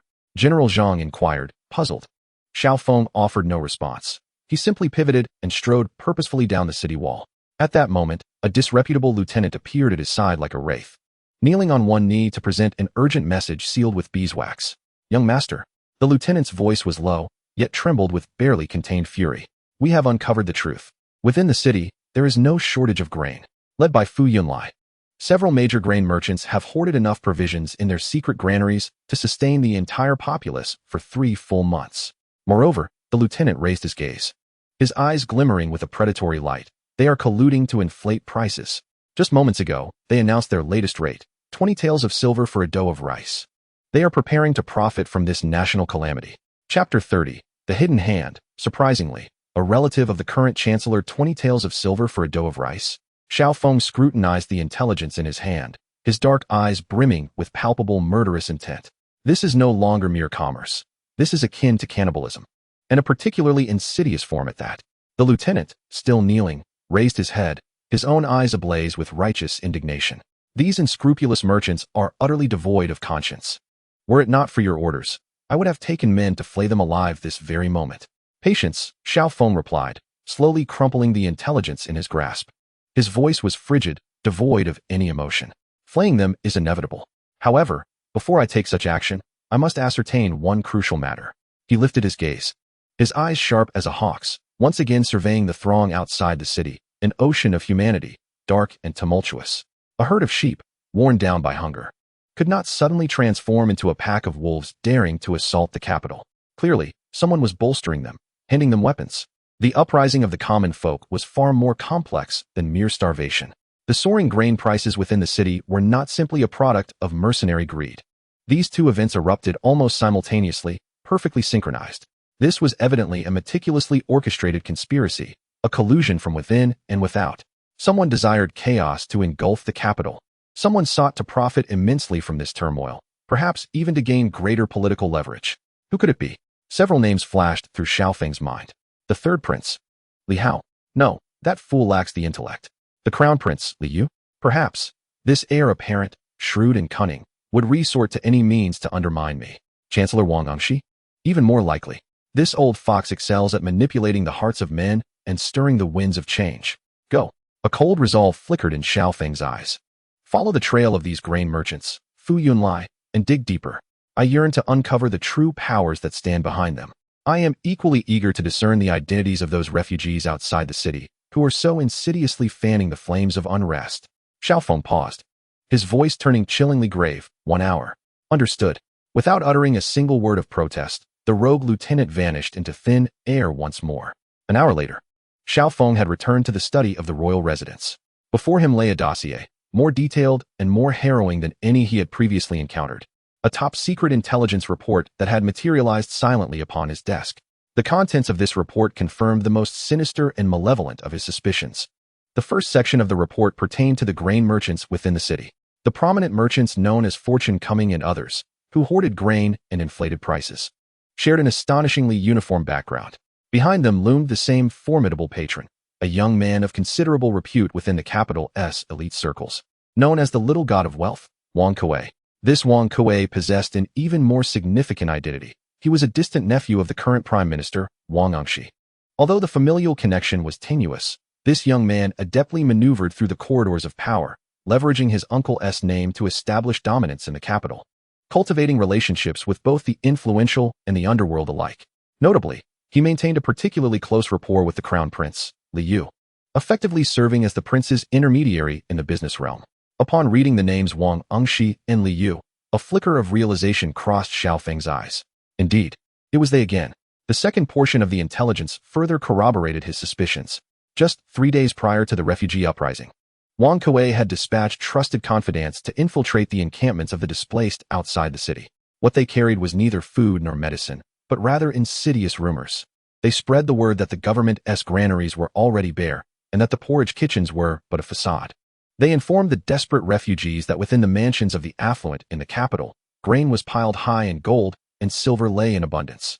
They even bribed several respected leaders among the refugees, inciting them with fervor, rather than wait here for death, why not charge in and seize what is rightfully ours? Once we storm the capital, we shall feast on endless steamed buns and don luxurious silks. Do the lords and ministers possess any true courage? It was these inflammatory rumors, coupled with a glimmer of deliberately magnified hope, that ignited the long-suppressed flames of despair within the hearts of hundreds of thousands of refugees. Thus, the uprising erupted inevitably. Everything was falling into place. Xiaofeng gently placed the report upon the table. In his mind, a vivid and blood-soaked chain of interests crystallized before him. Initially, Wang Kuei utilized the power of the Prime Minister and the Crown Prince to unite the major grain merchants in the capital, monopolizing the food supply and driving prices to astronomical heights. Subsequently, he sent agents outside the city to incite the refugees to storm the capital, creating widespread panic. This panic would exacerbate the food shortages, causing prices to soar to unprecedented numbers. At that point, they would sell the hoarded grain at exorbitant prices. The back-and-forth transactions have proven ample enough for them to amass an abundance of wealth. In this tragic spectacle they orchestrated, the destitute outside the city serve merely as pawns to incite chaos, while the citizens within are but lambs, mercilessly drained by these fiends. As for the safety of the capital and the stability of the nation, what do they signify to souls already corroded by avarice and power? What a delightful little god of wealth Wang Kuei is. What a cunning strategy of collusion, reaping benefits from both sides. Indeed, a masterful ploy. Xiaofeng slowly rose from his chair and approached the window, gazing at the distant clamor of battle and the faint cries of despair. In his ebony eyes, there was no longer any trace of anger, only a chilling void, as desolate as the frozen tundra of Siberia. To lament their misfortune is one thing. To resent their impotence is another. The plight of the refugees outside the city is indeed pitiable, yet they are equally despicable. Used as mere tools, blissfully unaware of their manipulation, this ragtag group would, should they storm the capital, merely become instruments for the elite to exploit anew. To shatter this deeply entrenched cycle, the only recourse is to sever the hidden hand that orchestrates everything with the sharpest of blades. Wang Kuei, Wang Engshi, Liu, Xiaofeng savored these three names, letting them linger on his tongue. A cruel and frosty smile crept upon his lips as he turned, addressing the empty shadows behind him with a tone devoid of emotion, as if delivering a death sentence. What a fine Prime Minister Wang! What a splendid Crown Prince faction, willing to disregard the nation's safety for the sake of wealth. Since you refuse to recognize humanity, do not blame me for using your lives to quell this turmoil. Chapter 31. The first encounter at Moon Shadow Pavilion with Su Yueying, the capital's leading courtesan. As night deepens, the study of the notorious Marquis's residence shines brightly. Xiaofeng stands before an enormous map of the capital, enveloped in silence. The map bears several critical locations marked in vermilion ink: the Fortune Grain Store, Wang Kuei's residence, and several clandestine granaries under Wang Kuei's covert control. The target has been identified. The next step is to devise the swiftest, most efficient, and ruthless means to eliminate these thorns, one by one. Should he dispatch rogues to assassinate Wang Kuei directly? A simple yet crude approach, addressing only the symptoms rather than the root of the issue. Killing Wang Kuei today would only see Li Kuei and Zhang Kuei emerge tomorrow. As long as the Crown Prince and the Prime Minister remain unscathed, such occurrences will perpetually prevail. Moreover, assassination is a shadowy method, unfit for Xiaofeng's aspirations. He desires to publicly unveil these individuals' crimes. He seeks to seize this opportunity to trample the reputation of both the Crown Prince and the Prime Minister. Therefore, he requires evidence, ironclad proof that will render Wang Kuei and his backers utterly powerless.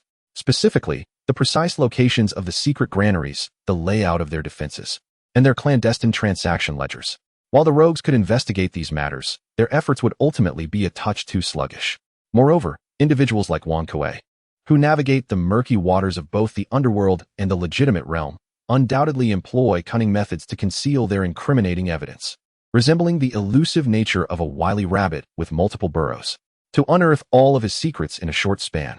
Relying solely on the nefarious organization focused on point-to-point assassinations and surveillance would be insufficient. A more specialized intelligence network, deeply embedded in every corner of the capital, is imperative.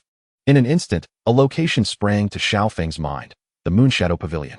This name had been prominently highlighted in the vast array of information he acquired upon activating the nefarious organization's privileges. It is the most renowned, yet notoriously extravagant establishment in the entire capital. Simultaneously, it serves as the hub of the most astute information and the densest web of intelligence. It is said that as long as one can afford the price, one can procure any information desired at the Moonshadow Pavilion. From what color undergarments a certain minister donned that day to the petty thefts of a ruffian who pilfered chickens from a neighbor, nothing remains unknown or unobserved. The colossal intelligence empire is upheld by the pavilion's leading courtesan, a mysterious woman shrouded in legend, Su Yueying. Quite intriguing, Xiaofeng mused, a playful smile gracing his lips. He turned to Zhao Tiniu, who stood like a statue behind him, and casually instructed, Tiniu, change your attire. Young master, are you going out? Zhao Tiniu inquired, somewhat surprised. Indeed, Xiaofeng nodded. I have some matters to attend to. Where to? Moonshadow Pavilion. Half an hour later, by the banks of the Qinhuai River in the capital, pleasure boats lined the waters, lanterns flickering like dragons. The sound of silk and bamboo instruments filled the air, saturating the night sky with an intoxicating allure. This locale represents the pinnacle of opulence and excess within the entire Deqian dynasty. The Moonshadow Pavilion stands as the most resplendent gem along the banks of the Qinhuai River. It is a magnificent 7-story building, adorned with flying eaves and intricately carved beams. Constructed entirely from precious golden silk Nanmu wood, under the glow of countless lanterns, it radiates an aura of dazzling opulence. The entrance bustles with the comings and goings of nobles and affluent merchants. Clad in understated black attire, Xiaofeng, under the discreet protection of elite members of the nefarious organization, leisurely stepped into this legendary den of indulgence. Upon entering, he was enveloped by a rich melange of the aromas of alcohol and women's perfume. The hall itself epitomized extravagance, fine wines, exquisite dishes, and alluring beauties. Scholars and poets engaged in lyrical exchanges, while nobles squandered their wealth in a state of intoxicated revelry. It was a scene reminiscent of a decadent twilight. Ah, this gentleman appears quite unfamiliar. Is this your first visit to our Moonshadow Pavilion? A voluptuous middle-aged matron, swaying her serpentine waist, approached him. She was the proprietress of the Moonshadow Pavilion, known as Honggu. Her keen eyes, having scrutinized countless patrons, appraised Xiaofeng from head to toe. Despite his ordinary attire, his innate composure and dignified demeanor commanded her respect, rendering her hesitant to dismiss him lightly. Come, Xiao Chui, Xiao Hong, quickly attend to this esteemed gentleman. As she spoke, she beckoned two scantily clad maidens to lean towards Xiaofeng. No need, he interrupted her enthusiasm with a wave of his hand, ignoring the surrounding frivolities. He spoke directly and candidly. I am here to seek Miss Su. Miss Su Su. Upon hearing this name, Honggu's smile faltered slightly. Oh dear sir, you truly have a sense of humor. She quickly regained her composure, donning a professional smile once more. Our Lady Yueying is one who offers her art, not her person. And she already has a guest this evening. Is that so? Xiaofeng raised an eyebrow, unwilling to engage in further trivialities. He promptly produced a silver note from his pocket, tossing it lightly onto the table. It was a 10,000 taels note from the Four Seas Bank. Hiss! Honggu gasped, her eyes widening to the size of copper bells at the sight of the note. 10,000 taels. This is enough to buy the entire Yueying Tower. Such extravagant generosity. Who exactly is this man? Now, observing her astonished expression, a smirk crept onto Xiaofeng's face. Does she still have a guest? And no, absolutely not. Honggu's demeanor underwent a complete transformation, her attitude shifting a full 180 degrees. She clutched the silver note tightly, her smile blossoming like a radiant chrysanthemum. Even if she does, I shall make space for you, sir. Please, ascend to the upper floor. I shall notify Miss Yueying at once. Under Honggu's almost obsequious guidance, Xiaofeng was led to the 7th level of Yueying Tower. This was the highest point of the entire building, a private chamber for Su Yueying. Unlike the clamor and opulence below, this space exuded an air of elegance and tranquility. The room was devoid of superfluous decorations, featuring only a table, a chair, a bed, and a zither. The air was suffused with a subtle fragrance, a refreshing ink scent that contrasted starkly with the heavy makeup odors from below. A woman dressed in a simple white gown, unadorned yet breathtakingly beautiful, knelt quietly before the tea table, engrossed in brewing a pot of tea. Her figure was both graceful and upright, reminiscent of a plum blossom in the snow. Her profile was so perfectly sculpted it seemed to be the work of divine artistry. Yet she radiated an icy aura that kept others at bay. She was Su Yueying, the foremost courtesan in the capital and the mistress of Yueying Tower. Xiao Feng stepped onto the cushion opposite her and sat cross-legged. Throughout, Su Yueying did not raise her gaze to him, as if he were merely a wisp of air. She continued her meditative movements, steeping and serving the tea with fluid grace. Only when she gently pushed a steaming cup of fragrant tea towards him did she finally lift her head. What remarkable eyes she possessed! Clear and bright like an autumn lake, yet deep within, they seemed to conceal an everlasting expanse of unyielding ice. Her gaze seemed to effortlessly penetrate the deepest secrets of the human heart. As she regarded the face of Xiao Feng, a visage so exquisite it appeared otherworldly. There was not a trace of emotion upon it. Her crimson lips parted slightly, and her voice flowed like a cool, melodious spring from the mountains. Young Master Xiao, a man of your stature who stirs the city into a tempest, visiting my humble abode under the cover of night. I presume it is not merely for the sake of music? Chapter 32. This woman is unusual, concealing great secrets. Young Master Xiao, Su Yueying succinctly revealed his identity with just 3 words. Xiao Feng was not taken aback. If even the owner of the Yueying Pavilion could not discern his identity as a sensational figure, then her reputation as the foremost intelligence broker in the capital would indeed be unfounded.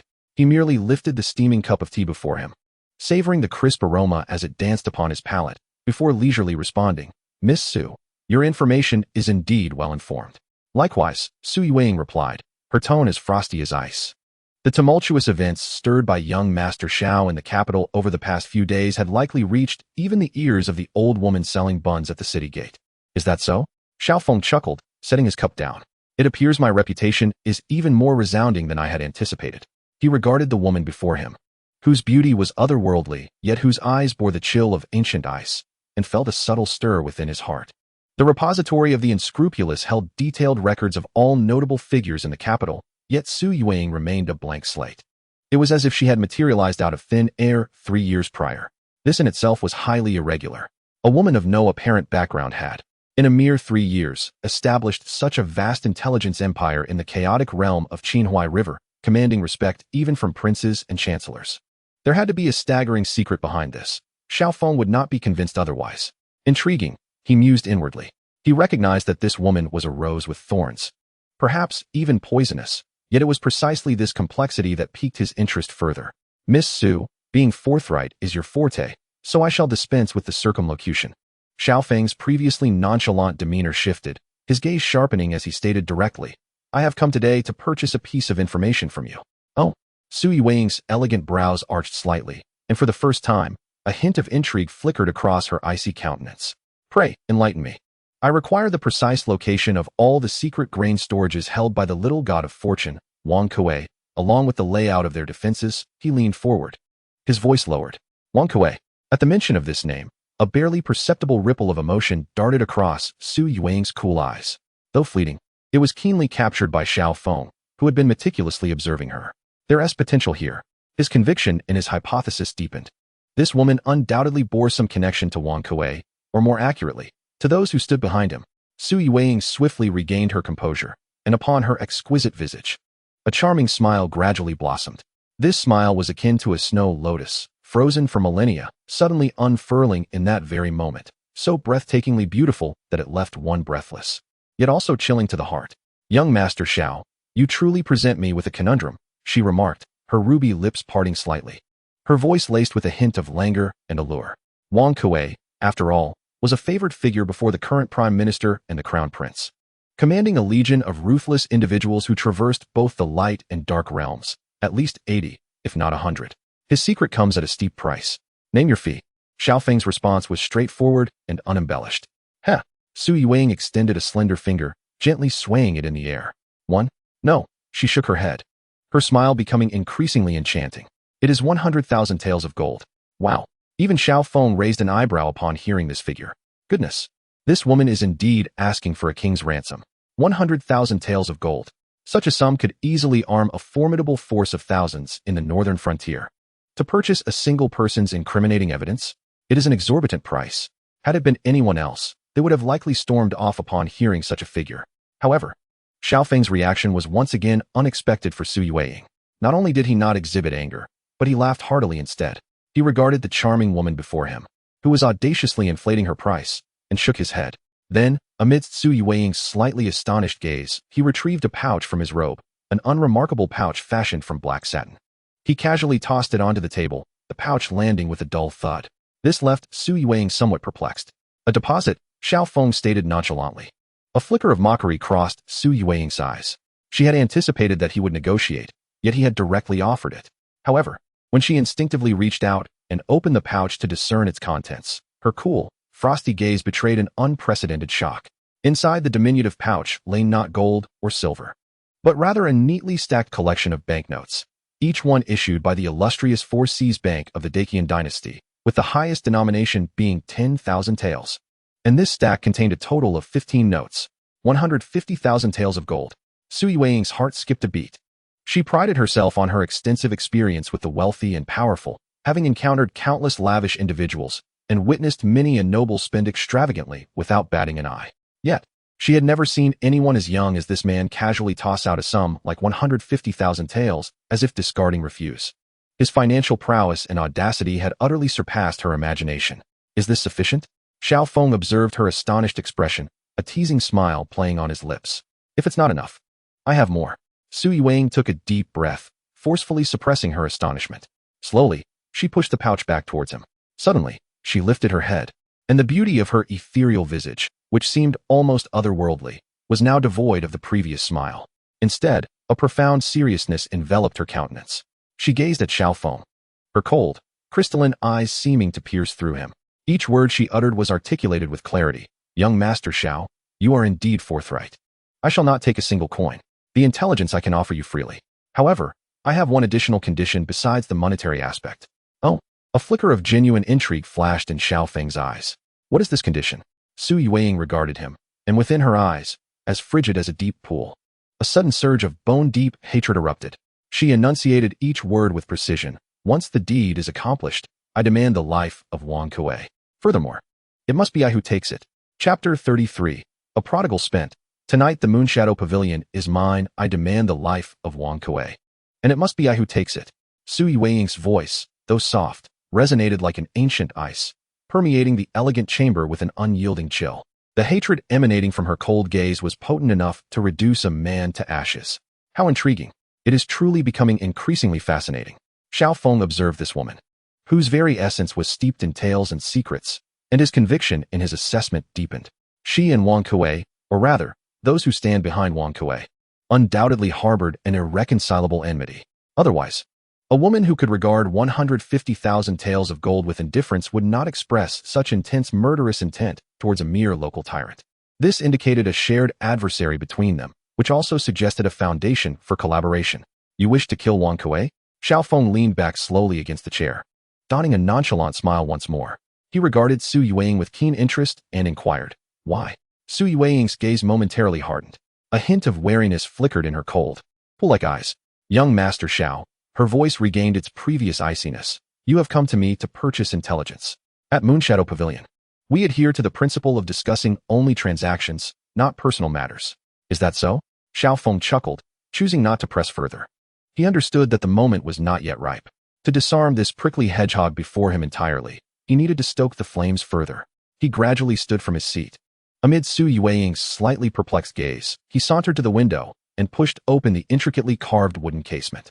Outside lay the Qinhuai River, ablaze with lights, accompanied by the melodious sounds of silk and bamboo and the laughter of countless men. As he surveyed the intoxicating scene below, he suddenly spoke.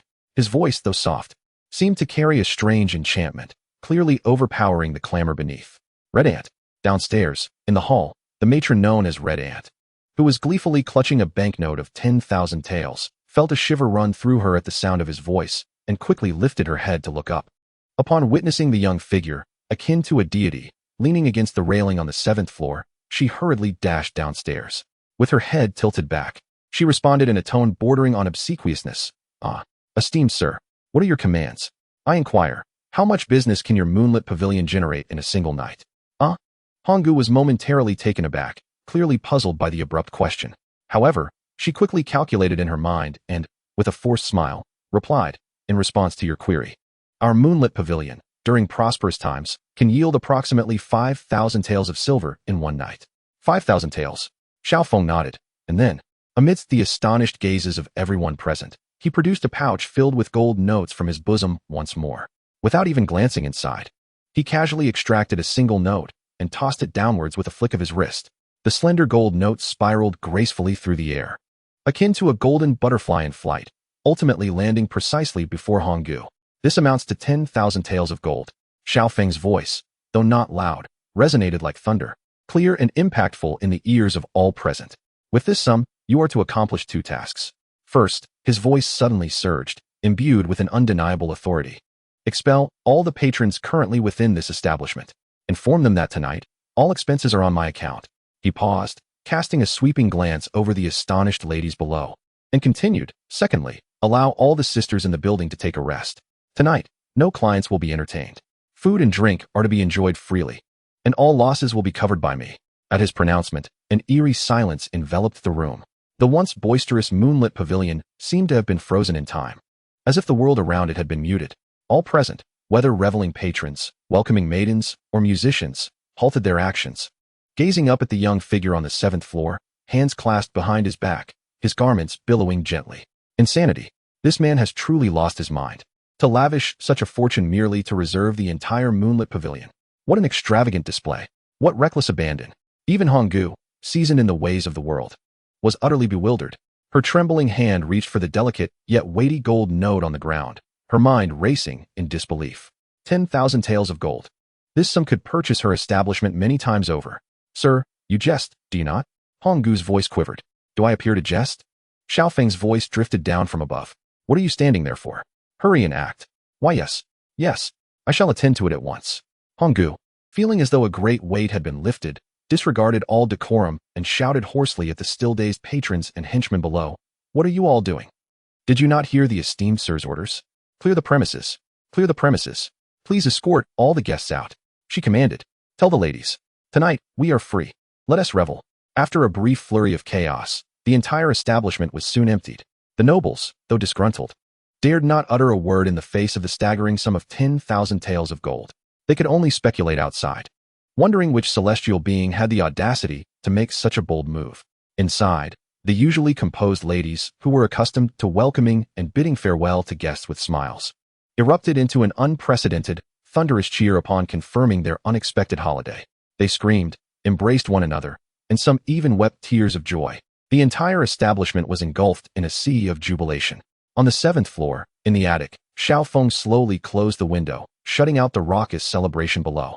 He turned to the figure who had been quietly kneeling the entire time, her expression inscrutable, yet her cold eyes sparkled with a peculiar light. Su Yueying. He approached her, settled back onto the mat, and poured tea for both of them. Then, fixing his gaze upon her, he spoke in an exceptionally calm tone. Now, Miss Su, we can discuss our collaboration at ease. I accept your terms. Wang Kuei's life is in your hands. Moreover, a significant smile graced Xiao Feng's lips. To ensure your peace of mind in assisting me, you need not meet any other guests tonight. Su Yueying looked at the man before her, and for the first time, a complex glimmer flickered in her cold, pool-like eyes. She was bewildered, truly baffled. Why did this man always act so unpredictably? Chapter 34. Su Yueying's shock. How does he know my true identity? Within the attic, tranquility returned. The deafening sounds of revelry below seemed to be entirely sealed off by an invisible barrier. Only the sound of boiling water from the teapot and their almost imperceptible breaths filled the silence. Su Yueying knelt quietly, her autumn-like, cold eyes fixated on the man whose actions defied all logic. After a long while, she gradually diverted her gaze, refilling her cup and Xiao Feng's, her movements imbued with an unspoken gravity. Young Master Xiao, her voice remained cool, yet lacked the previous detachment, now tinged with sincerity. What exactly do you intend to do? She could not believe that someone would recklessly spend such a fortune without reason. Furthermore, she found it hard to accept that he had invested so much merely to negotiate a contract for murder. The man before her had grander ambitions. What do I intend to do? Xiao Feng smiled. He lifted the teacup, gently savoring a sip of the warm liquid as it glided down his throat and settled within him. Gradually, he raised his gaze. Within his deep, starry eyes flickered an enigmatic light that eluded comprehension. Instead of directly addressing Su Yueying's inquiry, he uttered a statement that seemed entirely unrelated, even somewhat disjointed. 3 years ago. His voice was soft and faint, as if recounting a distant tale entirely disconnected from himself. The esteemed scholar of the previous dynasty, the imperial teacher, Mr. Su Wenjing, along with his entire family, faced imprisonment after boldly admonishing the current Chancellor Wang Engshi for his corrupt practices. Wang Engshi fabricated charges against them, leading to their execution on the grounds of treason, with none surviving the massacre of over 300 souls. Only one, a granddaughter aged merely 15, fortuitously remained unaccounted for while studying abroad. At this point, Xiaofeng paused. He slowly lifted his eyelids, his gaze, sharp as a blade, pierced deeply into Su Yueying's cold, clear eyes. He observed the slight upward curve of her lips, revealing a mysterious smile that seemed to see through everything. Might you recognize this individual, Miss Yueying? Suddenly, a resounding crash echoed through the silent attic, the sharp sound of porcelain shattering. The Qing porcelain teacup slipped from Su Yueying's now pale hand, which had lost its strength, and fell to the wooden floor, shattering into countless pieces. Scalding tea splashed over her, yet she felt no pain. In that instant, her body became rigid. Her face, typically serene and otherworldly in beauty, drained of color for the first time, turning as pale as paper. Her cold, lake-like eyes filled for the first time with shock and fear. She fixed her gaze on Xiaofeng, her usually tranquil eyes now churning with tumultuous waves. Her lips trembled violently. She attempted to speak, but found her throat constricted as if gripped by an invisible hand, rendering her utterly voiceless. How could this be? How was this possible? Her true identity, the deepest secret she had concealed even from her closest confidants. How did this man know? Why you? Su Yueying's voice emerged hoarsely, akin to two pieces of driftwood scraping against one another. She regarded Xiaofeng as though he were a demon risen from the depths of hell. Xiaofeng paid no heed to her nearly crumbling demeanor. He merely observed her quietly, as if appreciating a fragile work of art on the brink of shattering. He understood that his final revelation had precisely broken the back of this seemingly resilient camel, which was, in truth, already overwhelmed. Slowly, he rose from the mat. Step by step, he approached the woman before him, whose body trembled and whose face was as pale as a sheet. He did not bend down to assist her. Rather, he looked down upon her from his elevated position, his voice calm, yet imbued with an undeniable, absolute authority. Miss Su, he began, but then shook his head, a cruel smirk playing upon his lips. Perhaps I should refer to you as Miss Su Jianan. Boom. This final appellation struck Su Yueying like a divine thunderbolt, shattering her last psychological defenses in an instant. No, please, do not say any more, she cried, clutching her head in agony, as two streams of blood tears, long suppressed for 3 years, finally flowed from her once cold eyes. I beg you, do not continue.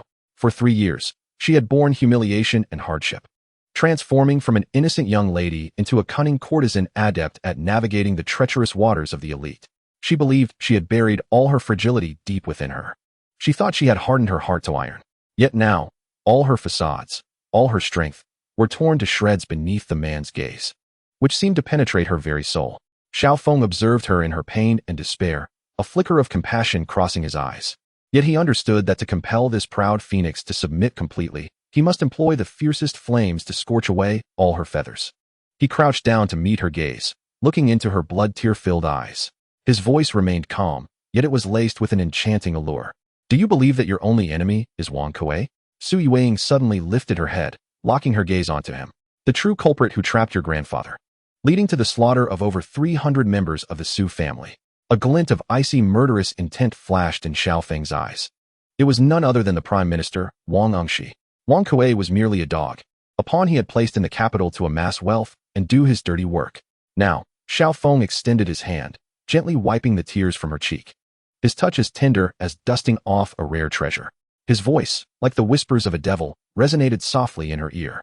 Miss Su Jianan, do you still think that merely killing Wang Kuei is sufficient? Chapter 35, A Powerful Alliance. Let us pierce the heavens together. Do you still think that simply eliminating Wang Kuei will suffice? His voice, reminiscent of a devil's whisper, echoed slowly in the silent attic. Each word struck Su Yueying, or rather, Su Jianan, like a heavy hammer upon her already shattered heart. Wang Engshi. When this name, a nightmare that had haunted her for 3 long years, was uttered clearly from Xiaofeng's lips, a torrent of rage erupted in her previously pained and despondent eyes. Indeed, what is Wang Kuei? He is merely a dog that bites, under the command of Wang Engshi. Killing the dog's master will only lead to the rise of a more ferocious beast. To truly seek vengeance and to offer solace to the restless spirits of the over 300 souls of the Su family, she must eliminate the master of that wretched dog, the very individual who orchestrated this entire calamity and now stands exalted, revered by the masses as the current Prime Minister. This truth is not lost on her. She comprehends it more profoundly than anyone else. Yet, she finds herself powerless. Wang Engshi, a figure of immense influence, with his loyal disciples scattered across the realm, even counts the crown prince among his staunch allies. And what of her? She is but a wretched woman, clinging to life, too fearful to reveal her true identity as a courtesan. All she can do is scavenge like a mouse lurking in the shadows, gnawing at the scraps left behind by her enemies. The act of slaying Wang Kuei is already the limit of her imaginings regarding revenge. As for Wang Engshi, he looms like a mountainous peak, a sight so daunting that even the thought of gazing up at him fills her with despair. Sun Yinin's lips trembled violently. She wished to utter that she was incapable, that such a feat was impossible. Yet, as she lifted her gaze and beheld the man before her, with his profound and confident eyes, her heart, long submerged in the abyss, unexpectedly sparked with a flicker of hope, a feeling so absurd that even she questioned its validity. She finally comprehended that this man had not come to test her resolve or to unearth her wounds. He was offering her an opportunity for revenge that she had never dared to dream of. Having grasped this revelation, Sun Yinin's heart, which had been frozen for 3 long years, melted in that very moment. She ceased her struggles and abandoned all pretense. She knelt before Xiaofeng, summoning all her strength to bow deeply, striking her forehead against the ground with a resounding thud. That sound echoed as a definitive farewell to the years filled with humiliation and bitterness she had endured. I, Sun Yinin, the orphan of the Su family, pay my respects to you, my lord. An hour later, within the brightly lit chamber, Sun Yinin had regained her composure. Despite her otherworldly beauty still bearing a hint of pallor, the coldness in her eyes had reignited with a flame known as hope. She confessed everything to Xiaofeng. It turned out that 3 years prior, after the tragic annihilation of the Su family, she was rescued at great peril by a loyal family servant. To survive and, one day, exact vengeance for her family, she assumed the alias Su Yueying, enduring humiliation and hardship. With her extraordinary beauty and the cunning inherited from her grandfather, she gradually established her own intelligence empire, the Moonshadow Pavilion, along the banks of the Qinhuai River. She wove an intricate web of intelligence, utilizing the nobility who fell under her spell, and amassed a fortune from them, nurturing a cadre of assassins and spies solely devoted to her. All her endeavors were driven by a singular purpose: revenge. My lord, please take a look, Sun Yinin said, retrieving a purple sandalwood box from a hidden compartment within the room. She opened the wooden box, revealing not gold or jewels, but rather a thick stack of meticulously inscribed names. This was a compilation of all the officials, wealthy merchants, and individuals from the underworld with whom Wang Engshi's faction had interacted over the past 3 years. A glimmer of coldness flashed in her eyes. The dark secrets of each individual were contained within. Xiaofeng took the roster, casually flipping through a few pages, and couldn't help but express a hint of admiration in his profound gaze. Astonishing. This was akin to a modern-day compendium of court officials. The records within were far more detailed and shocking than what he had previously obtained from unsavory characters. The Minister of Revenue had clandestinely mined an iron mine outside the city, reaping profits exceeding 1 million taels annually. The Deputy Minister of War was colluding with a certain tribe in the northern frontier to smuggle arms. Even the uncle of the current crown prince, the Duke of State, was entangled in an obscure relationship with a cult in Jiangnan. Each scandal, if revealed, could instigate a cataclysmic upheaval in the court. Impressive, Xiaofeng genuinely marveled. For the first time, he regarded this seemingly delicate yet deeply cunning and ruthless woman with a sense of appreciation. She was a born intelligence prodigy. If the unsavory characters were an indomitable spear in his hand, then Sun Yinin and her Moonshadow Pavilion were a shield capable of discerning all. The spear represented aggression, while the shield embodied strategy. Together, they could conquer the world. You flatter me. Sun Yinin modestly lowered her head. What she had accomplished was but a flicker of light compared to the grand ambitions of her master. How could she dare compete with the brilliance of the full moon? This was not mere humility, but a heartfelt confession. She had labored tirelessly, enduring humiliation for 3 years, with the ultimate goal of merely eliminating Wang Kuei to end her suffering. Yet, this man had stirred the entire capital into chaos within just 3 days. He had even brought her seemingly unattainable nemesis, Wang Engshi, directly to a challengeable arena. This audacity and skill filled her with profound respect. A flicker of light? Xiaofeng chuckled. He slowly closed the roster and returned it to Sun Yinin. No. He stood up and approached her, extending his hand to gently assist the woman still kneeling on the ground. He gazed into her eyes, slightly reddened with emotion and hatred, and in an unprecedentedly earnest and powerful tone, he pronounced each word clearly. I shall help you avenge your grievances, whether it be Wang Engshi or the Crown Prince. I will eliminate every obstacle that stands in our way, one by one. But his tone suddenly shifted. From his starry, profound gaze erupted an undeniable, absolute dominance. In exchange, in the Moon Shadow Pavilion, your intelligence network, he extended his hand gently, lifting her smooth chin to compel her gaze to meet his. Including you. From this moment forth, you shall be at my service. In the face of such an almost tyrannical declaration, Su Nianen exhibited neither hesitation nor resistance. Instead, her cold, clear eyes erupted with an unprecedented brilliance. She regarded the man before her, one whose arrogance knew no bounds and whose strength was unparalleled, and nodded emphatically. That gesture was imbued with an unwavering resolve. As long as she could avenge this deep-seated blood feud, she would not shy away from any sacrifice. A formidable alliance, capable of making the entire Dai Qian dynasty tremble, was officially forged at that moment. Chapter 36. The distribution map of the city's granaries. None shall escape. The powerful alliance ushered in a geometric increase in efficiency. Previously, Xiaofeng needed to issue orders to dubious individuals to investigate Wang Kuei, awaiting their layered scrutiny before compiling intelligence. Now, he merely needed to ask. Wang Kuei had established 7 secret warehouses in the capital for the purpose of stockpiling grain. Moon Shadow Pavilion, 7-storied lofts. Su Yueying, no, she should now be called Su Nianen, had fully embraced her role as the chief strategist. She personally prepared a special ink for Xiaofeng while articulating everything she had uncovered over the past 3 years with her cool and melodious voice. These 7 warehouses were officially recorded under the names of various unrelated individuals. Some belonged to bankrupt tycoons, others to deceased beggars, and 2 were even registered under the name of a long-missing palace eunuch. Wang Kuei operated with extreme caution and cunning. He never conducted any illicit dealings under his own name. Yet, as Su Nianen's tone shifted, a hint of mockery flickered in her cold eyes. He believed himself invulnerable, unaware that his stewards and confidants had long become regular patrons of Moon Shadow Pavilion. Men, when enriched, often find it difficult to control their baser instincts. The boasts they utter after indulgence reveal truths that surpass any form of torture. As she spoke, she lifted her brush to mark the specific locations of the 7 secret warehouses on the meticulously prepared, vast map of the capital. The first was beneath the Eastern City's Grand Carriage Depot, a place where he concealed his illicit accounts, heavily guarded. The second lay within the bamboo grove behind the Western City's Guangji Temple, concealing a dry well with hidden depths. Su Nianen's wrist was steady and strong. Each mark was executed with utmost precision. In less than an hour, a remarkably detailed treasure map emerged before Xiaofeng. This map not only indicated the exact locations of Wang Kuei's 7 secret granaries, but also detailed the number of guards at each. The identities and preferences of the guard leaders, their shift change times, the mechanisms within the warehouses, and the escape routes leading to unknown destinations. Everything is depicted with utmost clarity and precision. Perfect.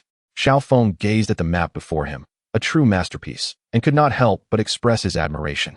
With this artifact in hand, not only he, but even a random group of soldiers could easily uncover all of Wang Kuei's secrets by following the clues laid out. Su Nianen's intelligence-gathering capabilities had once again exceeded his expectations. In addition to this, I have uncovered another matter. Su Nianen set down her pen, her expression shifting to one of gravity as she looked at Xiaofeng. It seemed Wang Kuei had sensed something amiss.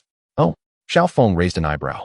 Just half an hour ago, one of his most trusted stewards, responsible for managing the 7 granaries, suddenly died under mysterious circumstances. Suddenly died. Indeed, Su Nianen nodded, claiming it was due to excessive drinking leading to apoplexy. However, my informant within his household reported that the steward bled from all 7 orifices, meeting a tragic end. It was poison. A glimmer of cold light flashed in Xiaofeng's eyes. It appeared our little Tisan had quite a keen sense of smell regarding danger. Moreover, Su Nianen continued, immediately after the steward's untimely death, Wang Kuei ordered the guards at all granaries to be doubled. Furthermore, starting today, no one is allowed to enter or exit the warehouses. He seems intent on turning into a turtle retreating into its shell. A turtle retreating into its shell?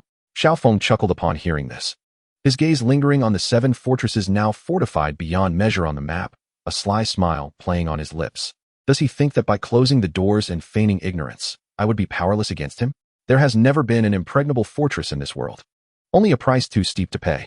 The more anxious he becomes, the more it signifies. Xiaofeng extended his finger, gently tapping on the red circles on the map. What lies hidden within is of utmost importance to him, or rather, to the forces behind him. My lord. Sun Yinin's eyes sparkled with a flame of vengeance. When shall we strike? Patience, Xiao Feng shook his head, the depths of his gaze shimmering with the cunning light of an old fox. To act directly is merely the basest of tactics. Even if we succeeded in seizing the grain and accounts, they could easily turn the tables, accusing us of framing them. That would lead to a messy dispute before the emperor. What I seek is not mere theft. A cold smirk curled at the corners of Xiao Feng's mouth. What I desire is to obtain, to seize everything from him openly, in front of the entire world. I want him to lose with complete conviction. I want him to suffer in silence, unable to voice his anguish. Sun Yinin observed this man, who spoke the harshest words with an expression of calmness, his cold eyes glimmering with intrigue. She realized that she was truly becoming increasingly unable to fathom him. Yet, it was precisely this inscrutable mystery and strength that stirred her long-dormant heart, drawing her in deeper. What is the Lord's plan? She could not help but ask softly. Xiao Feng did not respond immediately. He gazed at the intricate map before him, his mind racing with a multitude of thoughts colliding and intertwining. A bold yet audacious scheme, intricately linked, slowly took shape within his heart. After a prolonged moment, he gradually lifted his head, a hint of a confident smile gracing his face. The first step of the plan was straightforward. If he wished to be a turtle hiding in its shell, then they would force him out. Did he not monopolize the grain of the entire city? They would ensure that the grain he held would rot away in his warehouses, not a single grain sold. As Xiao Feng spoke, a glimmer of cold resolution flashed in his eyes. However, to execute this plan, he needed something vital, sufficient manpower, enough to carry out this large-scale operation, one that would incite chaos and shape public opinion under the bright light of day.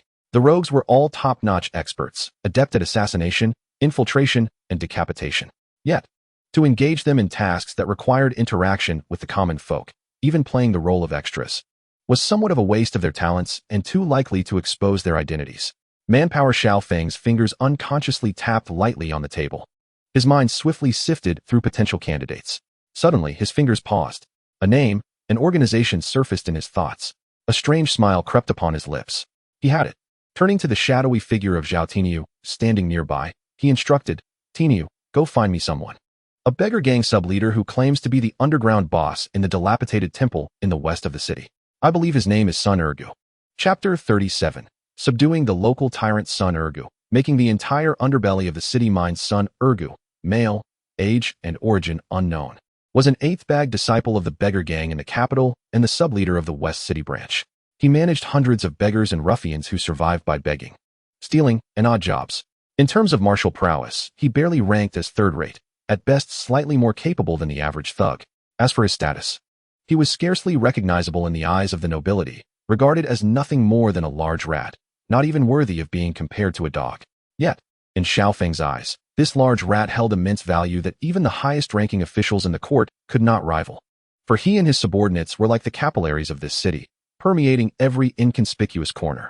They were born information gatherers and the finest purveyors of public opinion. If one wished to orchestrate a play for the entire capital to follow in a short span of time, to let rumors take flight and penetrate the ears of every citizen, seeking them out was undoubtedly the right choice. That very evening, at the hour of the pig, in the western part of the city, an abandoned and dilapidated mountain temple stood, long forgotten by time. This desolate place served as the lair for Sun Ergu and his key subordinates, where they regularly gathered to gamble and divide their ill-gotten gains. At this moment, inside the crumbling temple, flames soared high, accompanied by a cacophony of voices. Sun Ergu, bare-chested and rosy-cheeked, reveled in the company of several young lieutenants around a fire pit, drinking heartily and engaging in boisterous games of chance. Fortune smiled upon him today, as he had just won over a dozen taels of silver from a wealthy outsider and was preparing to take his men to a familiar brothel for further merriment. Big brother. Cheers. Big brother is mighty. His underlings fawned over him. Flattered by their praises, Sun Ergu lifted a bowl of cheap liquor and downed it in one gulp, exuding bravado as he hurled the empty bowl to the ground with a resounding crash. "Tonight's expenses are all on me," he proclaimed, but his words were abruptly interrupted by a calm, emotionless voice that echoed from the entrance of the decrepit temple. "They're all on me." "Who?"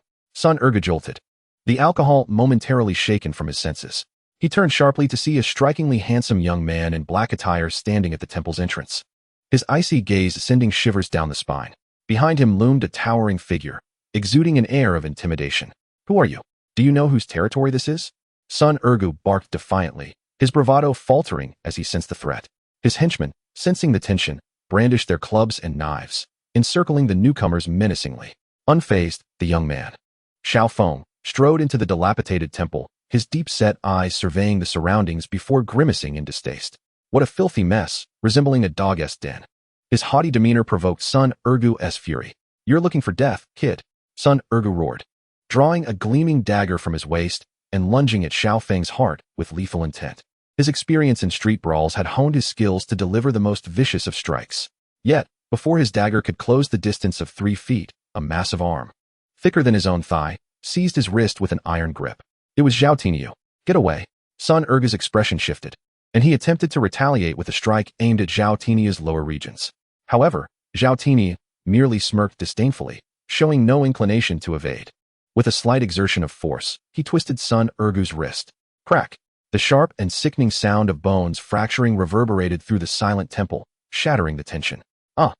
Sun Ergu emitted a blood-curdling scream, far from human, as the dagger clattered to the ground. His body crumpled to the floor.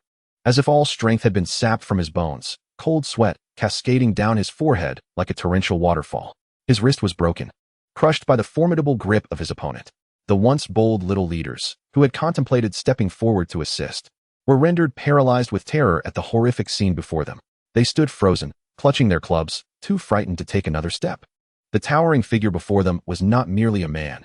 He was a monster. Xiao Feng approached the writhing Sun Ergu, who lay on the ground, and slowly crouched down beside him. He gazed at Sun Ergu's face, contorted with excruciating pain, and bestowed upon him a gentle, benign smile. "Sun Ergu, is it? The head of the West City faction of the Beggars sect, with over 300 brothers under your command? I hear that last month, you embezzled 300 taels of silver, meant for disaster relief, and purchased a mistress's residence in the southern part of the city?" With each word spoken by Xiao Feng, the color drained from Sun Ergu's face. By the time Xiao Feng finished, all traces of agony had vanished, replaced by an all-consuming dread. Who on earth was this man? How could he possess such intimate knowledge of secrets that only he and a few trusted confidants knew? Before Sun Ergu could recover from his shock, a series of short, piercing screams erupted from outside the dilapidated temple.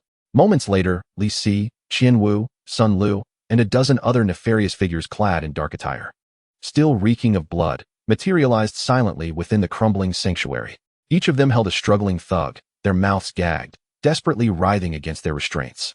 These were indeed the most capable subordinates of Sun Ergu. "Big brother, save me." One of the small leaders, upon seeing Sun Ergu, displayed a look of desperate pleading in his eyes. In that instant, Sun Ergu's heart plummeted to the depths of despair. He finally comprehended the gravity of his predicament. He had provoked a towering figure, one he could not even hope to comprehend. This adversary not only possessed monstrous enforcers, but also wielded an unfathomable intelligence network. The most terrifying aspect was that this opponent operated beyond the realm of common sense. Before he could even voice his demands, all his trump cards had been laid bare before his enemy. How could he possibly continue? With a thud, Sun Ergu, a man of considerable adaptability, suppressed the excruciating pain radiating from his wrist and, without hesitation, knelt before Xiao Feng. It was a profound act of submission, a complete prostration of respect and surrender. "Grandfather, grandfather."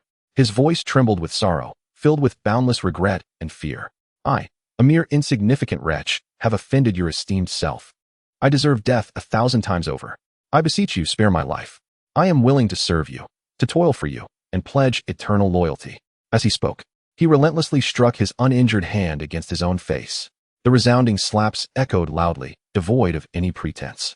Observing the depths of his humiliation, Xiao Feng's lips curled into a satisfied smile. He realized that the most formidable local tyrant in the capital had been thoroughly subdued. Rising to his feet, he chose to disregard Sun Ergu further and instead procured a heavy purse from his bosom. He casually tossed the coin pouch before Sun Ergu. The pouch landed on the ground, producing a crisp sound reminiscent of metal clashing. A gold ingot rolled out from the opening. Sun Ergu's eyes instantly widened in astonishment. Gold. Inside were 100 taels of the precious metal. Xiao Feng's voice, though soft, resonated in Sun Ergu's ears with celestial clarity. "Follow me, and you shall enjoy boundless wealth and glory." Sun Ergu's breath quickened in an instant. However, Xiao Feng's subsequent words doused him with a chilling reality akin to cold water cascading over him. "But," he said, his eyes flashing with a glint of icy menace, "should you dare to betray me," he gestured towards the lifeless bodies outside, already dealt with by unscrupulous individuals, "your fate will be 100 times worse than theirs." Choose wisely. This was a classic example of the carrot and stick approach, a most effective method to deal with a rogue like Sun Ergu. Without a moment's hesitation, Sun Ergu, disregarding his severed hand, scrambled forward and clung to Xiao Feng's thigh. His actions were imbued with a mixture of unending flattery and resolute determination. My lord, you are as dear to me as my own grandfather. From this day forth, if you bid me go east, I shall not venture west. If you command me to chase dogs, I shall not pursue chickens. Chapter 38. Operation Codename Hamster. Let the merchants weep tonight in the residence of the rogue leader. The study was no longer the dilapidated room it once was, marred by a large hole. Under the efficient guidance of Uncle Fu, the entire study had been meticulously restored overnight, now exuding an even more imposing grandeur than before. At this moment, the study was brightly lit, yet the atmosphere was exceptionally tense. Xiao Feng remained seated before the vast map of the capital, but three individuals now stood before him. One was Su Anian, clad in a simple white dress, her demeanor as serene and frigid as an ice lotus atop a snow-capped peak. The second was Li Si, a burly figure whose fierce presence was akin to a blade drawn from its sheath. Lastly, there was Sun Ergu, dressed in brand-new satin, his face adorned with a sycophantic smile, yet his eyes flickered with shrewdness and cunning. These three individuals represented the three distinct forces Xiao Feng currently wielded. The Moon Shadow Pavilion's intelligence served as the brain, the rogues acted as the sharp blade of assassination and offense, while Sun Ergu and his band of beggars represented infiltration and chaos, akin to a sprawling neural network throughout the city. Any one of these forces alone could stir considerable turmoil in the capital, and now, for the first time, they were united for a singular, wildly ambitious objective. Everyone is here, Sun Ergu remarked, glancing at the two beside him, one stunningly beautiful and the other exuding an aura of chilling detachment, both radiating an intimidating presence. He could not help but swallow hard, attempting a dry laugh to lighten the mood. Yet, no one paid him any mind. Su Nianan and Li Si merely gazed quietly at the young man seated before the map, their eyes filled with unwavering faith. Sun Ergu, feeling out of place, could only awkwardly close his mouth, adopting their demeanor of observing with a composed expression, refraining from uttering another idle word. He understood that today's meeting was of great significance. The fact that a mere local ruffian like himself stood alongside the legendary master of the Moonshadow Pavilion and the elusive yet formidable captain of the rogue militia indicated that his newly acknowledged grandfather was surely planning something grand. After a prolonged silence, Xiao Feng finally withdrew his gaze from the map. He slowly turned, his profound eyes sweeping over the faces of the three before him. The personnel, intelligence, and plans were all in place. His voice, though soft, carried the heavy foreboding of an approaching storm. The time for action had arrived. Without further ado, he began to assign tasks. Sun Ergu, he called. Ah, I'm here, master. Sun Ergu jolted, hurriedly stepping forward, nodding and bowing with an exaggerated eagerness. Your task is the simplest yet most crucial. A flicker of amusement danced in Xiao Feng's eyes. Tonight, after darkness falls, I want you to send out all your talkative brothers to every tavern, tea house, gambling den, and brothel in the city, any place with a crowd, to spread a rumor. A rumor? Sun Ergu was momentarily taken aback. Indeed, Xiao Feng affirmed with a nod. Spread the word that the refugees outside the city are on the verge of breaching the gates. The granaries of the court are already empty. The Jingzhou prefecture is preparing to abandon the city under cover of night. However, Xiao Feng's tone abruptly shifted. Sun Dishing, the magistrate of Jingzhou prefecture, is a good official. He cannot bear to see the citizens starve. Therefore, before fleeing, he has decided to secretly open the hidden granaries of several unscrupulous grain merchants. The time is tonight, at the third watch. He pointed at the 7 red dots circled in cinnabar on the map. Right here. I need you to ensure that this rumor spreads to every corner of the capital within 1 hour.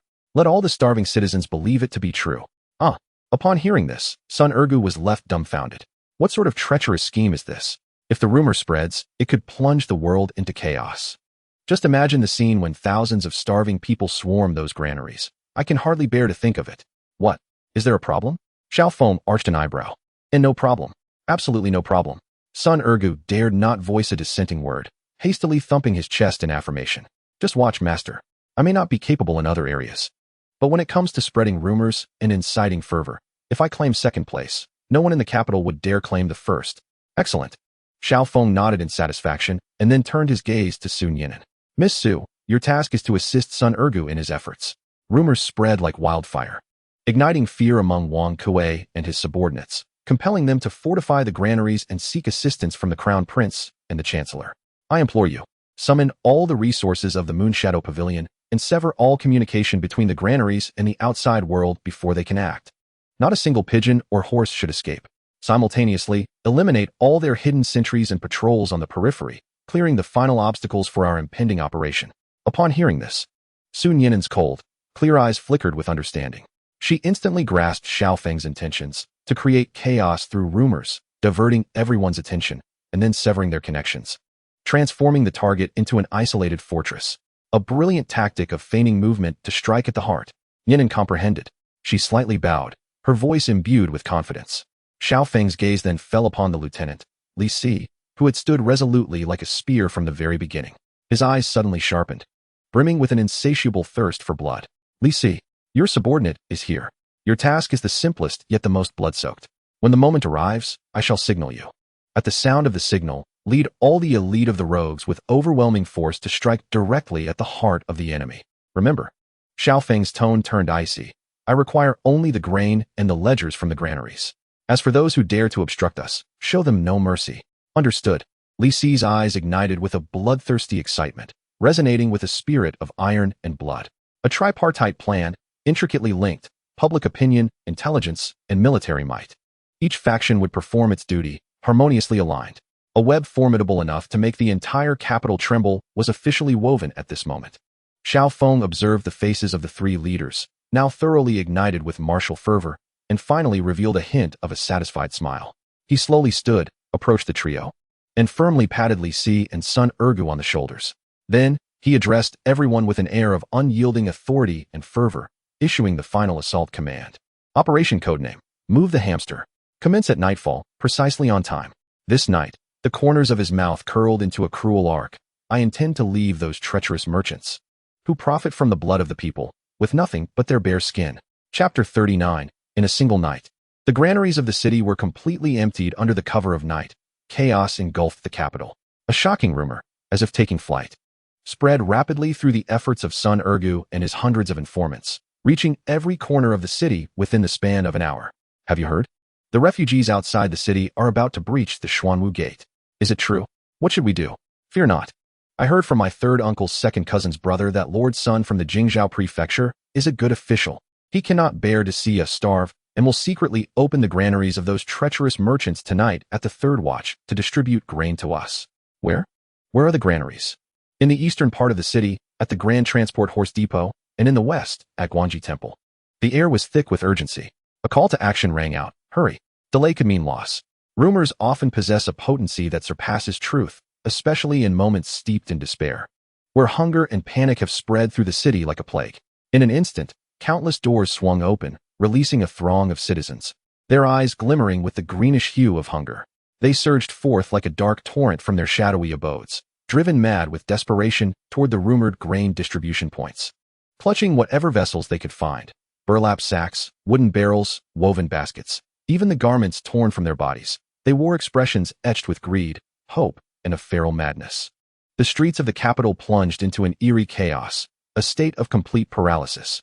Meanwhile, in the residence of Wang Kuei, the city's petty deity of wealth, he lay soundly asleep, nestled beside his newly acquired concubine. A sudden, frantic knocking jolted him from his slumber. Who is it? It's the middle of the night. He bellowed, irritated. My lord, this is grave news. Something terrible has occurred. Came the panicked voice of his trusted steward from outside, tinged with desperation. What could possibly warrant such alarm? Wang Kuei grumbled as he donned his garments and opened the door. The steward stood pale and trembling, pointing outside, stammering. I don't know where the rumor originated, but it claims we will open the granaries tonight. The area outside is swarmed with starving citizens. It's a massive chaos. What? Wang Kuei's senses sharpened at the revelation.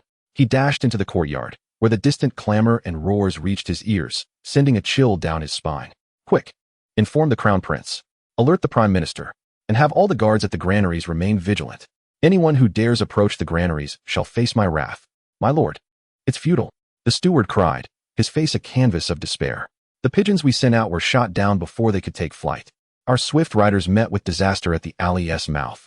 We are surrounded and cut off from the outside world. What did you say? Wang Kuei's mind went blank, overwhelmed by a wave of indescribable terror. He realized, too late, that he had fallen into a trap meticulously laid out for him. Little did he know, the the true peril was only just beginning. Amidst the chaos, the best cover was confusion. While all attention was drawn to the starving masses lured by the rumors, a silent operation was unfolding in the shadows, unnoticed. In the eastern part of the city, at the Grand Transport Horse Depot, the entrance to the heavily guarded underground granary was poised for action. "Stay alert," the command echoed through the gathering darkness. A formidable guardian stood before his subordinates, his voice thunderous as he admonished them. "Have you not heard the raucous cries of those wretches outside? Should anyone dare to let even one of them in, I shall flay them alive." As his words hung in the air, a faint yet chilling sound pierced through from behind him, a subtle, deadly whisper of a blade finding its mark. His body stiffened, and he slowly lowered his gaze, only to witness a glimmering blade emerging from his chest. He opened his mouth, perhaps to utter a protest, but all that escaped was a desperate gasp before he collapsed forward, lifeless. Behind him, the tea vendor and officer, Li Si, methodically withdrew his short staff, now devoid of its blade, his expression impassive. Around him, shadows coalesced into a multitude of dark figures, resembling phantoms, silently emerging from the gloom. The entire sequence unfolded with fluidity, devoid of even the slightest sound. The guards, oblivious to the origin of their assailants, were swiftly and completely eradicated. Li Si approached the heavy iron door, its intricate locks catching his eye, and a disdainful smirk graced his lips. Behind him, a skilled rogue produced an oddly shaped set of tools from his robes. In less than 10 heartbeats, the formidable iron locks, capable of ensnaring even the most adept, were effortlessly disengaged with a series of satisfying clicks. The stone door creaked open, releasing a gust of air imbued with the scent of rice mingled with mildew. Inside lay mountains of grain. "Commence," Li Si commanded, his hand gesturing decisively. The waiting rogues surged into the warehouse like the most efficient of worker ants. They paid no heed to the gold or jewels, for their sights were set solely on two objectives: the grain and a black ledger hidden within a secret chamber. With strength surpassing that of ordinary men, they hefted sack after sack of grain, vanishing swiftly through a clandestine passage leading to the underground waterways of the capital. Expertly mapped out by the Moonshadow Pavilion, the entire operation flowed seamlessly, reaching an almost breathtaking pace. From the surprise assault to the clearing of the premises, and finally to the transportation, not a single incense stick burned out during the entire ordeal. As the last sack of grain and the crucial black ledger were whisked away, Li Si surveyed the now barren warehouse, where only a few errant mice scurried about. A satisfied smile crept across his face. He turned to his subordinates and coolly instructed, "Regroup, the next target awaits." Dawn approaches. As the eastern horizon began to blush with a hint of light, this silent operation that had swept through the capital concluded its final act. In a vast underground stronghold, unknown to the world above, Xiaofeng stood with his hands clasped behind his back, gazing at the towering piles of grain before him, alongside the numerous black ledgers documenting countless misdeeds. A glimmer of satisfaction finally broke through his stoic demeanor. Far to the west of the city, Wang Kuei and the other grain merchants engaged in the hoarding operation in the capital endured a night fraught with anxiety, only to discover that the clamor outside had gradually subsided. One by one, they released long sighs of relief. Finally, they had weathered the storm. A pack of lowly commoners truly believed I would open the granary to distribute grain. Once the fervor has passed, I shall raise the rice prices once more. No, I shall inflate them tenfold. They were still indulging in dreams of wealth, envisioning the prices of rice doubling. Unbeknownst to them, they had already lost everything. Chapter 40. The merchants have gone mad. Where is my grain? The following day, dawn broke. The sun, as always, poured its golden rays over the streets and alleys of the capital. The chaos that had swept through the city the previous night seemed but a fleeting dream, arriving swiftly and departing just as quickly. Aside from remnants of discarded belongings and a few bloodstains that had yet to be cleared, the city appeared to have regained its former tranquility. In the backyard of Wang Kuei's residence, this minor deity of wealth in the capital lay contentedly in a hot spring, indulging in the massages of two beautiful maidens. The events of the previous night had unnerved him greatly. However, he felt fortunate that the situation had not escalated to a direct assault on the granary by the commoners, a bunch of ineffectual fools. Wang Kuei sipped the fine wine presented by a maid, a cold smirk of disdain crossing his face. Did they still dare hope I would open the granary? Let them continue to dream their futile dreams. He had already devised a plan. Following the panic that had gripped the city last night, he was certain the fear had reached its zenith. Today would be the perfect opportunity to reap his rewards.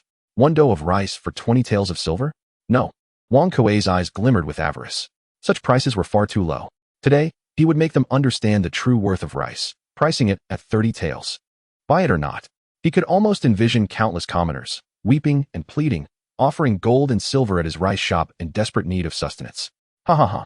The thought brought forth a triumphant laugh.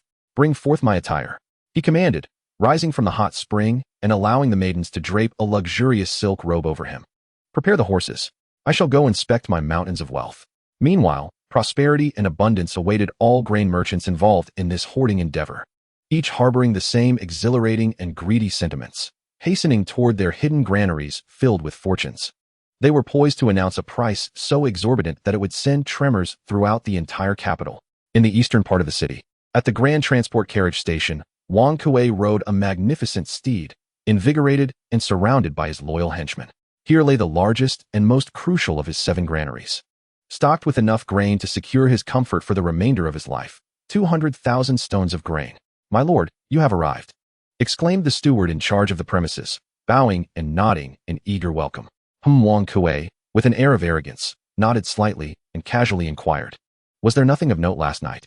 The steward replied with assurance, nothing at all. Everything is just fine. Although there was quite a ruckus outside, we did not leave our posts for a moment. Not even a single fly managed to enter.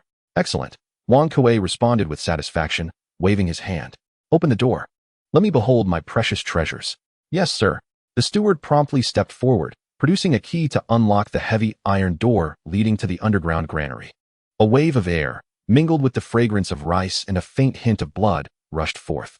Wang Kuei dismissed the slight odor of blood as merely the scent of a dead rat. With a pilgrim's fervor, he was the first to step into the dark passage. However, upon reaching the end of the tunnel and glimpsing the scene within the granary, the triumphant expression on his face abruptly froze. He stood there as if ensnared by an invisible force. His once greedy eyes widened in shock, resembling brass bells. The vast granary, which should have been piled high with grain, was now utterly barren. There was not a single grain left, not even a solitary rice kernel. Only a few oblivious rats scurried leisurely across the desolate floor. Wang Kuei's lips began to tremble uncontrollably. He felt as though his heart were gripped tightly by a frigid hand, rendering him breathless. He could scarcely believe his eyes, straining with all his might. He rubbed his eyes and gazed once more into the granary. Still empty. No, this cannot be. This is absolutely impossible. In a frenzied state, he dashed into the granary, resembling a headless fly, frantically searching. Where's my grain? My 200,000 stones of grain. Where has it gone? Where in the world has it gone? He screamed in a hysterical rage, his voice sharp and even cracking under the weight of his extreme fear and fury. The steward, trailing behind him, was equally petrified by the sight, collapsing weakly to the ground. I do not know, my lord. We truly did not leave our posts last night. The grain, it seems to have vanished as if it sprouted legs and walked away. Vanished? Wang Kuei spun around, his bloodshot eyes fixated on the steward. I care not whether it grew legs. All I know is that it is gone. You useless fools. Buffoons. You cannot even guard a granary.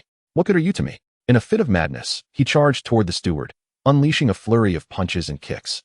Yet, at that moment, a far more terrifying and despairing realization halted all his actions.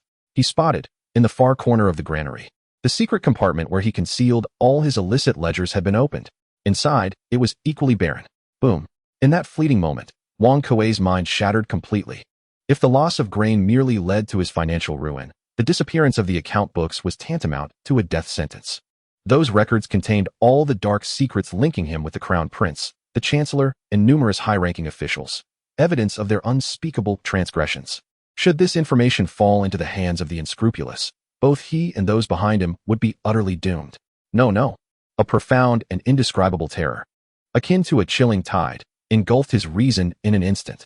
He felt a sudden sweetness in his throat.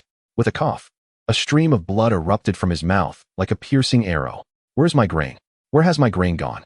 Wang Kuei let out a cry that was more beast than man, filled with despair and madness, akin to the wailing of a slaughtered pig.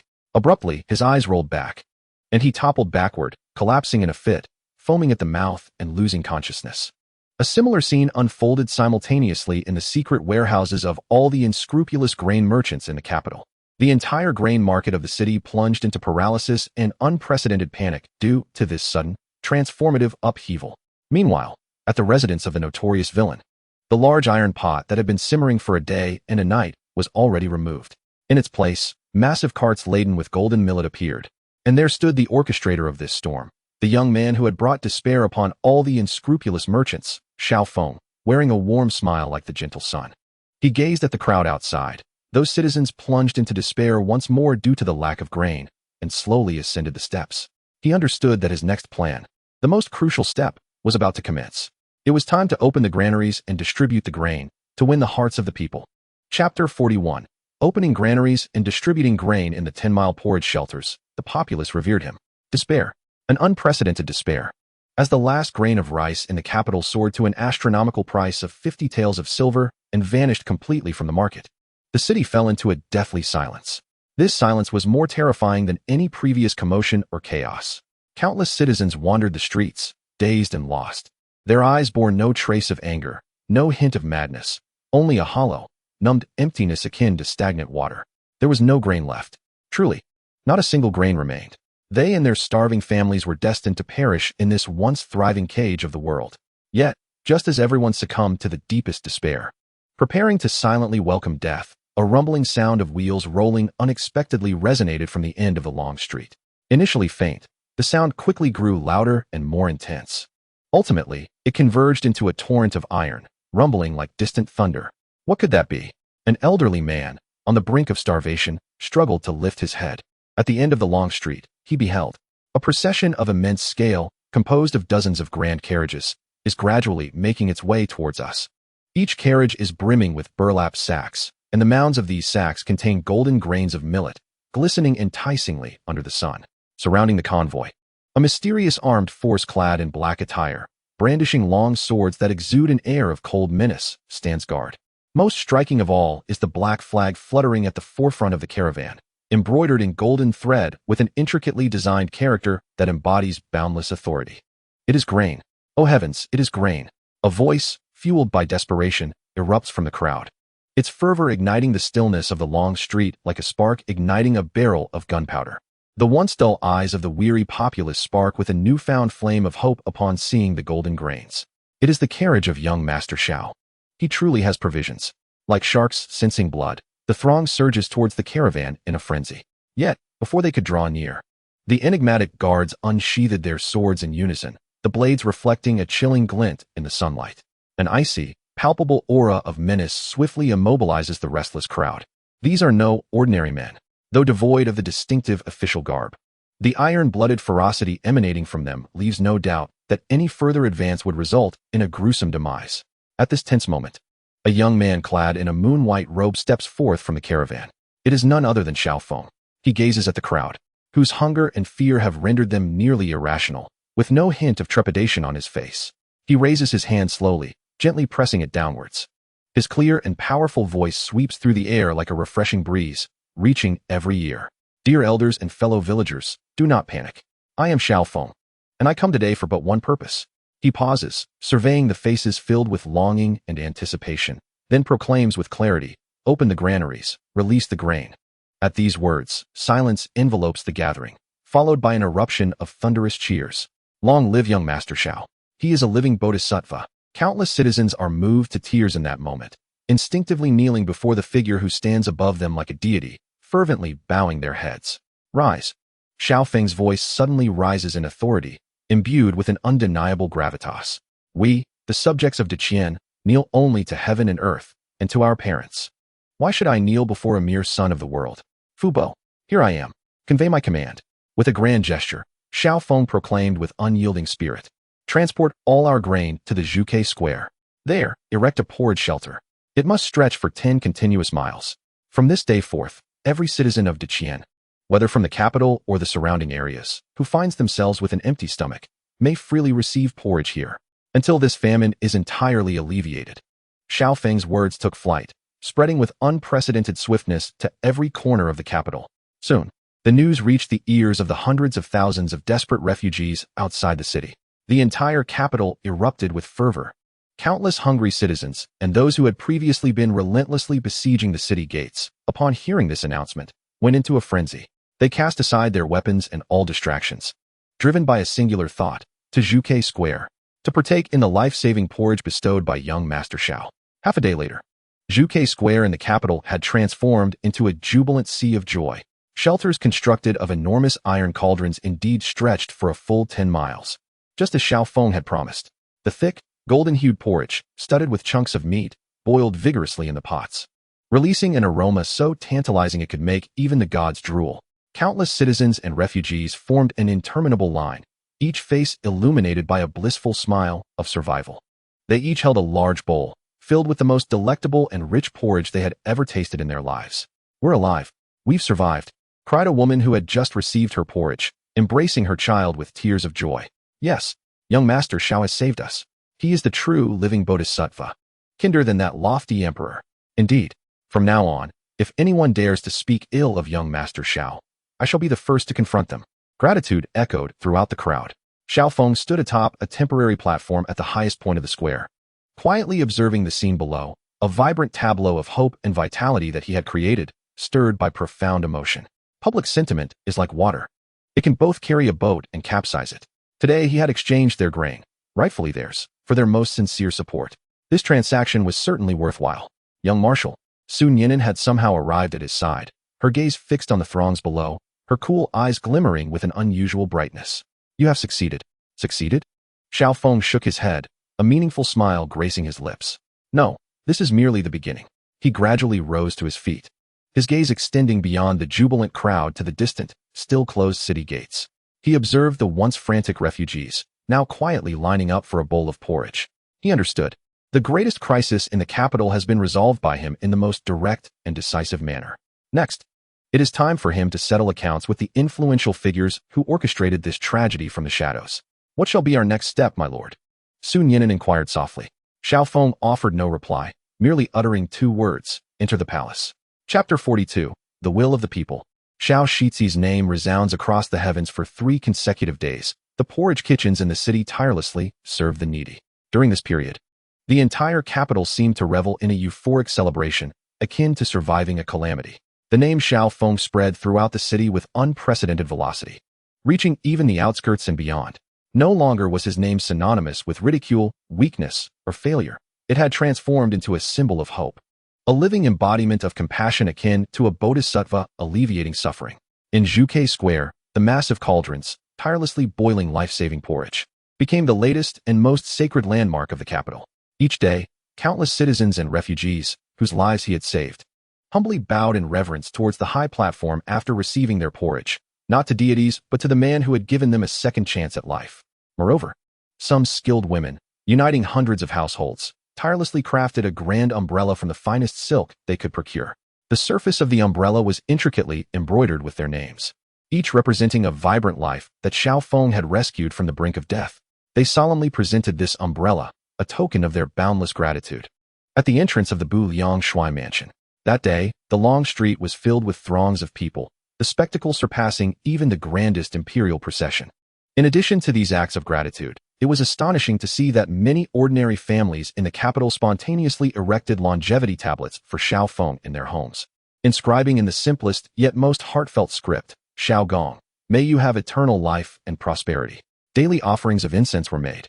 To them, the distant gods and Buddhas seemed unattainable, while the young man who, in their darkest hour, offered a bowl of hot porridge was the most tangible and worthy of their faith.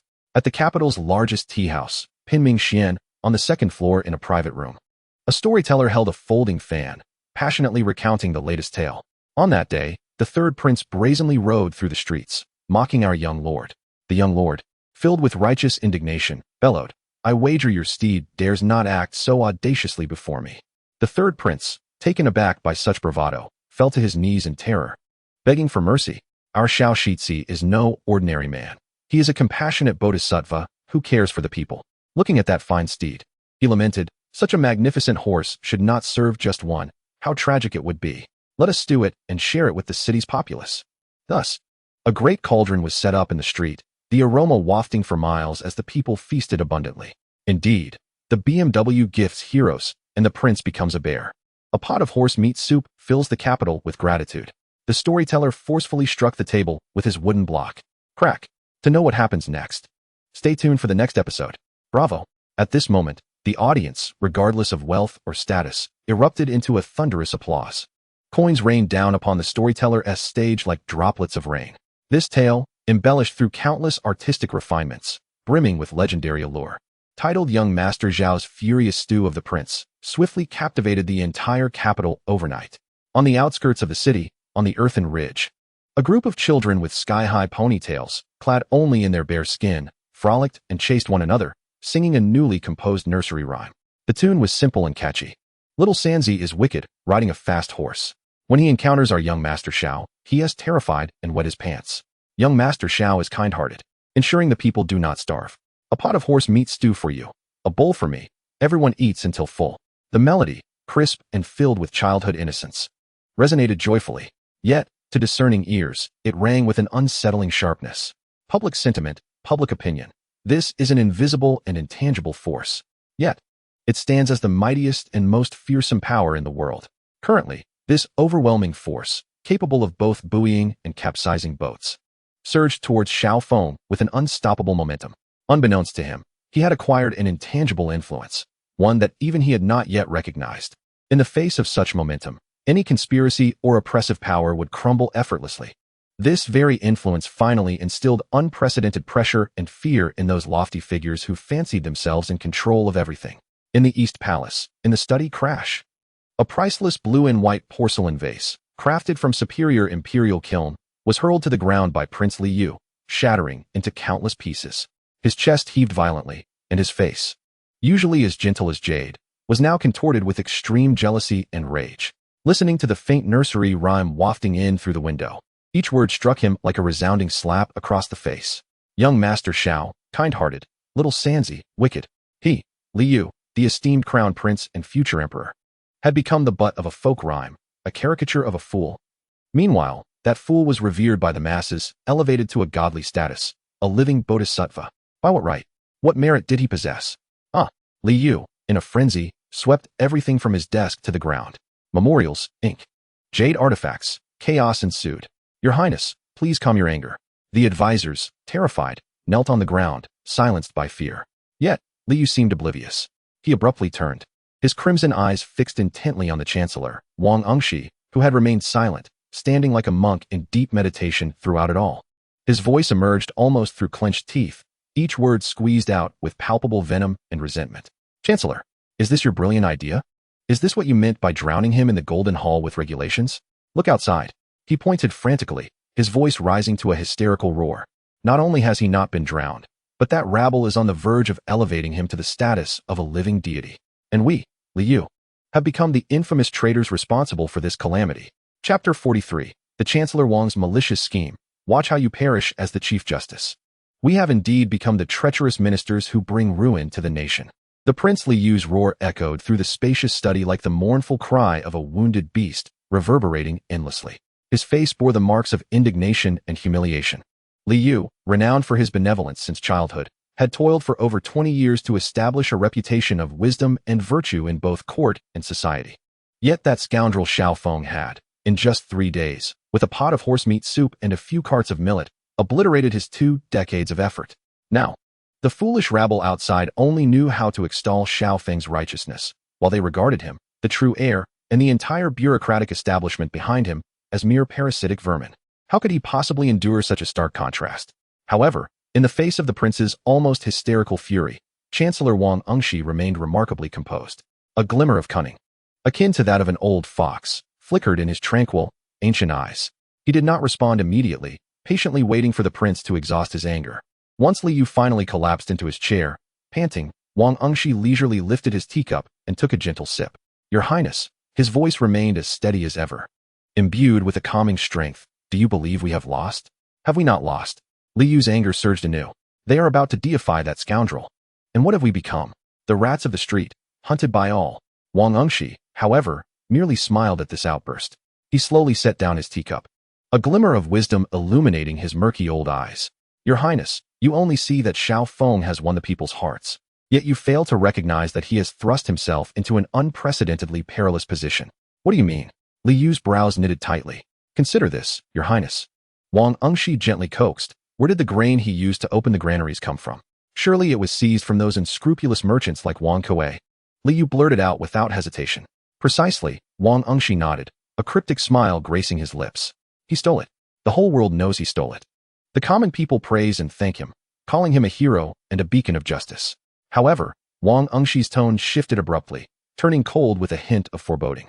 In the court, within the confines of the law, and through the scrutinizing eyes of his political adversaries, how would they label his actions? As embezzlement? As lawlessness? Li Yu's eyes suddenly sparkled with enlightenment. In an instant, he grasped Wang Engxi's intent. The Prime Minister remarked, "Indeed." Wang Engxi stroked his beard, a sinister smile creeping across his face. The hearts of the people are the most inconsequential of things. The common folk are but foolish ants. Today, they may elevate Xiao Feng to the pedestal for a mere bowl of porridge. Tomorrow, they can just as easily cast him into the abyss for a piece of bread. Ultimately, it is not some ethereal notion of public sentiment that dictates a person's fate, but rather the court, the law of the land. The vermilion brush in His Majesty's hand. Xiao Feng, in his arrogance, believes he can win the people's favor through means outside the established norms. Very well. Wang Engxi's eyes glimmered with a serpent-like gleam. The old minister proposed a scheme that would lead him to leap into the fiery pit of rules himself. To elevate him to his doom. Elevate him to his doom? Li Yu's breath quickened with excitement. Indeed, Wang Engxi articulated clearly, "Your Highness, you may immediately unite the officials to petition His Majesty. Just state that this Xiao Feng, being righteous and having a heart for the people, possesses the spirit of ancient statesmen, since he is so concerned about the theft of the capital's grain stores and enjoys the love of the populace. Why not let him temporarily assume the position of Minister of Justice? He would be fully responsible for the thorough investigation of this matter." What? Upon hearing this proposal, Li Yu was momentarily taken aback, then his entire being surged with exhilaration as he sprang to his feet. Brilliant. Utterly brilliant.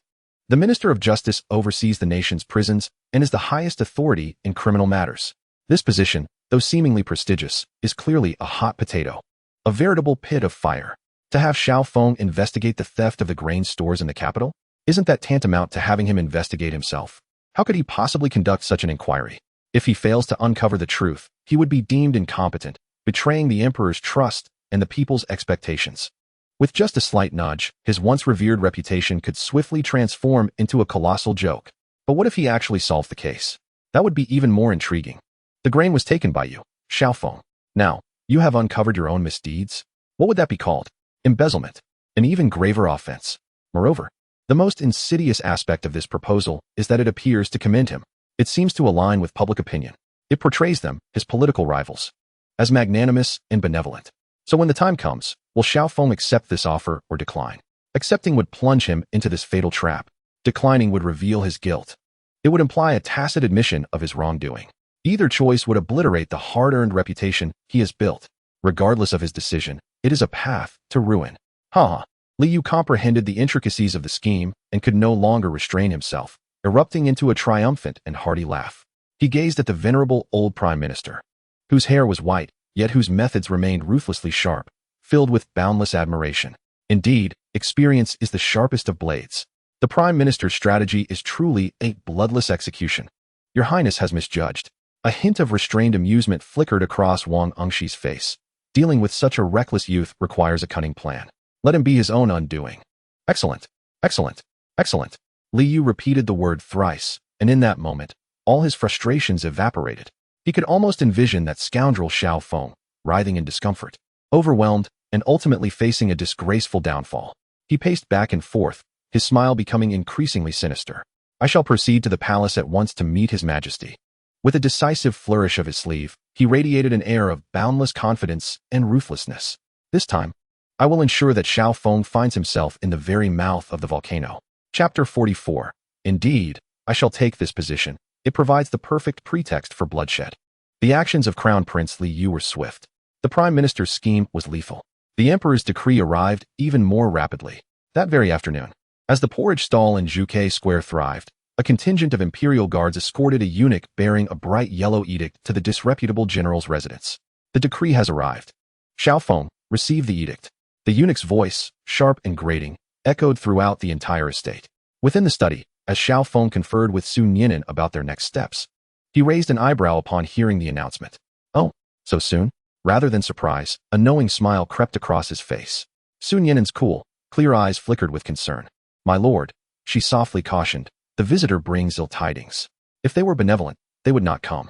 Xiao Feng chuckled, rising to adjust his attire before strolling toward the front hall. In the front hall, the incense altar had already been prepared. Xiao Feng, along with Fu Bo and Sun Yinan, knelt on the ground. By the will of heaven, the emperor decrees. The eunuch cleared his throat, elongating his tone as he began to proclaim the edict. It is noted that the son of the disreputable general, Xiao Feng, possesses a resolute character, loathes evil, and exhibits the demeanor of ancient, esteemed officials. Recently, the granaries of the capital have been plundered, resulting in soaring grain prices and public unrest, which weighs heavily on my heart. It is reported that Xiao Feng enjoys the people's support and harbors a deep disdain for unscrupulous merchants and rogues. Therefore, he is exceptionally promoted to the position of acting minister of the Dali Temple. He is commanded to thoroughly investigate the case of the granary theft. A deadline of 3 days is imposed. Within 3 days, the truth must be uncovered, the stolen goods recovered, and the people's hearts soothed, providing the realm with an explanation. Should there be any negligence, execution is certain. Thus decreed. The edict was brief, yet each word pierced like a poisoned needle, exuding a ruthless and sinister intent. It was a blatant, unabashed execution disguised as elevation.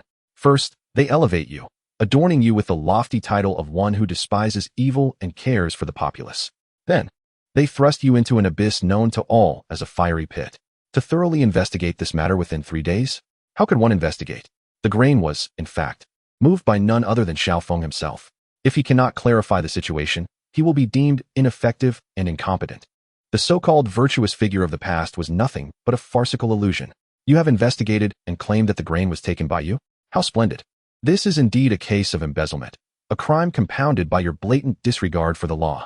When the officials from the censorate stir the public sentiment, the support you painstakingly garnered will crumble to dust in an instant. What a masterstroke of double-edged machination. What a cunning plan that kills without shedding blood. Kneeling behind Xiao Feng, both Fu Bo and Sun Yinan, upon hearing the contents of the imperial edict, instantly turned pale with dread. Being astute individuals, they quickly grasped the underlying implications. The position of Minister of Justice was no mere gift. It was evidently a meticulously prepared guillotine for Xiao Feng. Young Master Xiao, receive the edict, proclaimed the eunuch, reading the imperial decree with a smirk of malicious delight. He seemed to envision the once formidable youth before him, now ensnared in a web of despair, destined for ruin and disgrace. Yet, to the astonishment of the eunuch and all present, Xiao Feng, kneeling upon the ground, showed not an ounce of panic or fury after receiving this death warrant. Instead, he erupted into boisterous laughter. His mirth was imbued with an exhilarating sense of freedom, as though he had received not a death sentence, but rather splendid tidings. What is happening? Everyone was bewildered. Even the eunuch's smile had become frozen in place. Could it be that this young man had truly lost his wits? Fu Bo and Sun Yinan exchanged glances, their expressions filled with confusion and concern. Minister Xiao Feng slowly quelled his laughter. Raising his head, his deep-set eyes glimmered not with worry, but with an unprecedented fiery aura of determination. He bowed deeply before the bright yellow edict, his voice resonating with profound gratitude. I accept the edict, and I thank you. Madness. Absolute madness.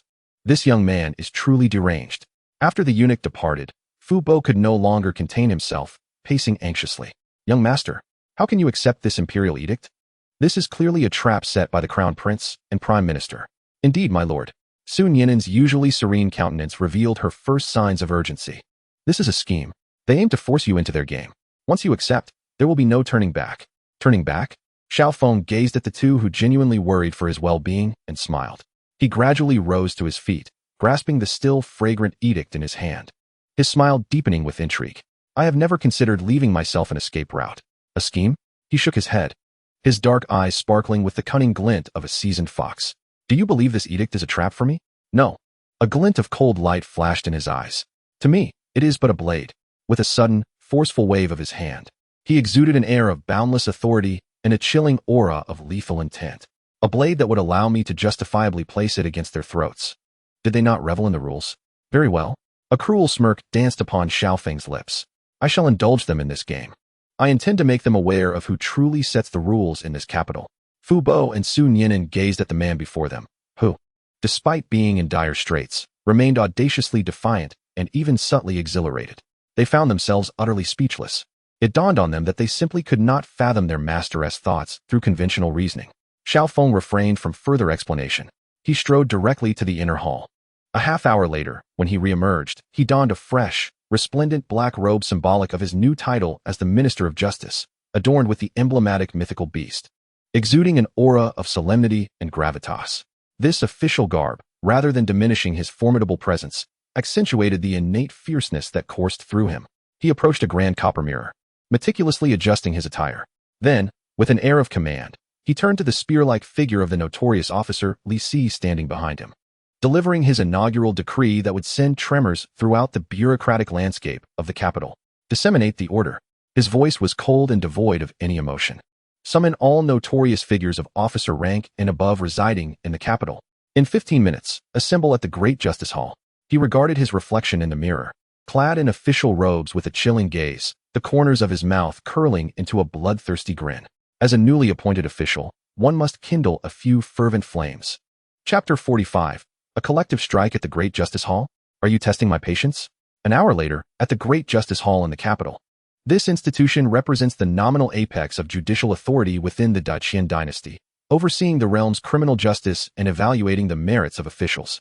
The two imposing unicorn statues, carved from solid stone, stand sentinel at the entrance, symbolizing justice and rigor. However, today, this usually solemn hall appeared remarkably desolate. Clop, clop, clop. The crisp sound of hooves echoed as they approached, shattering the tranquility. Xiao Feng, resplendent in his new black robe, rode a magnificent white steed, a gift from Sun Ergu. Flanked by a retinue of fierce-looking guards, disguised notorious figures, arriving at the gates of the Great Justice Hall with spirited exuberance. Upon taking office, one would expect the premises to be festooned with decorations and resound with the crackle of firecrackers. Subordinate officials should have been lined up respectfully on either side, awaiting their new superior's grand entrance. Yet, the hall was utterly vacant. Not a single figure could be seen, not even a humble sweeper or a solitary guard. The heavy vermilion door, which usually signifies the rigor of the law, now stood firmly shut. A silent, yet palpable hostility loomed in the air. Ah, how intriguing! Xiao Feng reined in his horse, observing the scene before him where the iron-clad sentinels stood guard at the gate. Rather than feeling anger, he found himself smiling. Behind him, however, Uncle Fu's expression darkened instantaneously, his face a mask of disbelief. How outrageous! It was utterly preposterous. He trembled with fury, pointing at the firmly shut door, and exclaimed vehemently, "These lowly officials, blind to the worth of others. Young master, you are the emperor's appointed temporary head of the temple. How dare they treat you with such disdain? This is a blatant defiance of orders." Defiance? Xiao Feng shook his head, a playful smile dancing on his lips. "Uncle Fu, you are mistaken. They are not defying orders. They are staging a strike." A glimmer of understanding flashed in Xiao Feng's eyes. He could surmise the situation with ease. The Dali Temple had always been the stronghold of Chancellor Wang Angshi. Among its officials, 8 out of 10 were his former students or associates. Now, with a political adversary parachuted in as their superior, it was no wonder they would not extend him a warm welcome. They sought to convey their message through this collective act of rebellion. Though you, Xiao Feng, have arrived, we will not serve you. Without our cooperation, you are merely a figurehead as the head of the Dali Temple. How do you intend to investigate cases? How will you provide an account to His Majesty within 3 days? What a clever stratagem to undermine him. Zhao Tainyo, a figure as solid as an iron tower, stepped forward, his voice deep and resonant. "Shall I simply demolish the door for you?" "Demolish?" Xiao Feng shook his head, a cunning smile akin to that of a fox gracing his features. "What a pity it would be to destroy it. This door is crafted from exquisite golden silk Nanmu wood. Kicking it down will suffice." "Pardon?" Zhao Tainyo paused momentarily. "Go ahead." Xiao Feng waved his hand, encouraging a ruckus. "The louder, the better. Let those spectators in the tea house across the street hear it clearly." "Understood." Though Zhao Tainyo was perplexed, he followed orders without hesitation. He strode confidently to the imposing red lacquer door. Taking a deep breath, the muscles beneath his short jacket bulged like steel. He then unleashed his right foot, thicker than an ordinary man's thigh, propelled by a fearsome force as if intending to shatter the very air itself. "Open up." The earth-shattering sound that followed was as if the entire street were being uprooted. The heavy gates, forged from robust golden silk Nanmu and reinforced with iron to withstand 1,000 troops, were astonishingly sent flying by that single kick. The 2 door panels tumbled through the air like fragile leaves, crashing heavily into the courtyard and stirring up a cloud of dust. The massive bolt, thicker than a man's waist, snapped with a crack, splitting into 2 pieces. Silence. An oppressive silence enveloped the scene. The onlookers, who had gathered to witness Xiao Feng's humiliation, stood frozen, mouths agape in sheer astonishment as they beheld the burly man, now retracting his foot, his face still adorned with an innocent smile. Is this truly a human being? It resembles a colossal battering ram in human form. Across from the government office, On the second floor of the tea house known as Guanlanju, several officials from the Dali Temple, donned in official robes, were sipping tea while eagerly awaiting the unfolding spectacle. Upon witnessing this scene, their teacups clattered to the ground, shattering into countless pieces. The leading official, the deputy minister of the Dali Temple, trembled in disbelief. Unable to utter a single word as he pointed outside, he had believed that his ploy of feigned vulnerability would compel the young heir to retreat in disgrace. Little did he imagine that the adversary would utterly disregard the script and brazenly kick down the door. Onward. With barely a glance at the ruins of the door, Xiao Feng brandished his whip, leading the charge as he confidently rode into the very heart of the Dali Temple, the pinnacle of justice in the great Qin dynasty. His loyal guards followed suit, their synchronized hoofbeats echoing on the bluestone pavement like the drums of war reverberating in every onlooker's heart. Unimpeded, he rode straight to the grand hall beneath the plaque inscribed with the words "Bright Mirror" high-hanging. Amidst the astonished gazes of all present, he dismounted, ascended the high platform with a flourish of his official robe, and boldly seated himself upon the grand chair of the Chief Justice. A symbol of the Dali Temple's supreme authority, arrogance, tyranny, and lawlessness. These were the only thoughts lingering in the minds of those who witnessed this audacious act. Humph. A bunch of obstinate fools who one shed tears until they see the coffin. Seated comfortably in the spacious chair, Xiao Feng savored the sensation of wielding judicial power. A cold smirk gracing his lips. He understood that merely kicking down the door was insufficient. To truly subdue this defiant assembly of bureaucrats, he needed to stoke the flames of his resolve even further. Turning slowly, he addressed Zhao Tiniu, who stood beside him like a guardian deity, with a calm directive. Tiniu. Yes, young master. Xiao Feng extended a finger toward the trembling tea house across the street, instructing, fetch that old gatekeeper named Li Chunfeng from across the way. Inform him that the new Chief Justice of the Dali Temple invites him for tea. A cryptic smile played on Xiao Feng's face as he continued. Convey that the esteemed new Chief Justice wishes to honor him with a visit. Chapter 46. Employing the fallen divine detective to restructure the Dali Temple in a day. Li Chunfeng. This name had once echoed throughout the judicial realm of the capital 3 years prior. He was the youngest and most talented deputy minister of the Dali Temple, renowned for his exceptional methods of unraveling complex cases, earning him the title of divine detective. Countless unresolved mysteries had succumbed to his keen intellect, making him a revered figure among the citizens of the capital. Regrettably, his brilliance was tempered by an unwavering integrity, or perhaps a lack of adaptability. 3 years ago, while adjudicating the case of Su Wenjing's treason, he boldly defied the prevailing consensus, steadfastly asserting that the evidence was rife with discrepancies and clear signs of fabrication. He even dared to confront the then presiding Prime Minister, Wang Angshi, in front of the entire court. The outcome was, as one might expect, disastrous. Ultimately, he was condemned for contempt due to his ineptitude in handling official matters, reduced from a promising second-in-command to a mere gatekeeper of the archives at the Dali Temple. All his talents and ambitions dissipated into nothingness.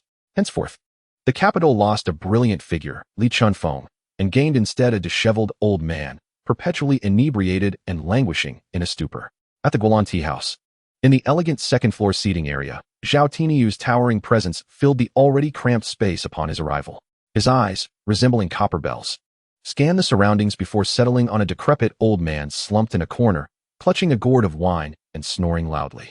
The old man, with hair and beard as white as snow, was a tangled mess, and his once azure scholar's robe was now a grimy, indistinguishable shade of gray, stained by oil and wine.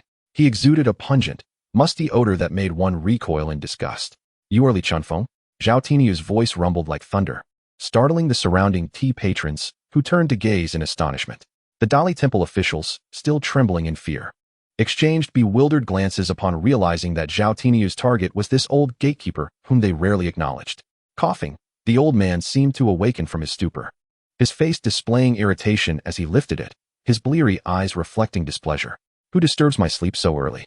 My young master requests your presence for tea, Zhao Tiniu stated succinctly. Your young master? Li Chunfeng belched, bleary-eyed as he scrutinized Zhao Tiniu. Who is your young master? I don't know him, and I won't go. Don't disturb my slumber. With that, he attempted to lay down again. Zhao Tiniu's brow furrowed slightly. He contemplated lifting the ungrateful old man, but suddenly recalled his master's instructions. Taking a deep breath to quell his impatience, he leaned closer to Li Chunfeng, whispering in a tone meant solely for their ears. My young master inquires if you do not wish to re-examine the Su family's old case from 3 years ago. Buzz. This simple phrase struck Li Chunfeng like a divine thunderbolt, jolting him from his stupor. The murkiness in his eyes erupted into an unprecedented brilliance at that moment. All traces of inebriation vanished, and he sprang from his seat, seizing Zhao Tinyu's sturdy arm with a grip that belied his frail appearance, exuding a surprising strength. "Who is your young master?" His voice, filled with intense excitement, turned hoarse.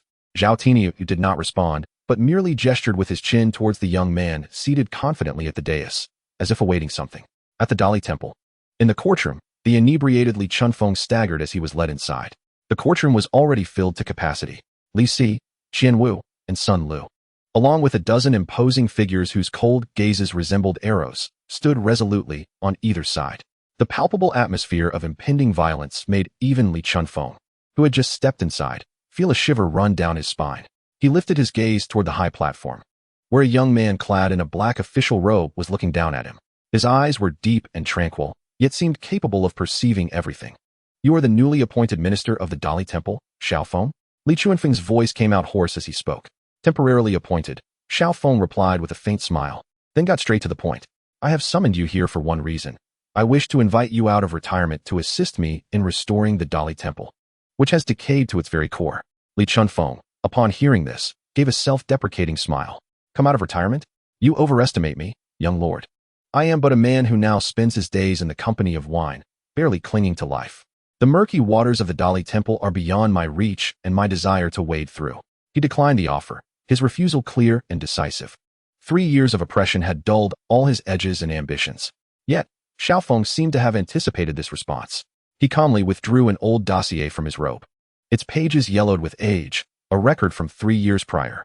He tossed it lightly in front of Li Chunfeng. "I know that mere words will not sway you," Xiaofeng said, his gaze suddenly sharpening. "But what if I were to offer you the chance to clear the name of the late Su Wenjing?" Boom. In that instant, Li Chunfeng's mind exploded with realization. He stared intently at the familiar dossier at his feet, the very record of the treason case against Su Wenjing from 3 years ago, the source of his deepest regret during sleepless nights. He had longed to exonerate the man he revered as a mentor and idol from the baseless stigma that clung to him. "You." Li Chunfeng abruptly raised his head, and for the first time, a spark of hope ignited within his once dull eyes. "Is this true? I, Xiaofeng, am a man of my word. If you agree to assist me, I will not only have this case reopened, but will also grant you." Xiaofeng suddenly stood up from his chair, exuding an air of undeniable authority and confidence. He pointed at the trembling bureaucrats still cowering in the tea house below, and with a voice like thunder, he declared, "From this moment forth, all appointments and dismissals within the Dali Temple shall rest solely in your hands, Li Chunfeng. You alone shall determine who rises, who falls, who remains, and who perishes." Li Chunfeng knelt. In front of all those present, this once proud and unyielding figure bowed deeply before the young man who was a full 30 years his junior. A man does not shed tears lightly, only when truly moved, and especially when he is yet to encounter a kindred spirit. A scholar would lay down his life for one who understands him. Li Chunfeng raised his head, his face, etched with tears, radiated an unprecedented resolve and combativeness. "Your Highness, no need for a day, merely half a day. Within this brief span, the old minister shall undoubtedly restore to you a pristine and resplendent Dali Temple." In the ensuing half-day, the entire Dali Temple was engulfed in an unprecedented upheaval. With the absolute authority bestowed upon him by Xiaofeng and the assistance of a dozen fierce and tenacious officers, a sweeping purgation commenced in earnest. Those sycophantic officials who had thrived on intimidation and deceit, as well as the bureaucrats who had contemplated a rebellion against Xiaofeng just this morning, found themselves at the mercy of Li Chunfeng's meticulous evidence and the merciless blades of his aides. They were either dismissed, apprehended, or summarily dealt with. The ferocity of the methods and the terrifying efficiency were nothing short of astonishing. In a mere half-day, a completely revitalized Dali Temple, cleansed of all detritus and entirely loyal to Xiaofeng, was miraculously established. When Li Chunfeng respectfully presented a fresh roster of appointments to Xiaofeng, a hint of satisfaction finally graced Xiaofeng's countenance. He knew that his initial spark had successfully ignited. Now it was time to stoke the flames further. Gradually rising from his grand chair, he gazed down at the new appointees, who were filled with reverence and fervor. As he delivered his first official command as the minister of the Dali Temple in a voice that was both cold and authoritative. "Court is in session. Bring forth the accused." Wang Kuei, Chapter 47, Court in Session. The first to be tried was the Prime Minister's nephew. The thunderous roar, unified and brimming with an aura of impending doom, erupted from the courtroom of the Dali Temple, reverberating through the heavens. This sound was no longer the feeble murmur of the previous officers, but rather the powerful bellow of dozens of elite warriors whose spirits were distinctly elevated. Their voices resonated like thunder, shaking the very air. This single outburst sent chills down the spines of the onlookers gathered outside, silencing them into instinctive submission. The atmosphere became instantly hushed.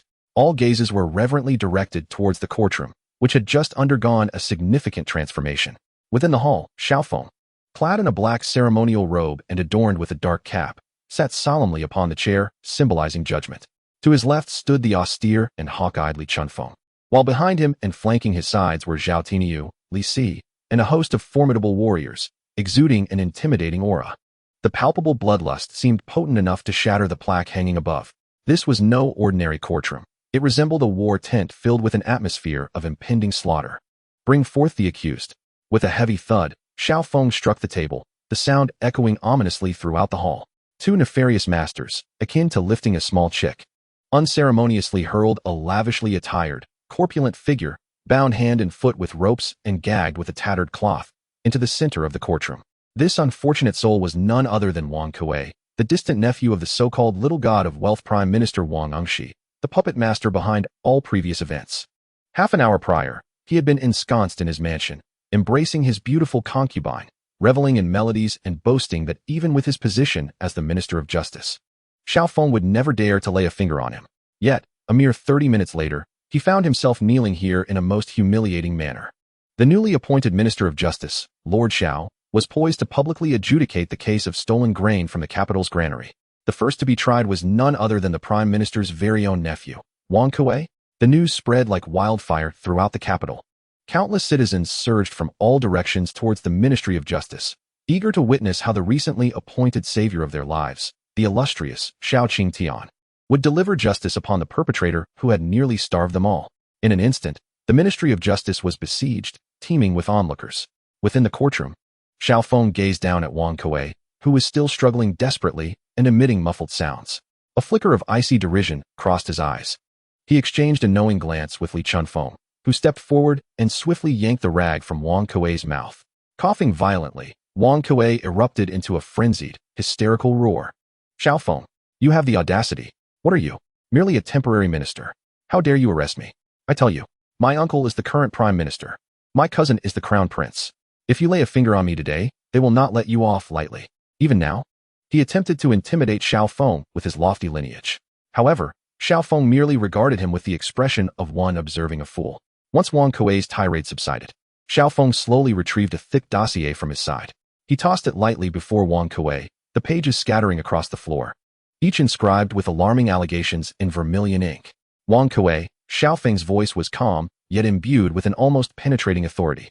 In the 23rd year of the Deqian era, winter, you colluded with officials from the Ministry of Revenue to privately sell 100,000 pickles of official grain, profiting 500,000 taels.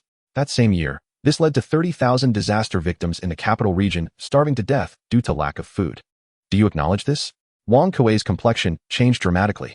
You lie? I did not. Xiaofeng paid him no heed and continued. In the 24th year of the Deqian era, spring, you dispatched individuals to the refugee camps outside the city, spreading rumors to incite the refugees to storm the capital, aiming to create chaos for personal gain. Do you acknowledge this? You slander me. You are spouting lies. A flicker of panic crossed Wang Kuei's eyes. In the 25th year of the Deqian era, autumn, just a few days ago, Xiaofeng's voice abruptly turned icy. You, once again, resort to your old tricks, colluding with the major grain merchants of the capital to hoard supplies, driving the price of rice to an astronomical 50 taels per dough. This has forced the common folk within the city to resort to desperate measures, selling their children for sustenance. It has led to a tragic stampede in front of the Fu Yun rice shop in the west of the city, resulting in 13 casualties. Wang Kuei, Xiaofeng slammed his hand down on the judge's bench with a resounding crash, echoing like thunder in everyone's ears. He pointed at Wang Kuei, whose complexion had turned ashen, his voice brimming with an almost palpable murderous intent. Do you acknowledge this or not? Aye. Wang Kuei was utterly flustered. He could not fathom how Xiaofeng seemed to possess an intimate knowledge of these matters, secrets that only a few of his closest confidants were privy to. It was as if he had been present at the scene himself. Yet, the instinct for self-preservation compelled him to stubbornly maintain his innocence. He understood that any of these accusations could condemn him to a fate worse than death. He could not concede. I do not acknowledge it. Wang Kuei retorted defiantly, his voice trembling yet aggressive. These are all fabrications and slanders. You are acting out of personal vendetta. I tell you, Xiaofeng, my uncle is Wang Engshi the Chancellor. You think you can convict me based on these flimsy pieces of paper? Dream on. I am innocent. He continued to desperately plead his case. Oblivious to the fact that atop the platform, Xiaofeng was watching his inept performance with growing impatience. Evidence. What he sought was never mere evidence. He desired a legitimate reason to kill. Xiaofeng grew weary of further discourse. He slowly turned his head towards the equally cold-faced Li Chunfeng beside him, giving a subtle signal. Li Chunfeng instantly understood. He stepped forward, his hawk-like gaze fixated on the still bellowing Wang Kuei, and issued a command filled with overwhelming authority and coldness. Bold scoundrel, even when death is upon you, you dare to be defiant. In this court, you shall not be permitted to howl like a beast. Bring forth the punishment. His voice sliced through the air like a drawn blade, exuding sharpness. Prepare for harsh punishment. I shall see whether your bones are tougher than my whip. Upon hearing those 4 words, Wang Kuei was thoroughly panicked. The color drained from his plump face. He never anticipated that the man before him, Xiaofeng, would disregard all established protocols of governance. Wasn't the proper judicial process supposed to begin with presenting evidence, followed by verbal exchanges, and then, after numerous rounds of negotiation and deliberation, resort to minimal, symbolic punishment only when absolutely necessary? Yet this madman before him had completely bypassed even the most basic, courteous interrogation phase.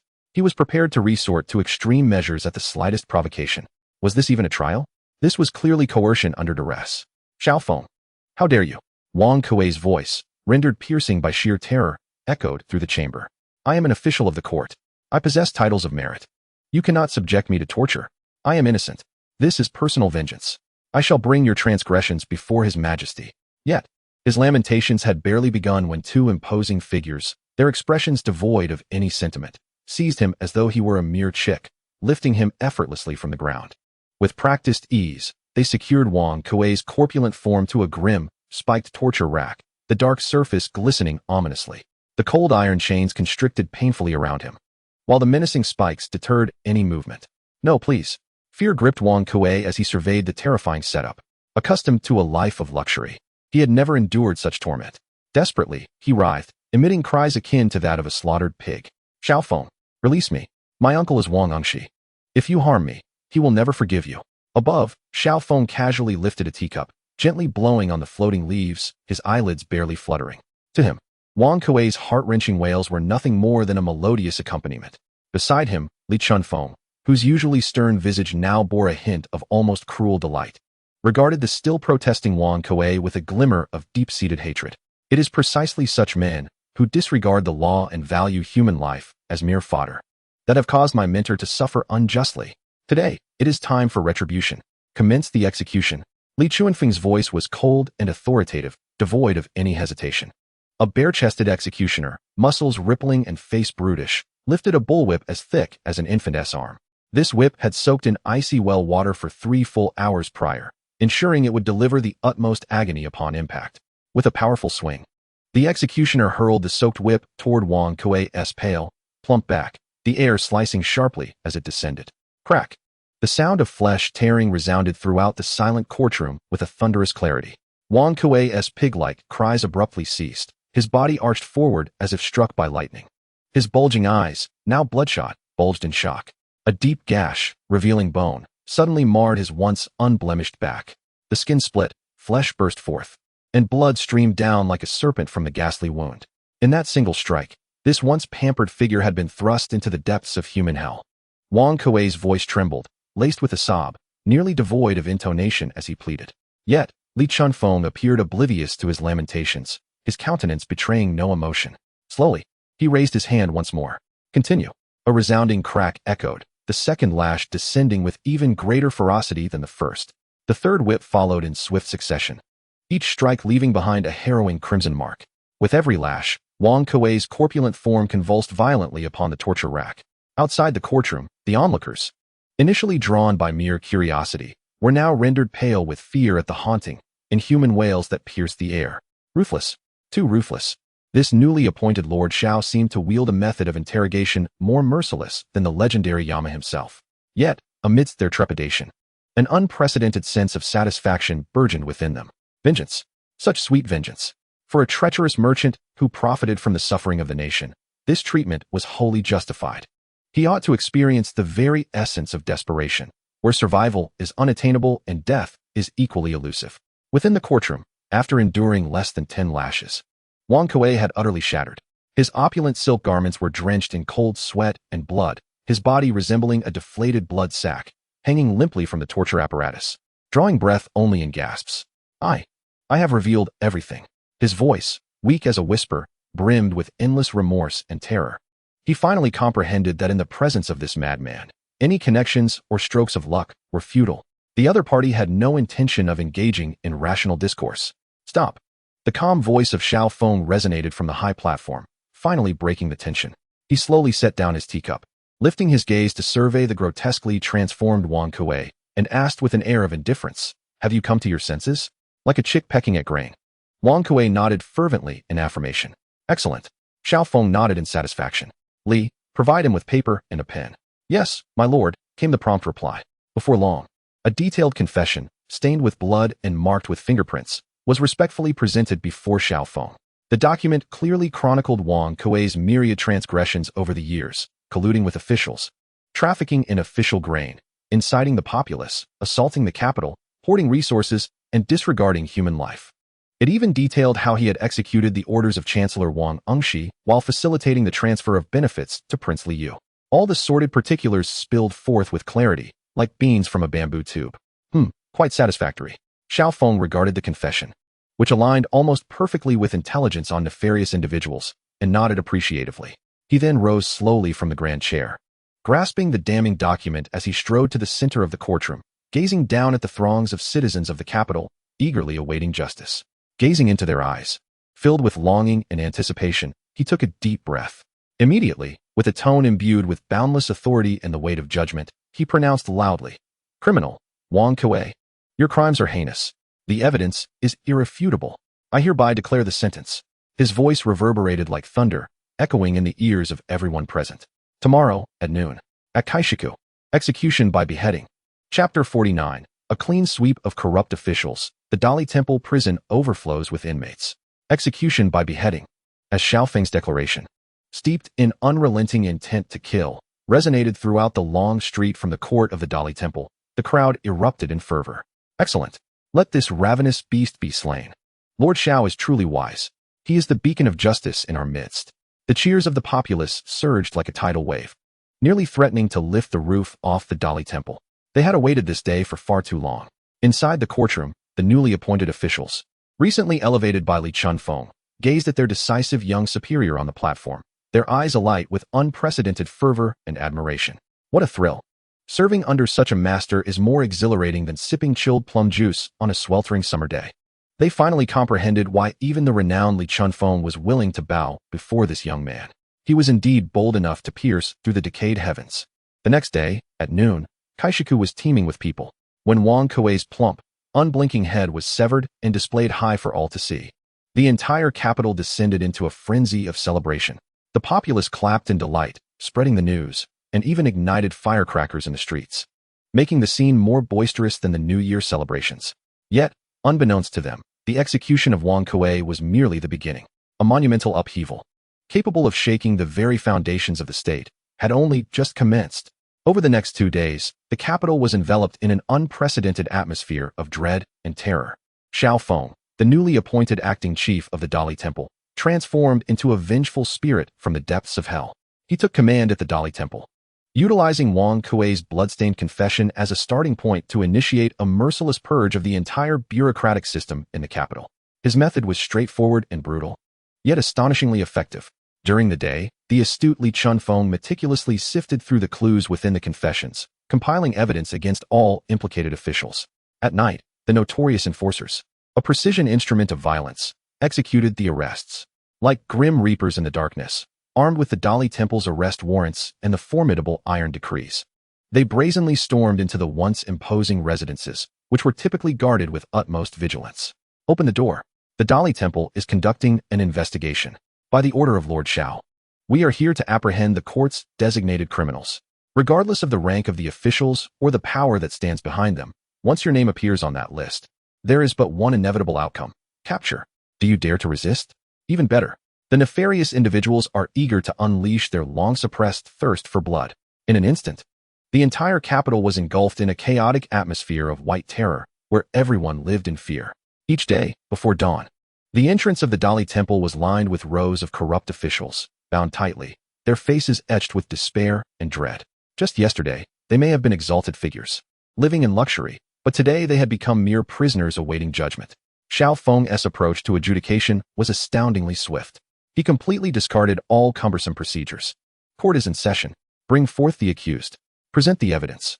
Confess or deny. Those who admitted their guilt were promptly marked and sent to prison, awaiting their fate. For those who stubbornly resisted and attempted to leverage their connections, it was even simpler. Summon the enforcers. A round of punishment awaited, with a whip soaked in cold water.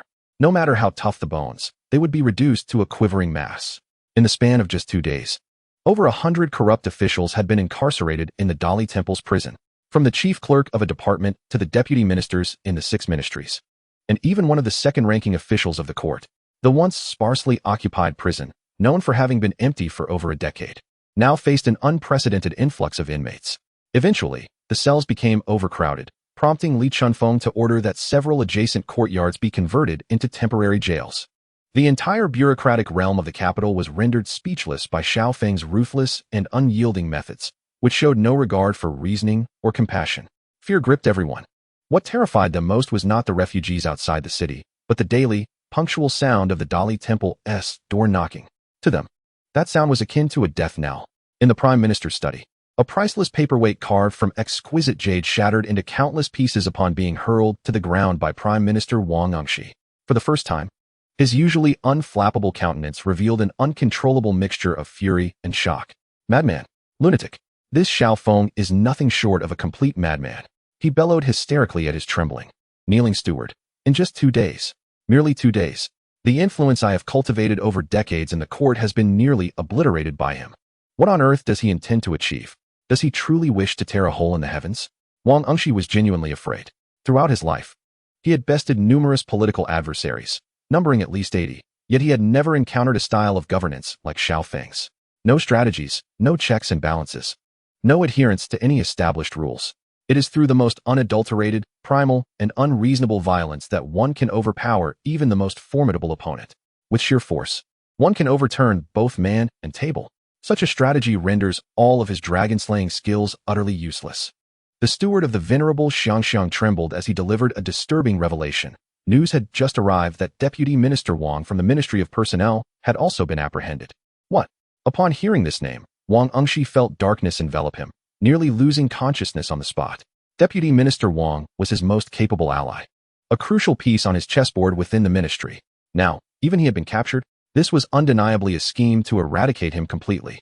He and the crown prince behind him finally came to the belated realization that they had indeed provoked an entity far beyond their capacity to confront. Their initial intention had been to dig a pit for Xiao Feng. Instead, the opponent had effortlessly excavated a chasm leading straight to their own perdition. All the officials who were seized shared a common trait. They were all members of Wang Angshi's faction. Xiao Feng's intentions had become glaringly evident. He was not investigating any case of stolen grain. Rather, he was using the guise of an investigation to systematically sever all ties to Wang Angshi and his faction associated with the crown prince. Chapter 50. Following the trail. Unraveling the tragic massacre of the Su family 3 years ago. In the Dali Temple's heavily fortified prison, the most dreaded locale in the capital, the air was perpetually thick with a noxious blend of blood, decay, and despair. At this moment, in the innermost depths of the prison, a specially designated interrogation room for esteemed guests held a harrowing scene.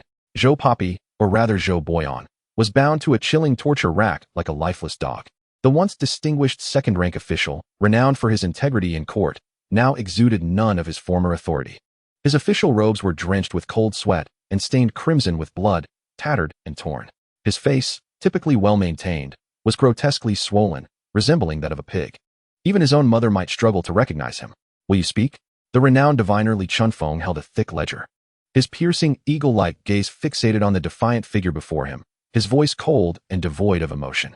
My patience, esteemed Sir Zhou, is finite. You shall not succeed. Zhou Boyan's spirit remained unbroken, even as he was tortured beyond recognition, still defiantly shouting, I am an official of the court. You are coercing a confession. I demand to see His Majesty. Still wish to see His Majesty? A chilling mockery crossed Li Chuanfeng's face. He shook his head, appearing to have entirely lost his patience. Slowly, he turned to the executioners behind him, wielding various implements of torment, and subtly gestured for them to proceed. It seems that the tea of our Dali temple is not yet fragrant enough for Sir Zhou. Yes. Meanwhile, next door in the interrogation room. In a dimly lit chamber, where specially crafted windows allowed for an unobstructed view within, Xiao Feng leisurely sipped a cup of hot tea, quietly observing what could only be described as a live broadcast of the most scandalous nature. Beside him, Su Yinin's cool voice expressed a hint of bewilderment regarding Zhou Boyan. Merely a rather plump hound under Wang Angshi. Why waste so much time on him? In recent days, numerous officials had been apprehended, at least 80, if not 100. Among them were many with higher ranks and more grievous offenses than Zhou Boyan.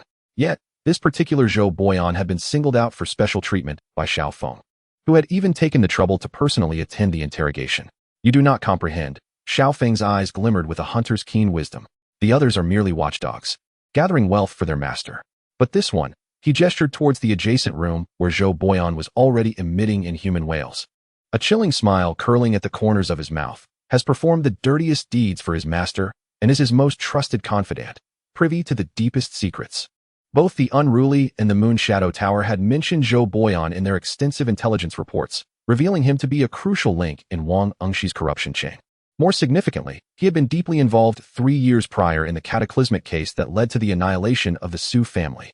Just then, another heart-wrenching scream echoed from the next room, indicating that the Unruly's fresh methods were in full swing. Xiao Feng understood that the time was ripe. He set down his teacup and slowly emerged from the darkened chamber to stand at the threshold of the interrogation room. He did not enter but addressed the nearly shattered Li Chunfeng within. Lord. Li Chunfeng promptly bowed in respect. Ask him. Xiao Feng's voice was soft yet akin to an invisible blade that pierced deep into Zhou Boyan's already tormented soul. Did the evidence of treason and collusion provided by the late Mr. Su Wenjing originate from your hand as the left Vice Minister of Revenue? Boom. This question struck Zhou Boyan's consciousness like a divine thunderclap, causing his already dilapidated eyes to narrow to pinpricks in an instant. He abruptly lifted his head, fixing an intense gaze on the figure at the door, as if he had encountered a specter. How could he know? His lips trembled violently, and for the first time, a despair more terrifying than death flickered in his eyes. He realized that with those words, any hope for leniency had vanished. Half an hour later, a fresh confession, scrawled in a shaky hand and stained with blood and fingerprints, was respectfully presented before Xiao Feng. Zhou Boyan had utterly collapsed. Under the dual collapse of torture and psychological defenses, he, like a bamboo tube spilling beans, confessed all the insidious details of the shocking case from 3 years ago. 3 years prior, the esteemed Grand Tutor Su Wenjing, dissatisfied with the Prime Minister Wang Angshi's factionalism and disruption of the court, prepared to unite the virtuous officials to jointly impeach him during the emperor's birthday banquet. However, the news was leaked prematurely. Wang Angshi, acting preemptively, commanded Zhou Boyan, then the left Assistant Minister of Revenue, to exploit his position and forge documents alleging that Su Wenjing had colluded with the Northern Frontier's nomadic empire to sell military arms with treasonous intent. Armed with this fabricated evidence, he convinced the already wary Emperor Qianyuan of Su Wenjing's integrity. Ultimately, a decree was issued, leading to a sweeping execution. A great confusion. The pillar of the nation met a tragic and unjust demise under the machinations of treacherous officials. As for Zhou Boyan, he ascended the ranks, becoming Wang Angshi's most trusted confidant due to this accomplishment. The truth is unveiled. Li Chunfeng held the confession, capable of overturning the entire Deqian dynasty, and trembled violently. His hands shook. His heart quaked. For the first time, tears of burning anguish welled in his once stoic eyes, which had long seen through the darkness of the world. 3 years. A full 3 years. He had been stripped of his position, humiliated, and ridiculed by the world for this case. From an ambitious diviner, he had devolved into a wastrel, perpetually accompanied by wine.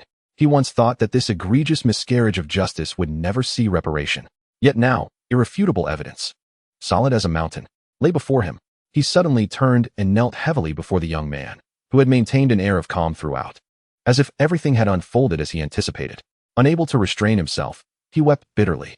His cries were filled with endless grievance and the exhilarating satisfaction of vengeance.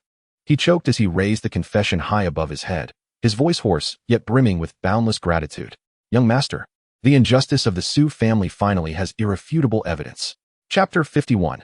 Su Yiwing breaks down in tears, pleading for vengeance for her family in the Moonshadow Pavilion. The seventh-floor loft maintained its usual cool elegance. However, one presence was notably absent. Sun Yinan was not there. Since forming an alliance with Xiao Feng that night, she had temporarily set aside all matters of Moonshadow Pavilion and moved into a secluded courtyard of the notorious general's residence, ostensibly for the convenience of reporting to her lord at any moment. At this moment, she quietly knelt before the tea table in the study, preparing a pot of tea for the man who appeared to be meditating, seemingly asleep. Her movements flowed with a serene grace, imbued with a sense of zen. Yet, within her clear, cold gaze, there was an unmistakable hint of anxiety and anticipation that had intensified compared to her usual demeanor. She knew today was the day Xiao Feng would conduct the final interrogation of the Assistant Minister of Revenue, Zhou Boyan. He was the sole individual alive who knew the complete truth behind that egregious miscarriage of justice from 3 years ago. She waited, awaiting a result for 3 long years. She found herself in a moment of profound anticipation. Suddenly, the door to the study creaked open, revealing a rather disreputable lieutenant who hastily entered and knelt on one knee, presenting a dossier wrapped in oilcloth with utmost respect before Xiao Feng. "I report to you, young marshal, Zhou Boyan has been summoned." At that instant, Sun Yinan's delicate hands, which were preparing tea, froze in shock, nearly causing the purple clay teapot to slip from her grasp. She lifted her head abruptly, her icy gaze fixated on the thin yet weighty dossier, her breath seeming to halt in that fleeting moment. Xiao Feng slowly opened his eyes, choosing not to glance at the dossier before him, for each word inscribed upon it had long since been indelibly etched in his mind. Instead, he gazed quietly at the woman before him, her body trembling ever so slightly. He extended his hand, gently pushing the document capable of upheaving the entire Qin dynasty toward her. "Take a look," he spoke softly, his tone calm, yet resolute. "The truth you seek." Sun Yinan's lips quivered violently as she stared at the document she had yearned to see, feeling as though it bore the weight of 1,000 burdens, rendering her devoid of the courage to even reach out. Fear gripped her, an overwhelming dread that this reality might merely be a fleeting illusion. She feared awakening to find herself still a lost soul, forever trapped in the shadows, with no hope of avenging her family. "Look," Xiao Feng's voice resonated once more, imbued with an undeniable authority. Finally, Sun Yinan cautiously extended her icy, bloodless hand, trembling at the fingertips. She opened the document, stained with blood and guilt. As her gaze fell upon the horrifying accusations penned in vermilion ink, she beheld how her grandfather, a man of integrity and righteousness, was methodically driven to the abyss of death by Wang Engshi's fabricated accounts. She witnessed her father, mother, uncles, siblings, one by one, fall in despair amidst the cold, merciless slaughter. A thunderous roar erupted in her mind as the taut string of resilience that had sustained her for 3 years snapped in that instant. All her facades, her coldness, her strength, were shattered before the gruesome reality. A heart-wrenching cry, devoid of humanity, filled with boundless pain and the despair suppressed for 3 years, erupted from the depths of her throat. She could no longer bear it. Her seemingly strong yet deeply wounded body crumpled, collapsing onto the cold, hard floor. She wept uncontrollably, her sobs initially restrained, but soon erupted into a cataclysmic wail, echoing with the intensity of her anguish. She wept like a lost child in the dark night, unable to find her way home. Her cries were heart-wrenching.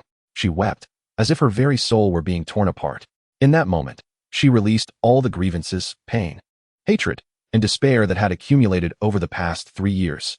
3 years ago, she was an innocent and carefree young lady, untouched by the harsh realities of the world. She was cherished by her loving grandfather, adored by her kind parents, and had the most delightful younger siblings. Yet, in the blink of an eye, the heavens collapsed. Her home vanished. Over 300 relatives became mere shadows, victims of a brutal fate. Alone, she lingered like a lost soul in this cold, crime-ridden hell on earth. She dared not cry, for tears were a sign of weakness. She sought vengeance. She would make those beasts who had destroyed her family pay in blood. Thus, she suppressed all her tears, donning a mask of icy composure. She endured humiliation and navigated the treacherous world, transforming herself into the most exquisite yet deadly poppy. She believed she had forgotten how to weep. But now, she could no longer contain herself. Xiao Feng did not offer her comfort, nor did he reach out to support her. He simply stood silently beside her, observing this woman who laid bare all her vulnerabilities before him. He understood that at this moment, any words would be futile. What she needed was not sympathy, but a cathartic release. A final farewell to the years filled with anguish and despair. After a long while, her sobs gradually subsided. Sun Yinan slowly lifted her tear-streaked face, once radiant, now marred by sorrow. Her eyes, which should have been as clear as autumn waters, were now swollen, resembling two ripe peaches. Yet behind those swollen eyes burned an unprecedented fury, capable of reducing the entire world to ashes. She gazed at Xiao Feng without a hint of hesitation, bowing her head 3 times with great reverence. Bang, bang, bang. Each bow resonated with boundless gratitude and absolute submission. In this life, her only allegiance was to the air. Her voice was hoarse, yet filled with unwavering determination. I beseech you, noble heir, avenge the blood debt of over 300 souls of the Su family. Xiao Feng stepped forward slowly, extending his hand to gently lift the woman who had entrusted everything to him. He looked into her bloodshot, hate-filled eyes and spoke with an unprecedented gravity and resolve, enunciating clearly, word by word, rest assured, I shall claim the head of Wang Angshi. Chapter 52. Dare to provoke me? Prime Minister Wang, are you prepared to face the wrath? In the Prime Minister's residence, the study exuded an atmosphere colder than the harshest winter in the northern lands. Wang Angshi, the esteemed Prime Minister and leader of the officials, paced restlessly in the study. On his typically impassive countenance, which remained unperturbed even in the face of calamity, a rare expression of unmistakable agitation and dread filled the old man's face for the first time. 3 days. Merely 3 days. That individual, whom he had deemed a mere child and treated as a pawn, had employed a means so incomprehensible and irresistible that it obliterated the power he had meticulously cultivated over decades within the court, reducing it by 70 to 80%. Those who had once fawned over him, whom he regarded as his right and left arms, had now become prisoners in the dungeons of the Dali Temple. This was nothing short of a one-sided massacre, a political slaughter that adhered to no rules and showed no mercy. And now, the bloodied knife of this massacre was poised directly at his own throat. A trusted steward, in a frenzied rush, burst through the door, his face a canvas of unending terror. This is bad. The left assistant minister of the Ministry of Revenue, Lord Zhou, what has happened to him? Wang Angshi spun around abruptly, seizing the steward by the collar, his murky old eyes bloodshot with fury. What has he confessed? The steward's voice trembled with a sob as he relayed the news from the Dali Temple. Lord Zhou has confessed everything about the Su family case from 3 years ago. Boom. This revelation struck Wang Angshi like a divine thunderbolt, leaving him utterly stunned. He staggered, nearly collapsing to the ground. The Su family, a name he had thought buried deep within the recesses of his memory, never to resurface. That case, his most exquisite and meticulously executed masterpiece, had elevated him from a mere ordinary minister to a figure of unparalleled power in the court. How could it be that this young upstart had unearthed it? No, this was impossible. Wang Angshi's lips trembled violently, his eyes wide with shock and horror. Zhou Boyan, that worthless fool. I have treated him with kindness. How dare he betray me? He raged hysterically. Sir, it's not that Lord Zhou wanted to confess. The steward's face was etched with fear. But the torture at the Dali Temple is simply too horrific. It is said that the newly appointed Lord Xiao does not follow any conventional methods in interrogations. Once someone is captured, they face immediate and severe punishment. Methods of torture such as the tiger bench, chilly water, skinning, and flaying are all employed mercilessly. Even the toughest of men would be reduced to a quivering mass. Lord Zhou simply could not endure any longer. The mere mention of torture sent a chill racing up Wang Angshi's spine. He finally comprehended the gravity of his misjudgment. He had been gravely mistaken. He had presumed he was dealing with a young man who, albeit clever, would ultimately adhere to the rules of the game. Yet he could never have imagined that his opponent was, in truth, a madman. A complete madman who utterly disregards all rules, ready to overturn the table at the slightest disagreement. It is futile to reason with such a lunatic. Absolutely impossible. A glimmer of unprecedented ferocity and resolve flashed in Wang Angshi's eyes. He understood that he had arrived at the critical juncture of life and death. Zhou Boyan was the sole witness. As long as he perished, that so-called confession would be rendered a mere scrap of paper. At that point, he could easily retaliate, claiming that it was Xiao Feng who had coerced him into a false confession, framing him. With his decades of cultivated reputation and connections within the court, he still had a chance for a comeback. Come here. Wang Angshi's voice suddenly turned chillingly cold. Go fetch them for me. The steward, upon hearing this, shivered involuntarily, fully aware of whom the Prime Minister referred to. They were a shadowy force that he had meticulously nurtured with immense resources and effort. A group of 36 of the most formidable rogues and assassins from the martial world. His last and sharpest trump card. In less than the time it takes to burn a stick of incense, the 36 figures clad in black night attire, exuding a cold aura akin to that of venomous serpents, silently materialized in the study like phantoms. They knelt on one knee in perfect unison, not making a sound. Leading them was a one-eyed man bearing a grotesque scar across his face. "Master," his voice was hoarse yet imbued with absolute obedience. Tonight, at the hour of the rat, Wang Engshi gazed upon this dark force of his own. His previously frantic heart finally found solace. His eyes glimmered with a serpent-like intensity as he delivered the most brutal and desperate command. "Word by word, I command you to launch a night raid on the Dali Temple. Spare no cost. Eliminate Zhou Boyan. Destroy all evidence. Leave no survivors." "Understood," the one-eyed man responded, devoid of any emotion. The 36 shadows once again melted into the vastness of the night, as if they had never existed. Wang Engshi slowly resumed his seat in the grand chair, lifting the now-cold cup of tea beside him and drinking it in one gulp. A chill coursed down his throat and into his belly. He realized he had wagered everything. After this night, either Xiao Feng would die, or it would be his own demise. However, unbeknownst to him, as he issued this seemingly flawless command, a highly confidential piece of intelligence, generated almost in sync with his words, had quietly appeared on Xiao Feng's desk several streets away at the notorious bandit chief's residence. The content of the intelligence was simple, just one sentence. "The fish has taken the bait." That night, at the hour of the rat, within the Dali Temple's infamous prison, under the cover of a dark moon and a chilling wind, the stage was set for murder. 36 shadows, akin to phantoms, silently traversed the towering courtyard wall, akin to a stealthy raccoon in the night, making not a whisper. They moved in perfect synchrony, their training evident. In the blink of an eye, they had quietly dispatched all visible and hidden sentinels surrounding the area. The leader, a one-eyed figure, signaled with a gesture. Instantly, every member unsheathed their blades, glimmering with a deadly sheen. Their singular target, the isolated cell in the deepest confines of the prison, where Zhou Boyan was held captive. However, unbeknownst to them, as they believed they could proceed unimpeded to fulfill their mission, a web of shadows had already been intricately woven above them in the pitch-black sky, where no hand could discern its own form. At the center of this net stood a young man clad in black, a cruel smile reminiscent of a hunter gracing his face, as he slowly raised his right hand. Behind him, a similarly attired team, each member donning a grotesque mask, stood poised with a peculiar type of crossbow that they had never encountered, ready for action. Ghostly sentinels prepared. Xiao Feng observed the unsuspecting prey below, who had unwittingly stepped into a death trap, a bloodthirsty smirk curling at the corners of his mouth. He gradually lowered his right hand, his voice cold and devoid of emotion, akin to a reaper from the depths of the underworld pronouncing a final verdict. Release. Chapter 53. A visit to the Chancellor's mansion with a coffin. The next day, at the hour of the tiger, the sky still shrouded in darkness. The entire capital remained enveloped in the profound stillness of dawn's approach. This tranquility, however, was soon shattered by the synchronized, ominous sound of footsteps, heavy and rhythmic, echoing like the tread of death, resonating in the hearts of the citizens roused from their slumber. Thud, thud, thud. The sound was weighty, each step reverberating in the chests of the awakened populace of the capital. Within the Chancellor's mansion, Wang Engshi, who had spent the night in restless contemplation, felt his heart plummet as he heard the eerie footsteps drawing near. An overwhelming sense of foreboding enveloped him instantaneously. "Come, come." His voice, strained by fear, became hoarse. "Chancellor, it's terrible." A trusted steward rushed in, panic etched upon his face.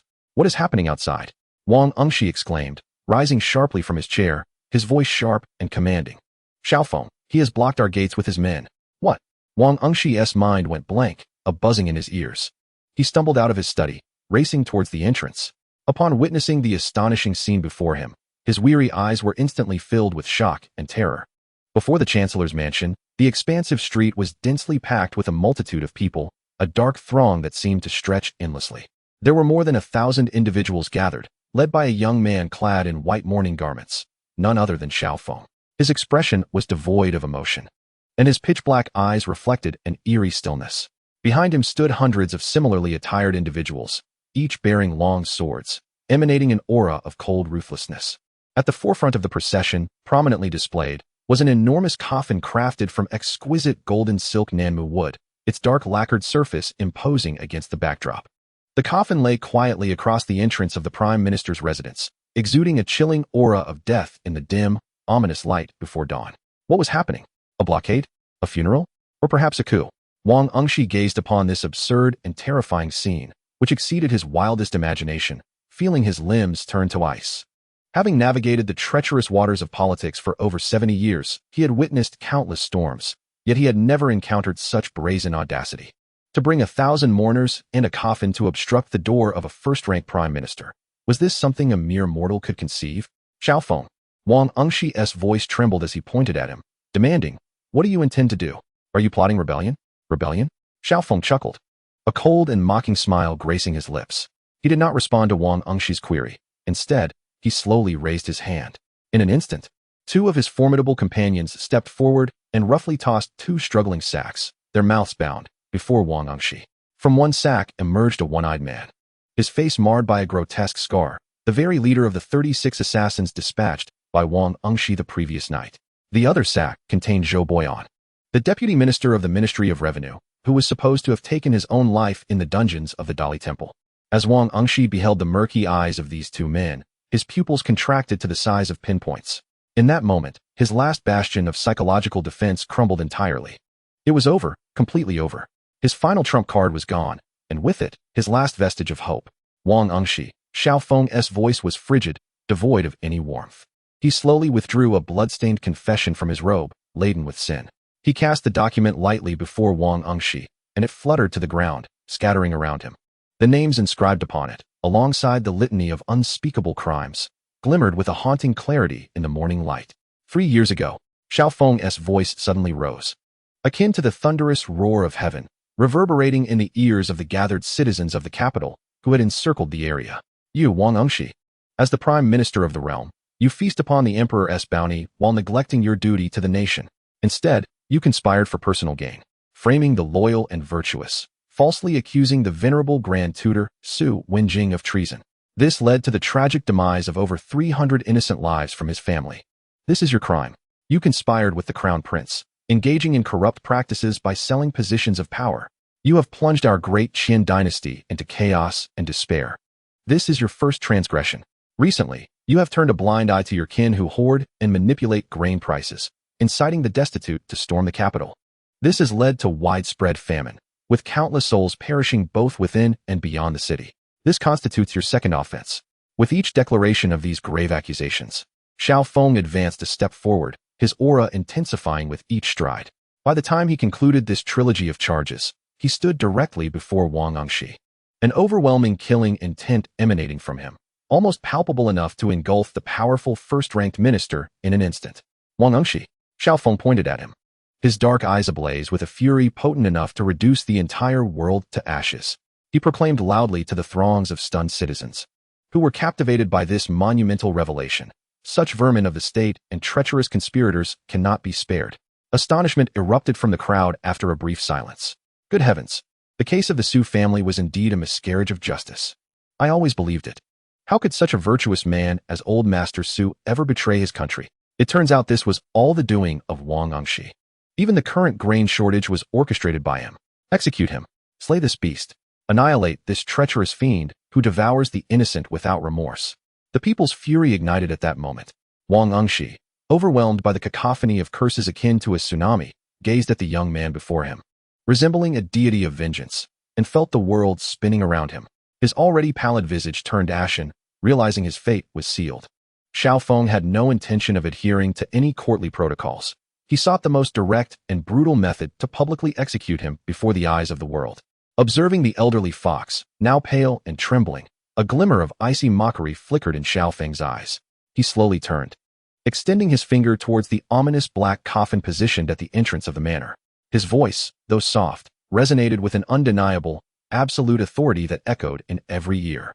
Wang Engxi, this coffin is my gift to you. You shall lie within it with dignity. He turned back, his dark eyes now radiating a terrifying murderous intent. Or shall I assist you in maintaining your dignity? Chapter 54. The evidence is irrefutable. Minister Wang spits blood and rage, or shall I assist you in maintaining your dignity?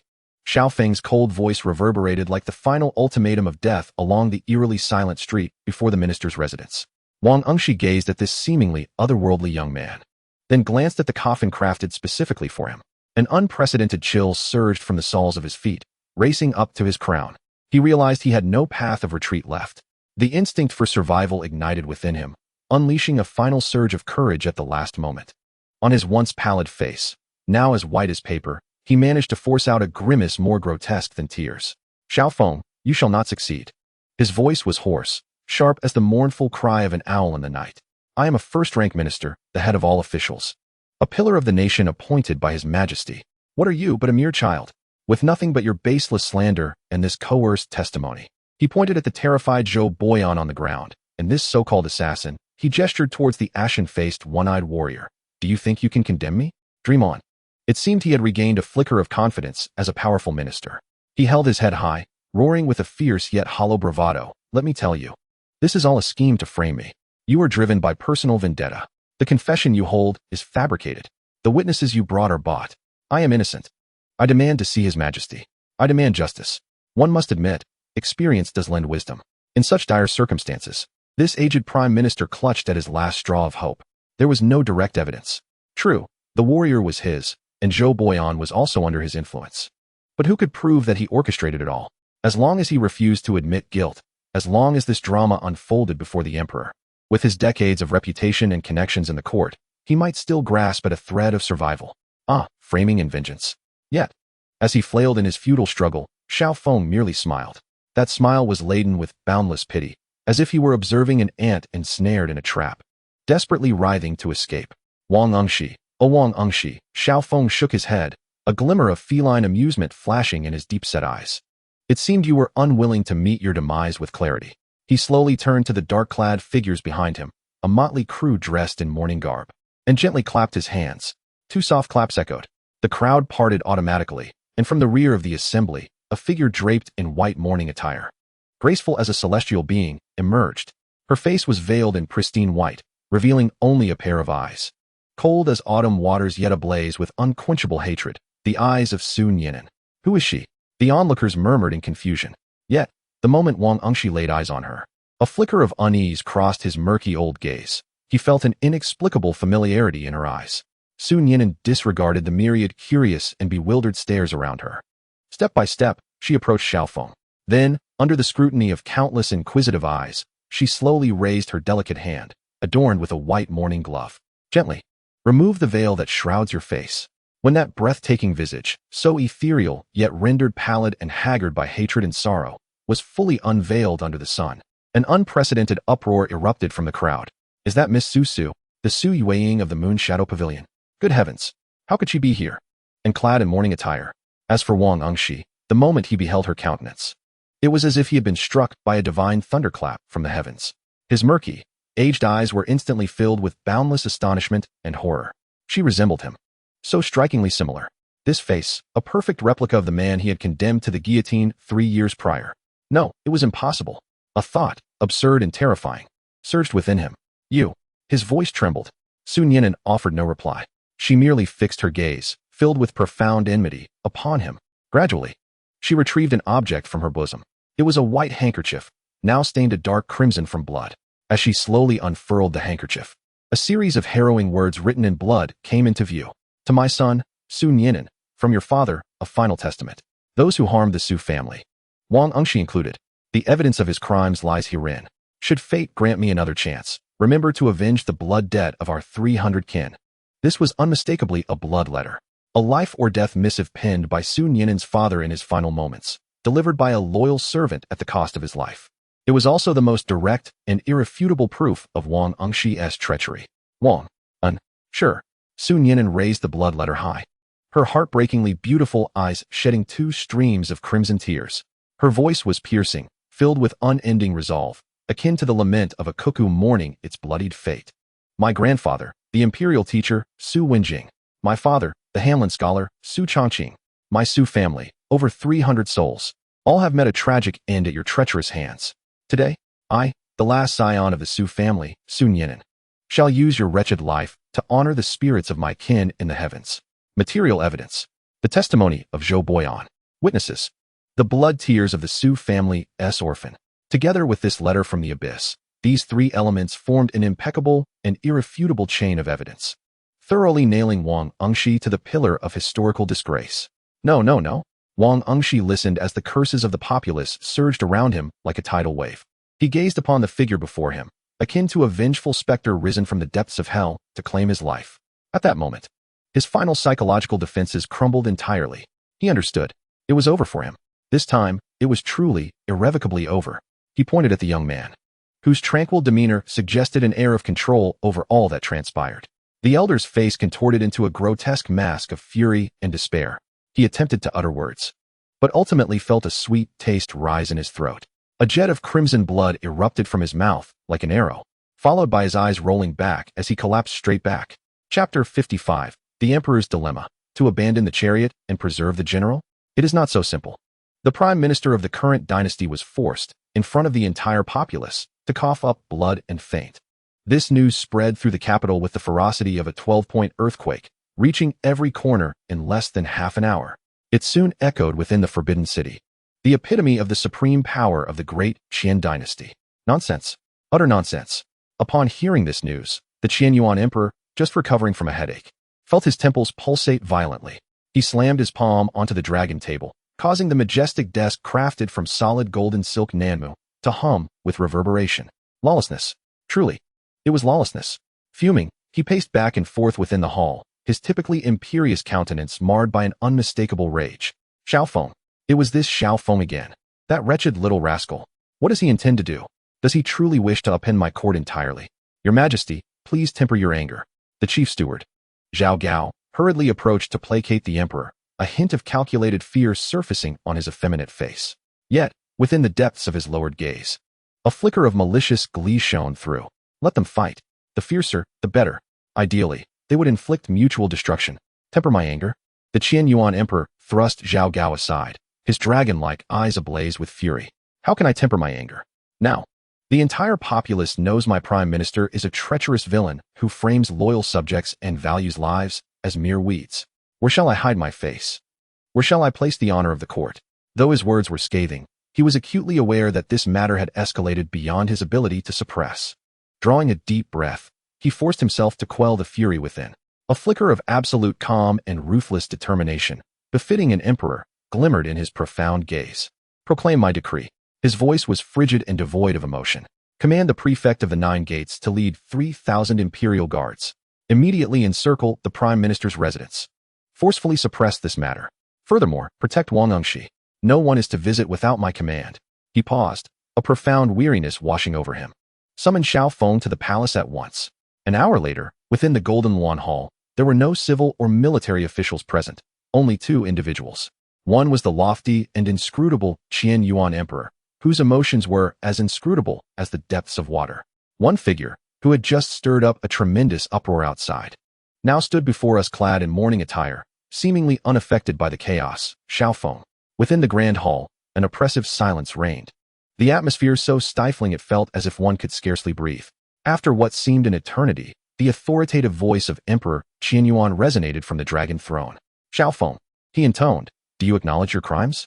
His voice, calm yet imbued with an impending storm's pressure, contrasted sharply with Xiao Feng's response, which was delivered with a tranquility akin to discussing a trivial matter. Your servant is unaware of any wrongdoing. Unaware. The emperor's brow furrowed, his voice rising with indignation. You gathered a crowd to disturb the peace and besiege the residence of a high-ranking minister. You audaciously judged the chancellor, forcing him to bleed before your very eyes.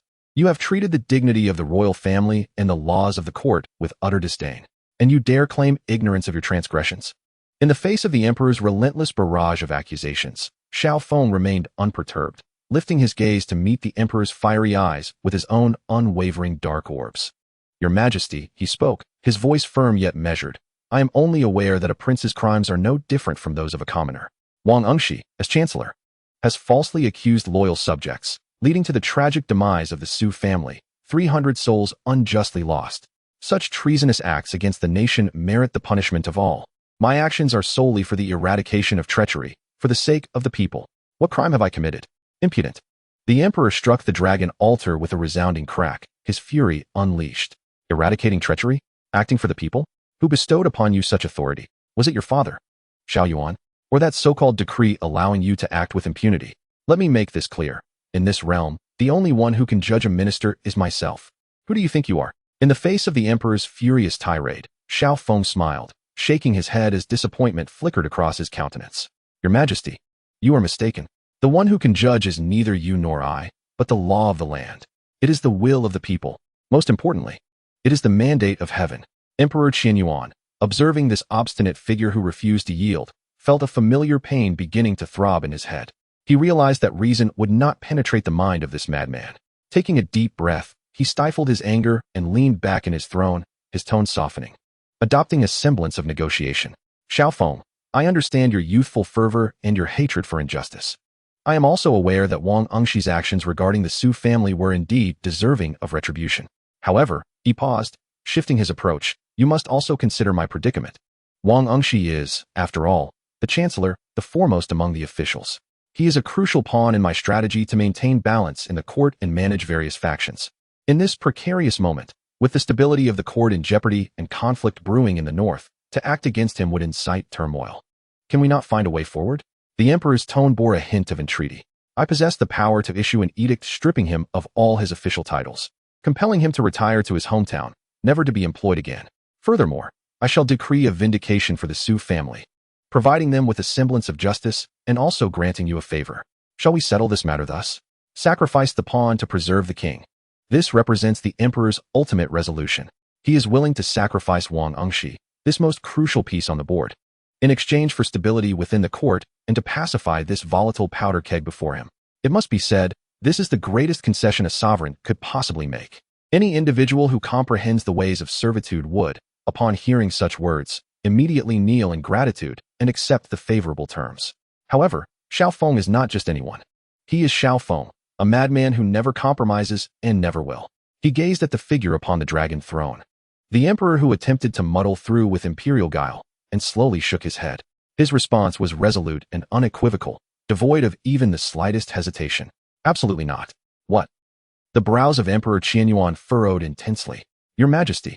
Xiaofeng abruptly lifted his head, his dark eyes ablaze with an unprecedented, overwhelming brilliance.